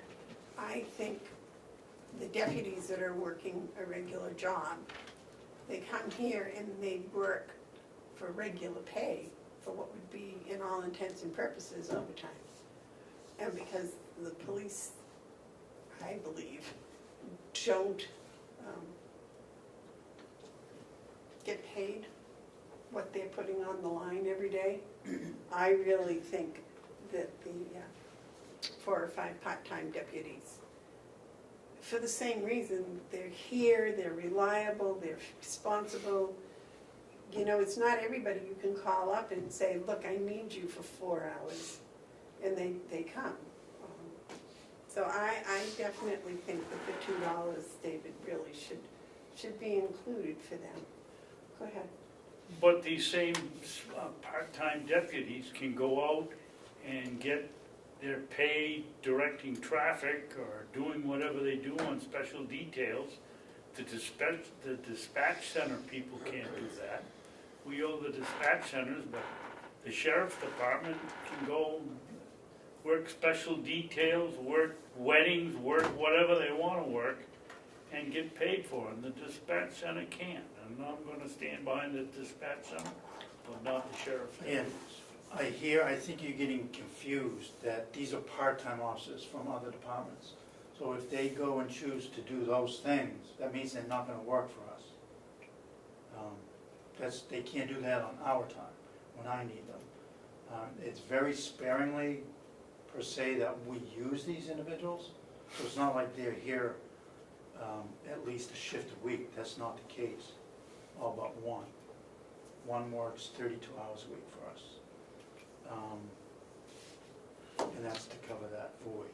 I thought there was 26 was the hour limit now. No, I'm talking about the retirement. No, it will be 24, 26 in January 1 for any new people. As long as you are in the position you're in, it will stay 32. Grandfather type of thing. As a part-time person, you could Yes. still be able to work for 32. Just till the But end the of this new, year. the first of the year, it'll If go to you, like 24. say I left here and go work part-time January 2nd for someone else, that will have to be 26 hours. Okay. But you have someone that's doing 32, you'd be able to continue at 32. Yes. Okay, let me ask you a question then. That 32, does this person work for a different department or anything else? No. That's his only job? Yes. His only job is Yes. part-time? He's retired. How long has he been doing this? Just since we had that void And how in much, December, so 1 year, so he's been 1 year just about. at the current rate? So he hasn't been a period of time without, But he was here prior to that for 18 years, dare I say. So You can't buy that experience. And he gets, apparently we can't. and he gets no benefits, right? No benefit. No benefits. Yeah, but he's got retirement.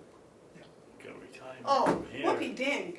Let me tell you about the state retirement. Well, let me tell you about Group 2 retirement. Well, I don't want to get into it.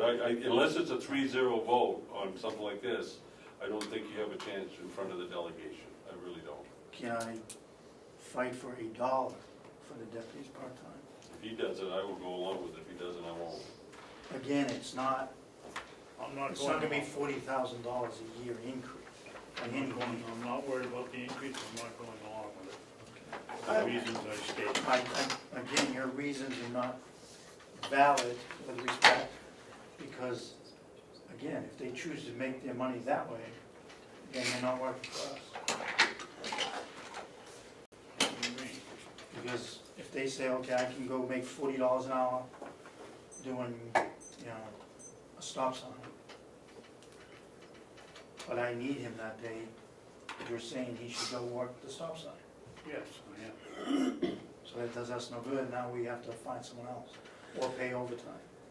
He has nobody he can call because they're out doing stop sign work. I'm sure he could find somebody that if he needed it. For overtime, is what I'm saying. That's where I sit. All right, My reason I'm not gonna support it is because it needs to be a 3-0. so we do all agree on the dispatch? Yes. We've already done that, didn't we vote that? No, Oh, we didn't vote that? no, we didn't. So the motion was made and we were discussing it, right? Made and seconded.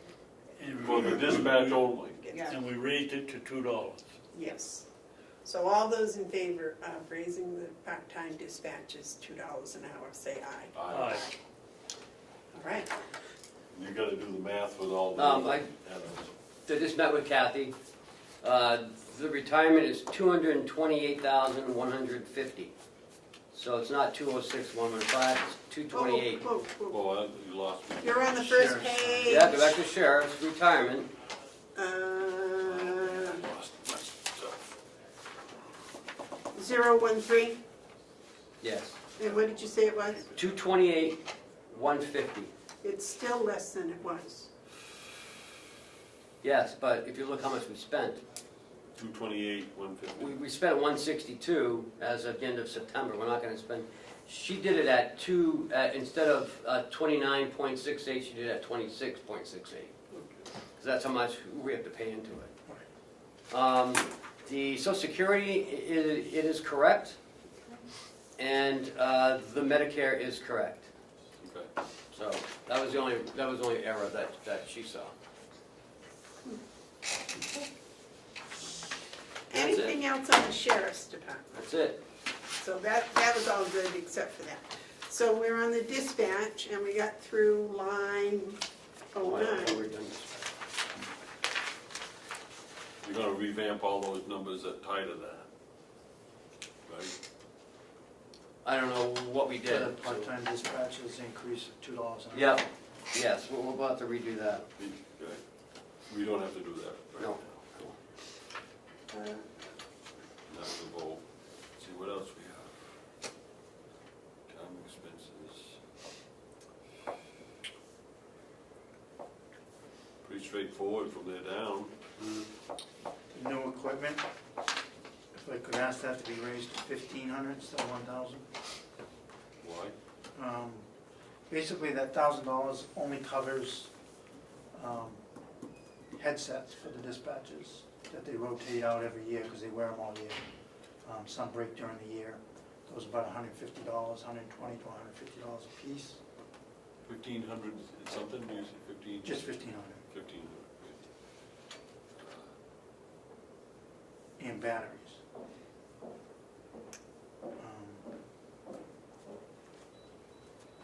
Batteries for the headset. Yes. I can support that. I'll make a motion that the new equipment go up to 1,500. Second? David, any questions? New equipment goes to what? 1,500? 1,500, yeah, that's what I had. Okay. Any discussion? You send me the sheet on that? On top of the headsets plus the batteries? I'll have to send that, yeah.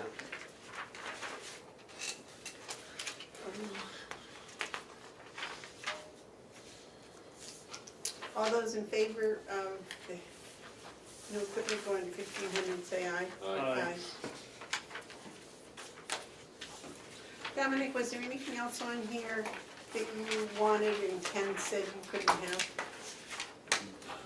No. I give him everything. He has a good budget, he manages it very well. I never hear a peep from him. So, I will get you that purchase cost for the 3 vehicles. Yeah, that'd be good. Raise this year. I think you'll save on your interest enough money to pay for the races. yeah. Whew. Thank you. I'd rather put it into salaries than into interest. Got so much Yep. paperwork. Thank you very much. Okay, Sorry you had to come For back. no other reason, Mark, than, a salary, the likelihood of it staying in the county 12 times. far greater than Right, interest on the lease. 12 times. What you pay a person circulates in the local economy 12 times before the bill will leave. You wanna do this now, Ken? Can we just do the finance bid in Hales and then we can do that? Okay. So for the Siemens performance contract, we needed to pick a vendor for our financials, and we went out to bid. We got, as I told you last week, we got 2 bidders, Siemens Financial and Bank of New Hampshire. Reviewing both, the Bank of New Hampshire has excellent terms. The interest rate was a lot lower, and they're our bank anyways, so my recommendation is to use the Bank of New Hampshire.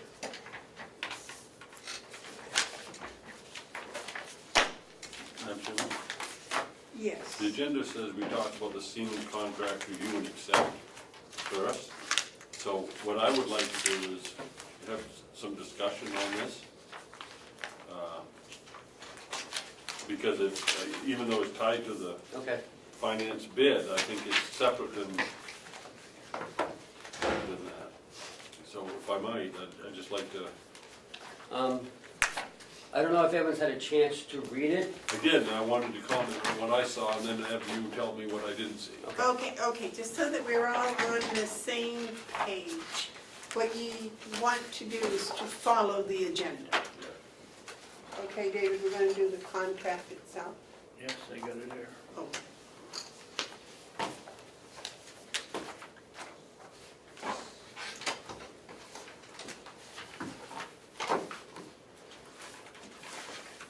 All right, I think we're all on the same page. So I just had a brief comment to make about this document. It is complex enough for me to say as a layman, I don't understand all the provisions, but the one thing I have learned how to recognize is that there was a lot of attention put into this, a lot of scrutiny, and from conversations that I've had with Ken, our attorney has been quite involved with the language development along with Ken to afford the county as much protection as we can on a $3.4 million contract. And I would just note out, based on what I see what this is that we're going to be having about $73,000 per year worth of expenses for the next 17 years, interest expenses for the next 17 years, above the principal cost.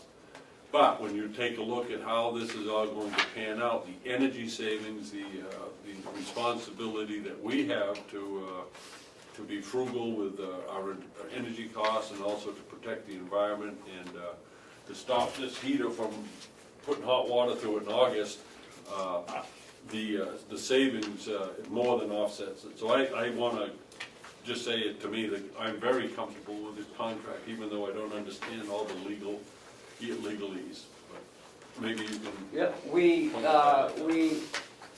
Bob and I met with our attorney on the phone and went through the whole contract. Our attorney highlighted about 27 areas where changes should have been made or he wants made. Siemens did quite a few of them. Some they didn't do and sent it back to us. I reviewed it with our attorney on yesterday morning, and there's some items that they didn't change and he's not comfortable with. So we sent it back for another look at them, and I'm going to point those out to you real quick. And Commissioner Babson also identified some areas where he wanted some explanation done as well. So on page 8, Yep. it says reserved. Yep. That is in contract language, put in there as a place marker, like, omitted, they, what's the proper terminology? Intentionally omitted. So that is, reserved means intentionally put there to place mark something that has been changed. As I like to say, it, the same as putting $1 on a line item. Yeah, It keeps it. You're right, yeah. yeah. 3.5, right below that, F.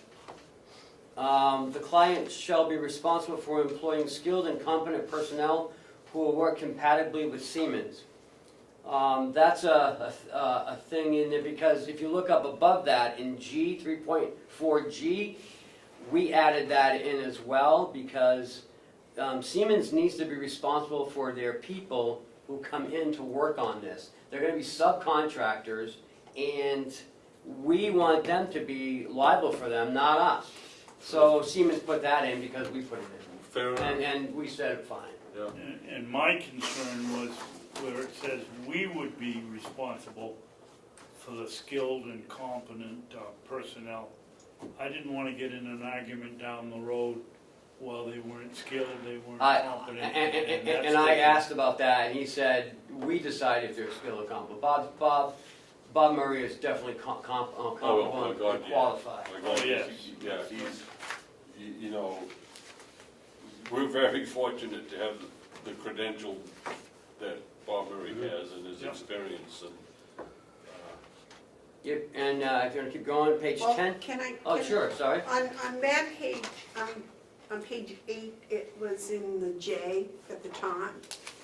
It says in there that they're gonna come and talk to us about the schedule, and they'll tell us why they're off schedule, and a new proposed schedule will be done. You know, these guys have trouble staying on schedule.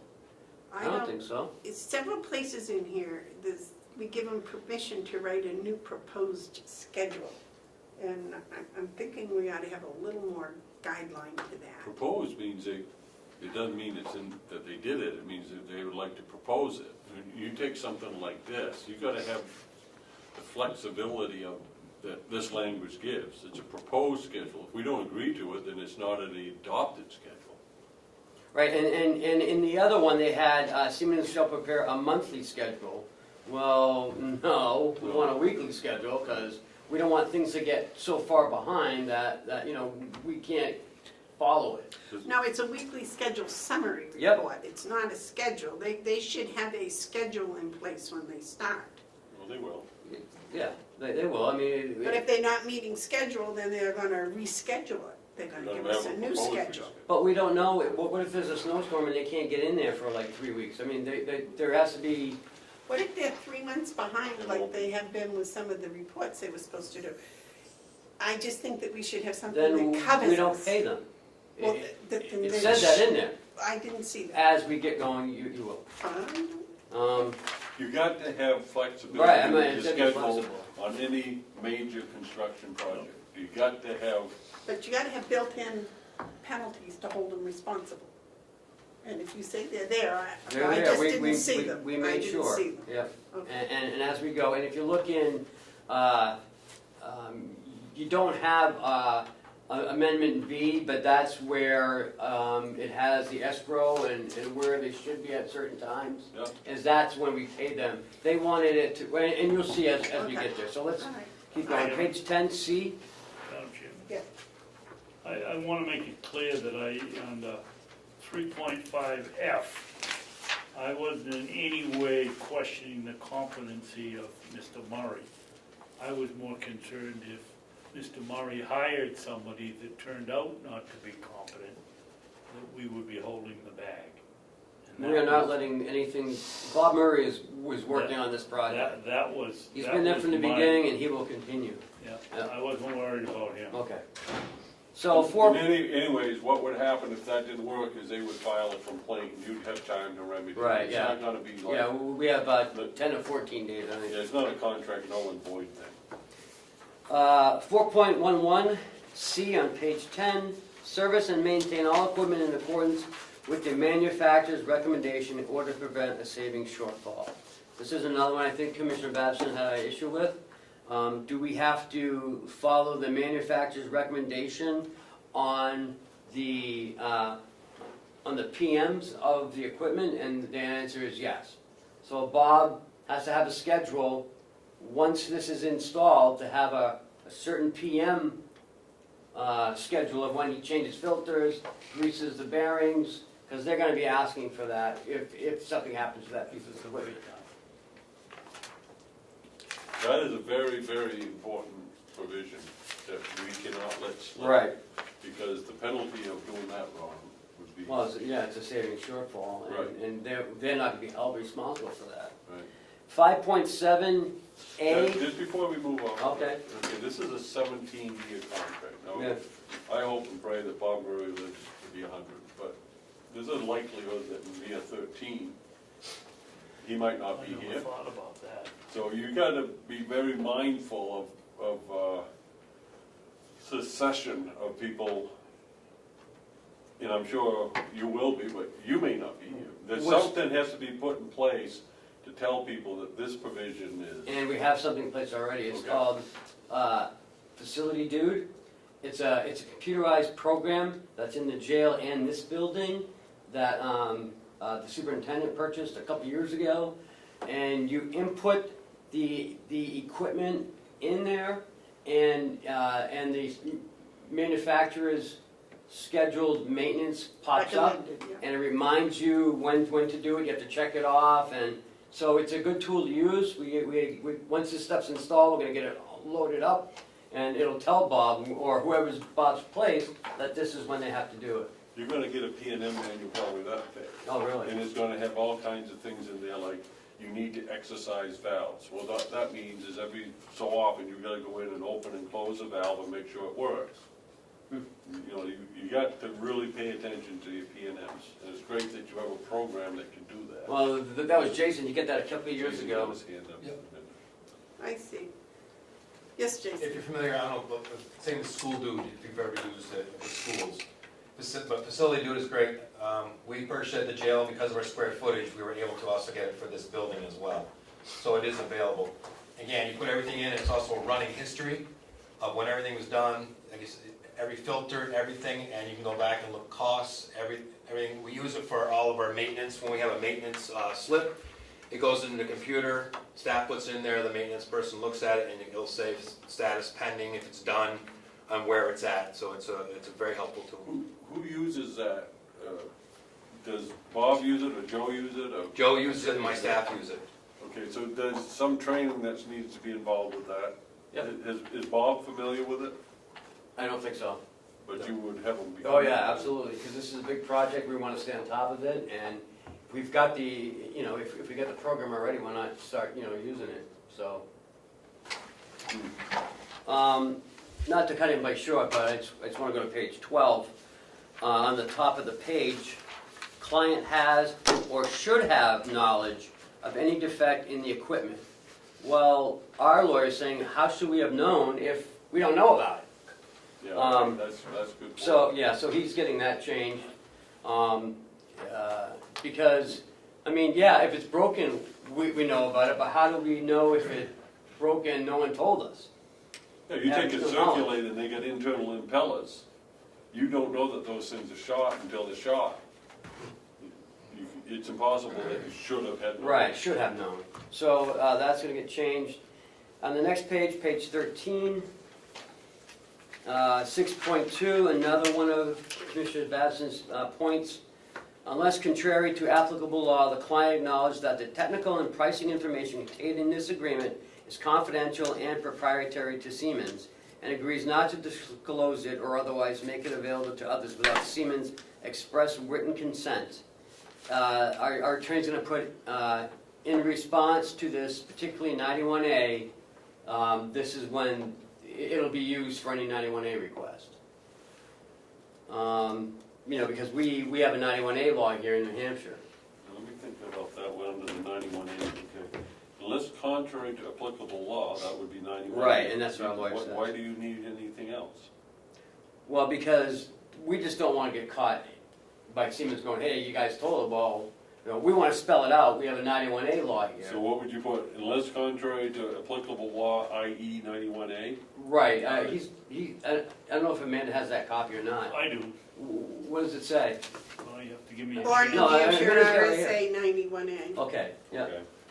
Because once it becomes, if they come in and talk about it, it becomes a public document. Right. And to say we don't have to report them is saying we're gonna break the law. So that whole thing should just be, to tell us that we have to just not disclose it. That's not possible. Right, and that's why we're putting that little blurb in there. 6.3, the client acknowledges that it's now and shall at all times remain in control of the facility, except as expressly provided herein, Siemens shall not be responsible for the adequacy of the health or safety programs or precautions related to the client's activities or operations. The client's other contractor, the work of any other person or entity, or the facility conditions. Well, what if Siemens does something negligently? Yes, they're gonna be held responsible, we're not gonna absolve them of that. So, our lawyer's working on that as well.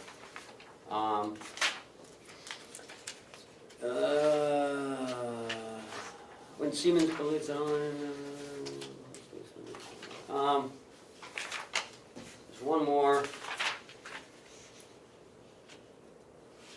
It's amazing, good piece of work. Oh, on page 17 of 20, little I. Now, 10.4, right above it, talks about, Siemens shall indemnify and hold harmless the client and agents of the employees of the client from against claims, damages, loss, blah, blah, blah. Provided, but only to the extent caused by the negligent acts or omissions of Siemens, a subcontractor, or anyone directly or indirectly employed by them, or anyone whose acts may be liable regardless of whether or not such a claim, damage, loss, or expense is caused. But what there's, and a little I, they're saying Siemens is not an insurance company. The indemnity provides by Siemens under section 10.4A shall not apply to damages that are caused by or arise from the failure of the installed fire alarm system to operate properly. The client's sole remedy for defective or non-conforming fire alarm system component provided by Siemens shall be in accordance to the warranty terms contained in Article 5. We're saying, you know what, you're maybe not an insurance company, but you're gonna be liable, and you're gonna take that responsibility. What if one of their workers comes in drunk one day, and God forbid runs someone over? We're gonna say that's okay? Yes, Murph? Okay, there's two things here. Why don't they just strike out that bold that Siemens is not an insurance company? They could put in there that Siemens is not a haberdashery. I mean, it's not about what you're not, it's about what you are. Right. So why is that even in there? A declaration saying that there's not something doesn't make sense. And the other thing, and it's a nuisance thing, why is that an I after 10.4A? And then the next one is, That I don't know. it's a strange outline. Yeah. And then the B is down below, okay. All right, but anyways, I don't know why it needs to say Siemens is not an insurance company. Well, and they're saying that they're only gonna reimburse us up until the cost of the project. Well, what if we get sued for $4 million? What they're saying is they don't want to lose money in this deal. I get it, but if we get sued, you need to, you need to take care of that amount. So What this really says is, they should take that declaration, what they're not out. But what this says with that out there is, listen, if the fire alarm system that we put in doesn't operate, we're responsible for that. But if that fire alarm didn't operate and the building burnt down, we're not responsible for that. So that's telling us we better have a Primex property insurance in the event that the building burns down. right, but And so the insurance company, if they had a bone to pick, they'd have to go to Siemens, not us. so our lawyer's working on it. He doesn't know what he's gonna be able to do, but those are some of the things that I he don't was see a pointing problem. out. I don't see a problem with that, actually. The other thing that thought was different, and I guess the lawyer already picked it up, was on page 15, 9.1, Article 9.1B, about, A certificate of substantial completion? yeah, this substantial completion, it's either done or it isn't done. Well, There's a legal term, I can Yeah. explain it to you. this talks about the punch list. Right. And he's gonna put something in there. I'm not sure what he said he was gonna do, but I did write down something. So he has identified that, and he's gonna be coming back with something.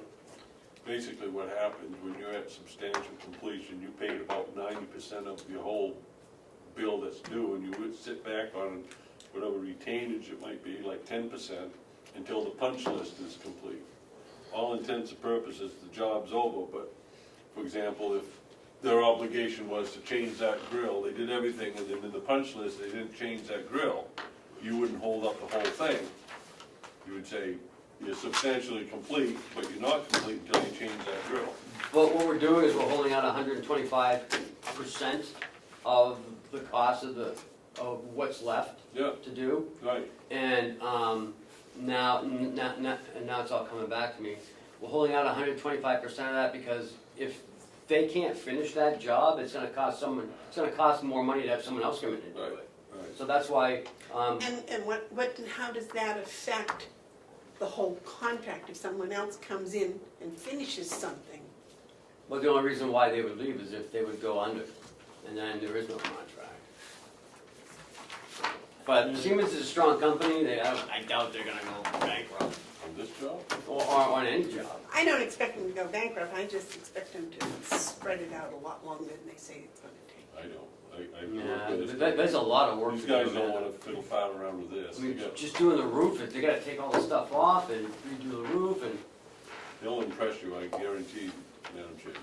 You will- Well, you I've will be talked to the impressed. people at Kingswood and I've talked to the people in Portsmouth, and neither place was terribly impressed with their speed of completion. Can you tell us the names of the people that you talked to?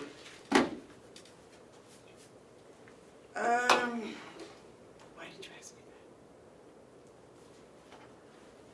that? It's the person in charge of the maintenance at Kingswood. That's why Siemens is no longer at Kingswood. They weren't the ones that did the addition at Kingwood. No, they were doing contract work. They were doing what? But I will get the name and I will get my notes on that. This was before. And how about the one in Portsmouth? It's the Portsmouth School. So I don't know, I'll get the name of that. It's the person in charge of the maintenance. I just completed 4 different contracts with Siemens in the Conway School District, up around $6 million total, and I could not say enough good about this company.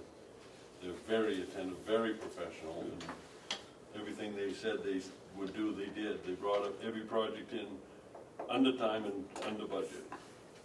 So well, What like. were those? you may have some other conversations. What were those 4 projects? The HVAC and electrical upgrade of John Fuller School in North Conway. The HVAC and the electrical upgrades of the school at Conway Elementary School in Conway Village.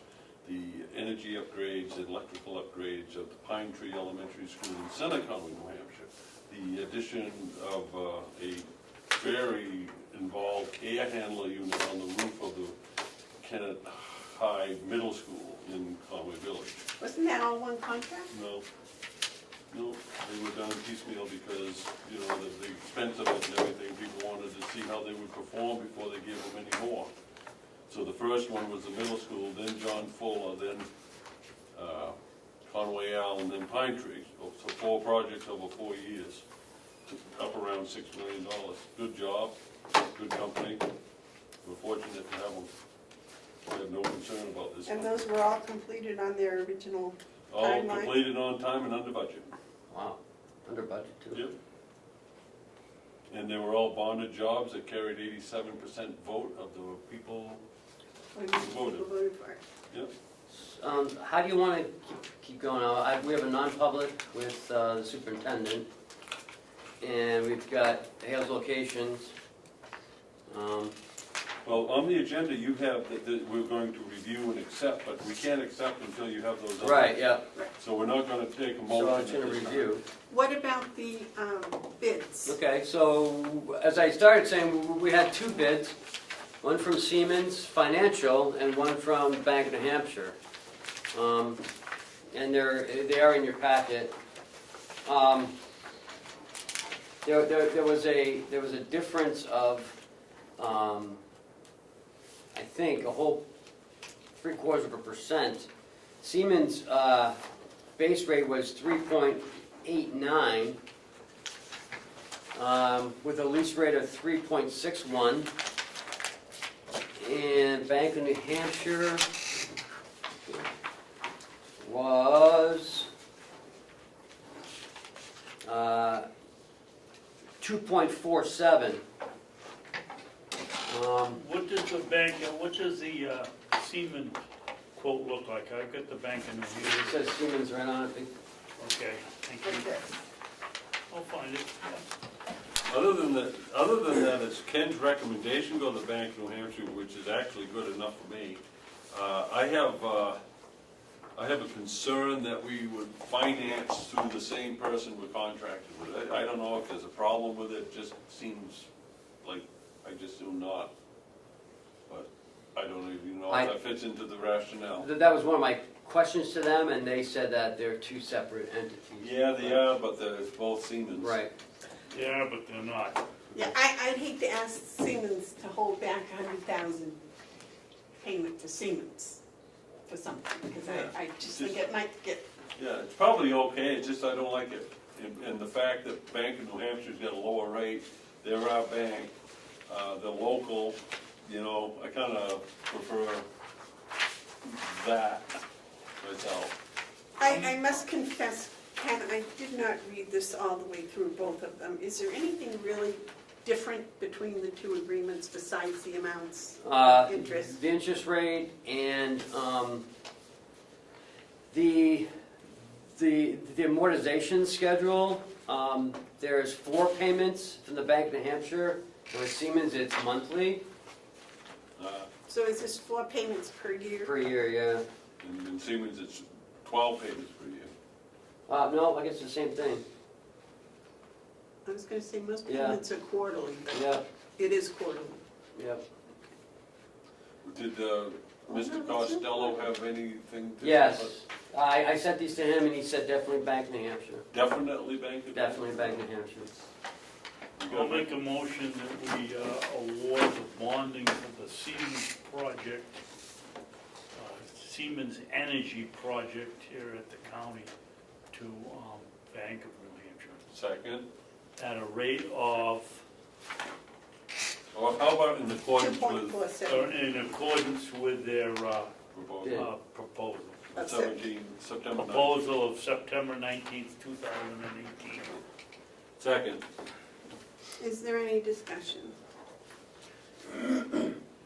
Okay, the motion's been made and seconded to award the contract to Bank of New Hampshire as per their quote on September 19th, 2018. The correct verbiage should be energy savings performance contract. Energy Savings Performance Contract. I have a question. Procedural question. Either the acceptance of the contract and or the finance arrangement need a vote from the executive board or the delegation? The financing piece, I don't believe so, the contract does. The And they executive- kind of play one against the other. We can't proceed with this without this. Okay, so when do you expect to have the delegation act on? Once we get the changes hopefully back by next Wednesday, And if not, then definitely Thursday, because we got 2 days next week to work on this. You've also got a delegation that's gonna be different after December of something. Yeah, I mean, I can't do anything about that. I can't bring them a contract that's not done. Well, Or been accepted by. I'm just Well, wondering, we can have you get the board together? Can you get the executive board of the delegation together, seeing that a number of them, I don't know. No, that won't work, Mark, because if you're talking about the executive board of the 5 people here, they established themselves as the only executive committee for transfers. Theoretically, the whole delegation has been the executive board, so they'd have to all But- meet to. But remember at their last meeting, they said that the delegation voted to give those 5 people the authority to move forward with this contract. I don't remember that. Yeah, I do. I was there specifically for that. I remember that, I'm not sure that they have the authority to do that. I don't but sure that they- they can do that. If they vote on it, they can't still do it. I don't know. Don't they have to appropriate the money? He did. They told us to go and get the bank financing and get this ready and then bring it all together, but you have to accept it before they do. Or else I can't even move forward. But we can accept the Bank of New Yeah. Hampshire contract without actually going forward. Right. I mean, we need this in order to move forward with this, or this and, we need one and the other to move forward. You've got this, and we did that, and we don't need the delegation. No, But that's we fine. need Well, we to, can't do this without the delegation. Right, The but we, question is, was their vote to allow the executive board Yes. a legal vote? yeah, I don't know. That's a good question. Because if it isn't, this whole thing could be gone. So, boy, that's a, well, we can find out, but first we gotta vote on this. we You already did. Oh, did we vote or no? We No, we did not. We didn't, well, it was a Good job. second, but there's. Oh, it was seconded, okay. So can we vote on this now? Sure. All those in favor say aye. All right, Aye. Now you can go on with whatever you so want to talk this, you gotta get Siemens and everyone to get their stuff together and get all the agreement language Yeah. by next, whatever day we're meeting, a week, right? about. Wednesday. Ooh, Next Wednesday would be. Right, so you gotta put a request into the delegation to No, meet us. while they're still members of the delegation. Or you have to wait until organizational day, and they won't be here until January. no, they'll be here in December. We gotta present the They'll budget. be here in December Yeah, we have to present them the new budget the first week of December.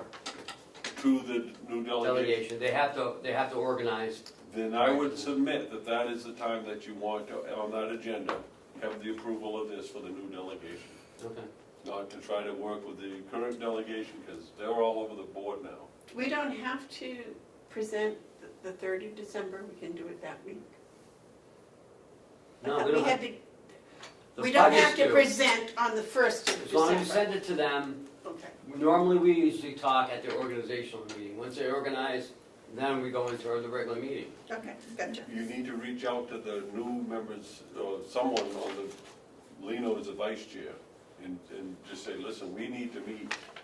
When are they sworn in? The I don't 5th, even know. Yes, December 5th? yes. We need to have them in here December 10th Okay, I'll try to see what they can get that with the together. new delegation. Okay. I don't know who the chairman will be, because they wouldn't have organized, but that may I be. think Lino will probably be taking the meeting over.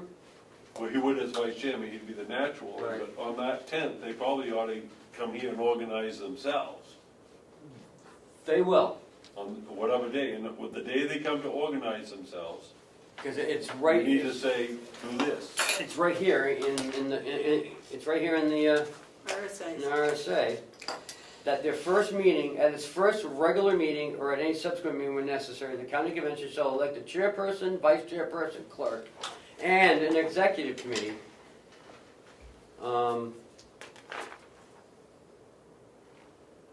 Of the first meeting, the chair of the county delegation shall set the time and place for the first meeting of the county convention to be held during the week of the second Wednesday of December of each even-numbered years. So is that the Second, current chair before No. December 5th, or the chair I don't know. after December 5th? I don't know. I'm guessing Lino would have to do all this. Lena would be, because Because they'll go to Concord and get sworn in, and the new ones will be the delegation. and Lena will have become the chairman because he's the vice chair. Right. That's right. I think so. But what was the date? It's the The second? second Wednesday of December, Okay, so they have to meet here on the 12th. the 12th. That's when we have to be able to say to them, please No. approve this. The week of this, of the second Wednesday, so 10th through the 14th. Okay, so Lino has to pick that date. So you're right, it would be still the 10th.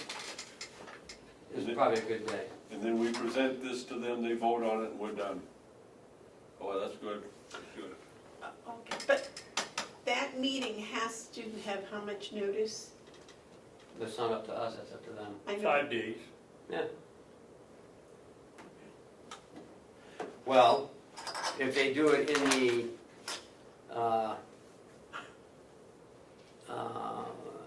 on days when there is no meeting of the House of, so on a day of which there is a meeting in the House of Representatives, such meeting may be held only in the city or town in which such meeting of the House of Representatives. Notice, the clerk of the convention shall mail to each member of the convention a notice stating the time, place, and purpose of further meetings at least 7 days before the day of the meeting, and shall cause published, or mailing such notice is not required during any session of the general court. If the notice is printed for 2 legislative days in a journal, which is what they normally do. So what they could do is get in touch with Ed Butler, who's the clerk, and ask him to post in their calendar that there will be a meeting of the delegation on the 12th. But that's not up to us. No, No, no, we certainly have a vested interest that they do it, Yes? and there's enough new people coming, so we should help them. and I think if the commissioners ask for a meeting, they have to do it. Well, I don't think we have to, we just have to schedule it, because they have to already. Okay. Okay, the next thing is Hale's location checks. Could we just do a quick non-public with Jason while he's still here? I'll make a motion that we go into non-public for, under RSA 91-A:3, paragraph 2, parentheses C, matters which if discussed in public would likely affect adversely the reputation of any person other than the member of the body or agency itself. Second. Roll call, please. Yes, yes, and yes. Commissioner Hounsell. Yes. Commissioner Babson. Yes. Commissioner Bevard. Yes.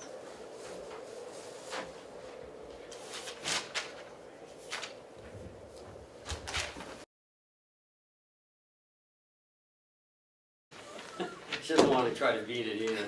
And Jim, Are we ready? make a motion that we seal the minutes of the non-public session. Second. All those in favor of sealing the minutes, say aye. Aye. Aye. Madam Chairman, I move for a quorum of the Carroll County Board of Commissioners to ratify the agreement in general release between AFSCME, Council 93, Deanna Chafee, and Carroll County in its Mountain View Nursing Home and Rehabilitation Center.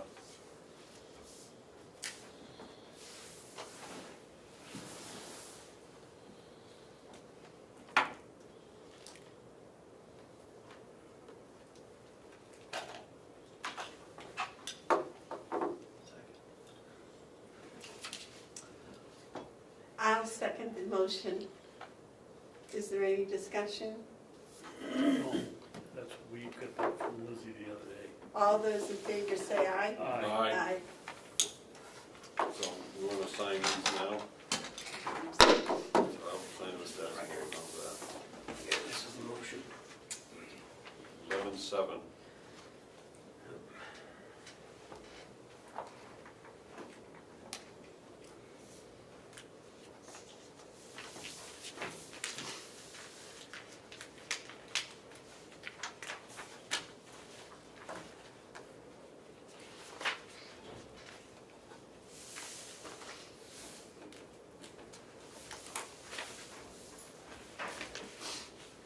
You'd have to to convince me that the judicial system really works. Do I add into this something? Oh, it doesn't?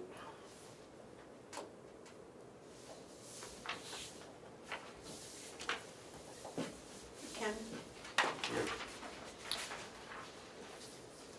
Okay, we have Hale's location? Yes. Send it down to even have one this Okay. way.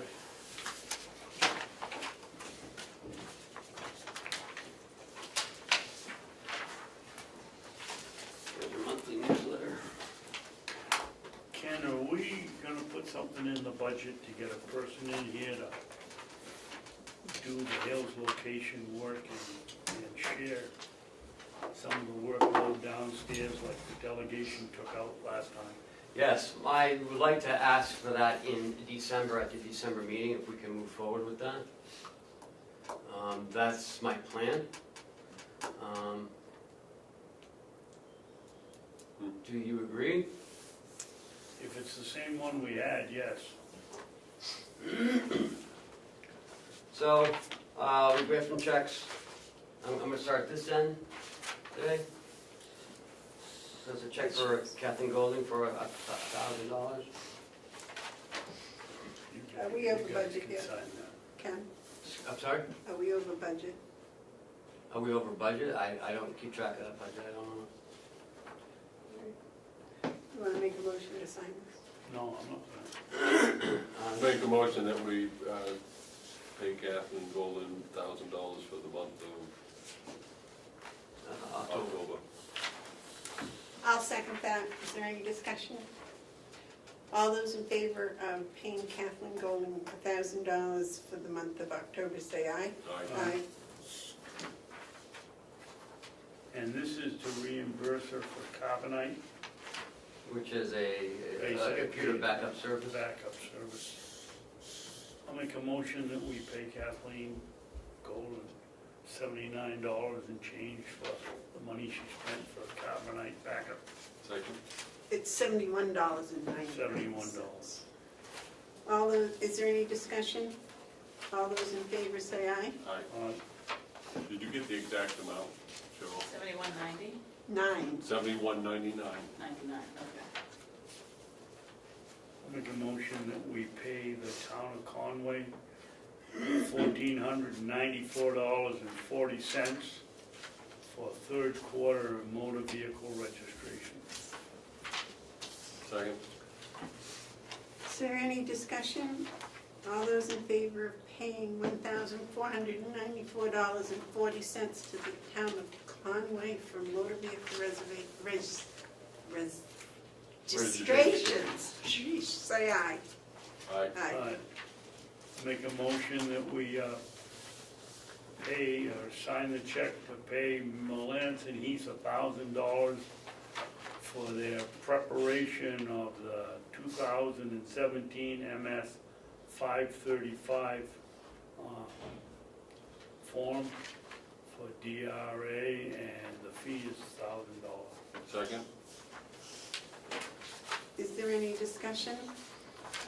All those in favor of the motion to pay Melanson Heath $1,000 for preparation of the 2017 MS 535 for Hale's location, say aye. Aye. Aye. I guess, what, we're paying Conway $1,000 and yet, Well, it's $1,000 plus 5% of what was taken in. That's why it's $1,495. okay, well, what's this one from the town of Conway for Mountain View revenue and? Motor vehicle revenue. What is that for if we're now putting it back in the bank? Well, that goes in the bank, that's what we collect, the 9,000, and we pay Conway And then we for turn around administering and it, right? turn out Yes. the account, okay. Okay, so we don't need to And, vote on those. This is for, The treasury. TRA. They're gonna be doing on Hale's location, and it looks like a new assessment, is that what that is? An equalization process. All you have to do is just sign it. Well, that would be the chairman, wouldn't it? Or no, I No, guess we all. we All three, do. it's a select board. Do we need to vote on signing that? That would be a, I think so. yeah. Make a motion, we sign the, application or,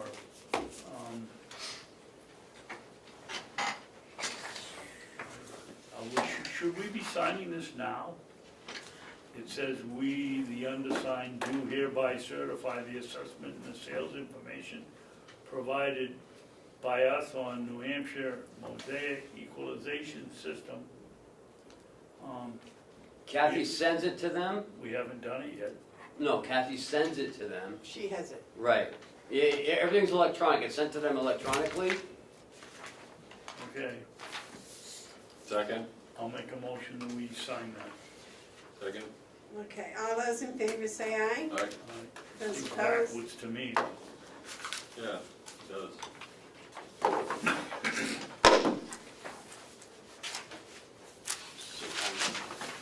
Sometimes the state comes back. So I'm sorry, Kenny, when Sir. did you say you were gonna put in the extra help downstairs and that we could take it? The first meeting of the new delegation, we didn't get anywhere with the old delegation, So so. what are you gonna ask for supplemental budget? No, I'm just gonna ask to transfer some funds from our budget into the salary line, so that we can, Get started? yeah. We don't want to put it in the budget?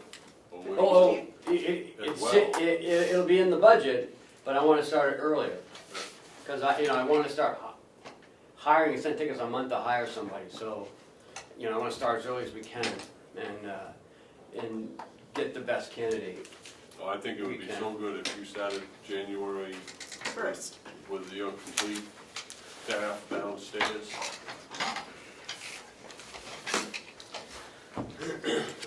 Next is my updates, so, Oh, we're still in, we're still Um, in session. Yeah. so there, Brain cramp. do you remember when Jessica Reed was here and she had her baby and we allowed her, well, I allowed her to go across the hall and, because she could bring the baby in for a while until it could start walking and then she would find care for it. Well, that room is no longer being used by them, so it's, back in motion. But now, if it's in the budget for an investigator, I think we should allow the investigator to have that office, if that's okay with the Board of Commissioners. Who is the investigator working for, the sheriff's department or the? No, it'll be for the attorney? county attorney once they're hired. I think Brianne's gonna share her office with her helper, because they don't have a lot of room up there in here.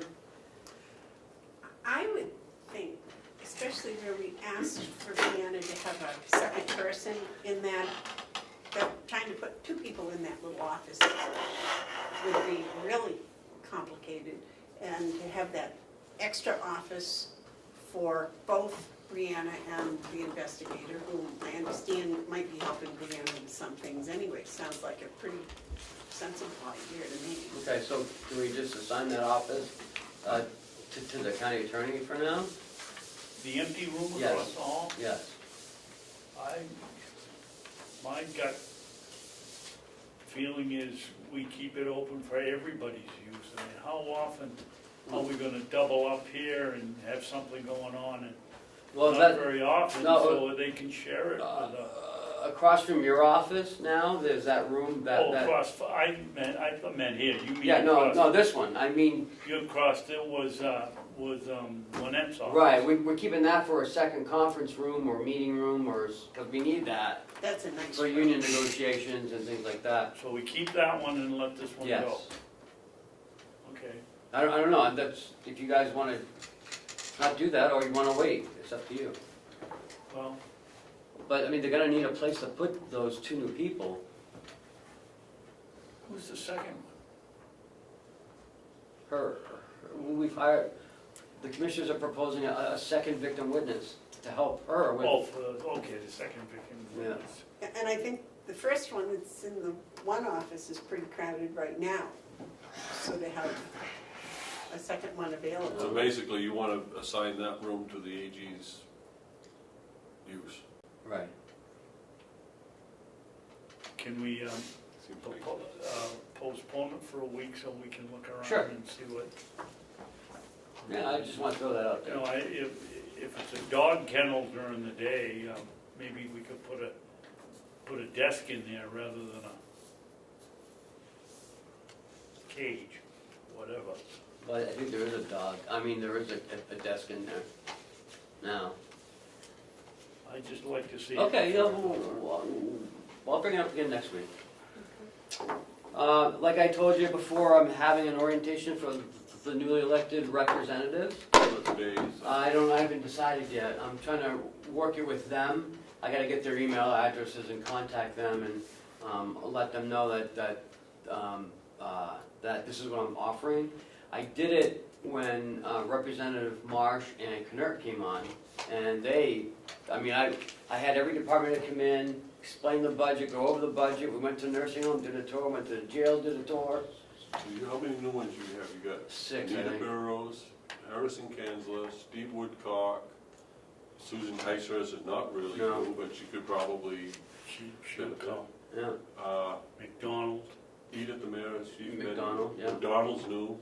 And Commissioner-elect So you McCarthy. get 6 new delegation members and a new commissioner. I think that's an excellent idea. You know, just to get them, because most of them don't even know they didn't know that they have to do anything in the county, you know? I mean, it's Can we work with you setting that up? Because I know as a representative, I thought I was really getting the straight skinny from what was going on here. And come to find out I get elected, I wasn't getting, I'm not saying anybody was lying, but it was colored. yeah. And I think that if the 3 of us can help you I'd like to be there. set up. Yeah, that's fine. Set up, and even, I'd like to be here too. Hmm. I don't think it's advantageous to have all the department heads here, go over all the budgets, do everything. And I mean, that should be a 2 or 3 day session. And only for Well, now, a couple of hours here. No, it's all day. That's what I mean. I Yep. think that's.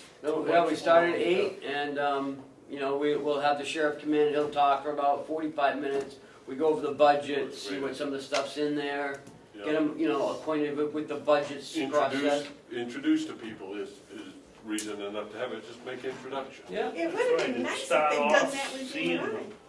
I know, we just showed up. And start off seeing the facilities and meeting the people, and then come in and, you know, if you tell them it's the farm, I don't know whether they're looking for a big barn with bales of hay in it, or cows, or horses, or what, but show them the facilities and then come in and talk to them. You'll have a schedule Yeah, oh, yeah. laid out, so Yeah. that everyone will be fit into. And I do think you wanna, if you can, do a walkabout. That's what I mean. yeah, we First. walk from here to the nursing home, then we walk from the nursing home to the, by the annex, then we walked into the jail. And on my back, I showed them the barn and the Yeah. house and Yeah. and the wood way out in the field and some of the fields. You know, but after a while, they kind of get, there's too much information that they process, they start glazing over. The thing I find that when I go to give someone a tour, they get all disoriented as to how the buildings in the field and the pond, you know, they'll get back here and then they'll think that the jail must be across the street, because just of the way they. Oh, he still does it, he's been here 10 years. Okay, so It I'll was let a you. year before I saw the water tank. That's a good point. Amanda's, have you ever seen it? Yeah, well, no, not officially. Okay. I've been She's here, never seen it, so you're lucky. I've been here That's why 6 it was- years, and then throw in 12 on the delegation, and I just saw it last year. Oh, Yeah, there's a didn't know lot what to it see. going up there, coming back was a There's a little. lot to see. Oh, yeah. It really is. It's quite a complex. But you gotta get the full understanding. You know, the people who have not, the reps who have not gone on a tour or have gotten a you know, the whole process. And Marcia and Knurk at least had some understanding of who the department heads were and how it worked and where the jail was. Well, it's good counter to some of the perceptions that one can derive from reading the account of the Conway Daily Sun and the Carroll County Independent. Right. You know, you gotta really come here yourself and see And things. see it. And I just got an email, exciting news, the audit is final, and it's on my desktop right now, final version. How much money did we steal? The mail, I ordered 6 bound copies, 1 for each of you, 1 for me, and 2 for the office. The state get one? No, They don't care about no, it. Does the delegation have one? no, Provided for them? no, it'll be online if they want one. Or it's down in the office? if Yeah, they yeah, want it's to down in the look office. at it. Is the court aware, has been made aware that, No, I just got it, so Okay. I haven't even sent it to Liz Bailey yet. okay? But it's done and we have it, so And we're in good shape. it's still nothing changed. Okay. No, I guess it didn't. Oh. Wonderful report. Yep. And next Monday, we're closed for Veterans Day. And we have a meeting on Wednesday and Thursday next week. The following week is Thanksgiving. We're meeting on Wednesday, the 20th. And, Tuesday the 20th. yeah, sorry, Tuesday the 20th, sorry, John. And, Wednesday. Tuesday We the have one 20th, Wednesday off. we're meeting on Tuesday instead. And we're meeting the 14th and 15th. Oh, I thought we were gonna do two days in Thanksgiving week too. No, Okay. and that is all I have. All right, commissioner updates. I can't think of any. Well, what was the one I was gonna, Oh, We did something. what was one? yeah, you're gonna do You it said commission wait till now. to the commissioners. It was back when we were doing something. Yeah, on the early. budget. I'm glad that it isn't just me that's losing money. No, it wasn't the telephone. No? It was something. Maple trees? No, but we gotta remember to do that too. We've gotta, someone's Oh, gotta I've heard come that up with a before, bid maple for trees. the, someone's gotta come up with a bid for the maple taps. Oh, I wanted to ask you, do you wanna go out to, what do you wanna do about the audit for 2019? You wanna use Melanson Heath, you wanna Yes. bid, or what do you What wanna about do? their contract? Is it up? What contract? Don't we have a multi-year contract with Melanson Heath? 16, 17, and 18. So we're done. No, that was 16 and 17. We haven't done 18 yet. Mark? I think we should make a motion to ask the delegation for permission to hire Melanson Heath to do our audit for 2018. Second. Okay, motion's Should made. we wait till December? Well, we're talking about it now. We'll make the decision, let's do something with it. We do it like we did last year. If you move on I'll have to a, the budget. I'll have a letter ready for this, to sign next week for you guys. And then when the delegation meets in December on that day, then that'll be on that agenda, then we will have that. We'll have the letter and, Then we can get started January Okay. 1st, and the delegation won't feel that they need to sue us. I mean, there is some information that we can start late January. But we get the permission to do it, then we Way can before, follow right, over. yeah. Cheryl, would you read back that motion, please? Commissioner Armstrong motion to ask the delegation for permission to hire Melanson Heath for 2019 audit. Do it 18 of it. 18. 18 audit, I'm sorry, I'm looking at 19 Yep. already. That happens. Second. I second it. Babson seconded. Yes. Okay, all those in favor of the motion say aye. Aye. Aye. You know, since we're a procedure-bound organization here, I think we better take a bid, have a motion to give the I gotta check. Melanson Heath the contract without going out for bid, because it's more than Very good. 5,000 bucks. Well, I have to check and see if I think we signed a contract for 3 years. I need to check and see that date. I thought you said it was up this year. Well, I thought I saw 18, but 16, 17, and I 18. think it was, and that's why I asked. Yeah. Yes. I'd like to make a motion that we forego the no bid requirement, the bid requirement for the purpose of hiring an auditor for the 2018 financial audit. Why? Because they have done such a wonderful job, and there's a continuity aspect to having them have familiarity with our books, our methods that will speed up, perhaps speed up the process. And I'm very satisfied that Melanson and Heath does an excellent job for a fair price. And I'll be glad to second it. You gotta get that in the statement, Yeah, Cheryl. yeah. And it's also a service, which doesn't fall under the, doesn't So fall under we're the really bid. going far beyond what's Good. expected of us. For the first time for it. Okay, the motions are made and seconded to forego the bid process in hiring an auditor for the year 2018. Is there any discussion? All those in favor say aye. Aye. Aye. The year 2018 audit, not the year 18. Yeah, But that wasn't the motion, Madam Chairman, it was Melanson. To forego the bid. And the reasons why, Right, but you get the reasons, I right? think you got them all there. Okay. We only need one reason, right? Does it require 3 reasons? No. I don't know. It doesn't We can require have a any, reason really. to, because I think it's a good thing to do, that's a reason, you know, it's arguable, but. I thought it had to have a reason. I think the continuity, I can't imagine Right. that we don't get charged for a new outfit coming in here and finding out what they have to. Something like an audit, you want to establish a relationship between your own finance office and the auditor, and then they get that sense of how to get things done. Confidence or lack of confidence. Right. But the RSA says any purchase of equipment or materials made by a county in an amount excess of 5,000. We're not purchasing any Well, equipment. we didn't have to Or make that material. motion, but we We did. didn't, you know, and that was one of Cordelli's complaints, and then we pointed out to him that it was a service that we didn't need to do. Didn't hurt, just a little bit of hand. Yeah, yeah.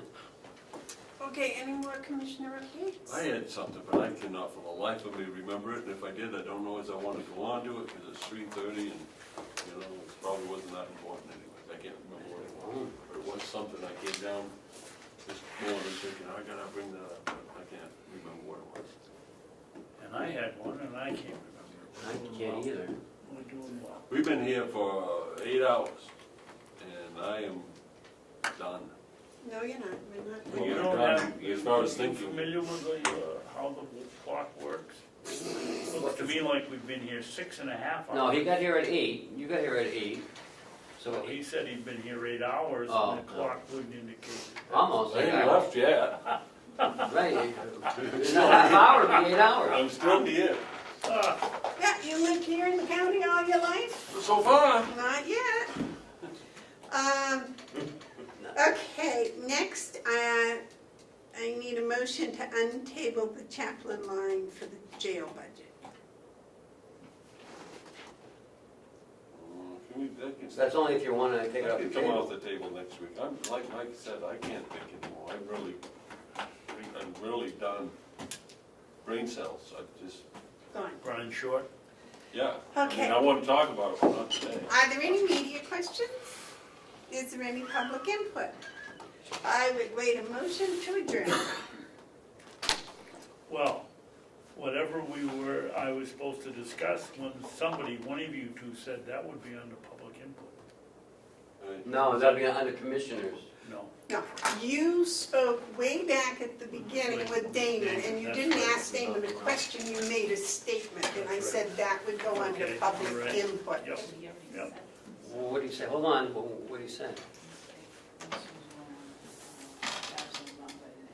Oh, you weren't invited to any candidate nights. Oh, yeah. Well, that's what she just said. Oh, okay. Yeah, it was a public comment. You know, I don't know how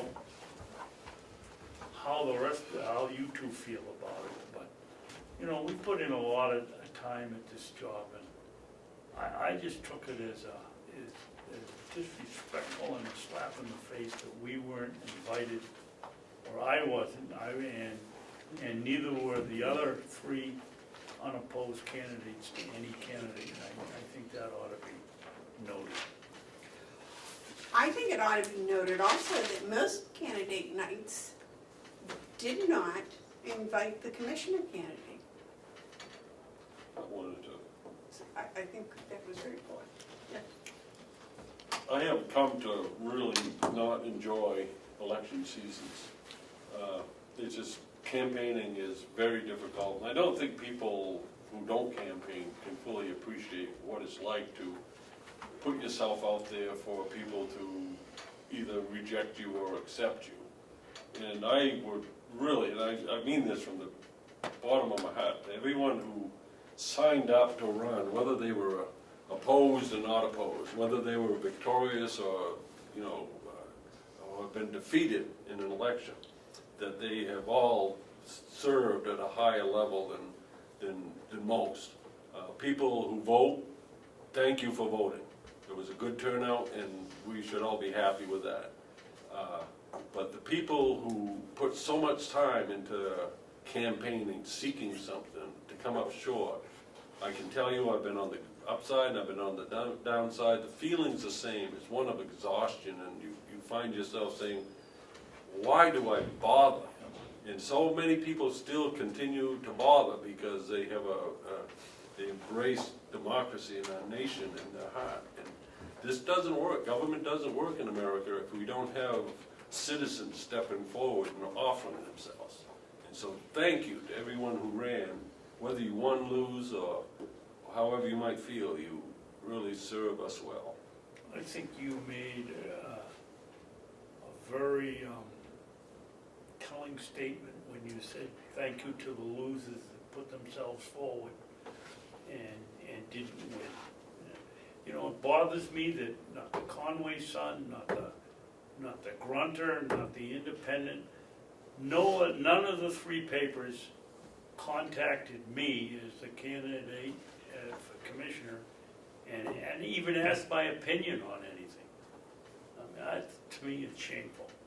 Well, it didn't serve the people well, because when you have a board, you have the makeup of the board, and by knowing where you stood, it would help them understand what the contested races makeup might make this board. So I think they lost that opportunity, and that was to the hurt of the voting public. It's just the way it is. But I hope we don't use terms like losers. There was no losers in these races. The people who ran and lost served as much as the people who ran and won. The advantage of the ones who didn't make it, the ones who were defeated, they completed their duty by offering themselves, and yet they are relieved of having to do any of the work. There's a lot of work involved in public service. In fact, being a commissioner is a four-letter word, W-O-R-K. And being a delegation member is a four-letter word. And people who offer themselves and didn't make it, they're actually, in one sense, better off because they don't have to Be lamb-faced. don't have to do this. And it's really quite amazing that people would step up and offer themselves. Well, you don't see very many young people doing it. Why is it the older generation? I don't know, Older generation. I'm thinking of Gene Chandler, all of a sudden he's done, but that's 18 terms, 18 consecutive terms. He won, and yet we remember the one that he didn't win yesterday, and I hope people really reach out and appreciate people like Mark McCarkey, Karen Umberger, Gene Chandler, these people who have served and did the best that they could as they did it, and to thank them. And those that chose not to run after serving, like Mr. Schmidt. Right. To thank them, to thank these people who ran and didn't make it. To pray for the ones who did. The ones that didn't make it were winners that didn't get enough votes to take the office. And I'm serious about the pray for people who did. Pray for those in authority over you. Having been That you may voted, live peaceable and quiet lives, like the Romans. Having been both a winner and a loser in the political race, I know that both experiences have been a great enrichment to my life. So, and the fact that there were so many voters that got out and voted makes me feel so happy. And young people, That young people people voting. have You know, the young spoken. people voted, they didn't run for office, but they voted, They voted. so that's a start. Declare. We won't write them if you don't. We are dismissed. Wait a minute, who made more process? Oh. He did, he And said. it was it second? No, I said, without objection, she should declare us adjourned. But I don't care, I'll make a motion, we adjourn. He's the I'm one gonna told me bring to you do it. Robert's rules I, He's the one back, told me you to can do take it it. home with you. He told me what to do. I would make a motion, we adjourn. I'll I second second it. And David, if I irritated you, You did. I don't, I'm sorry for it. Yes. I'm pretty sure there's not a bill there.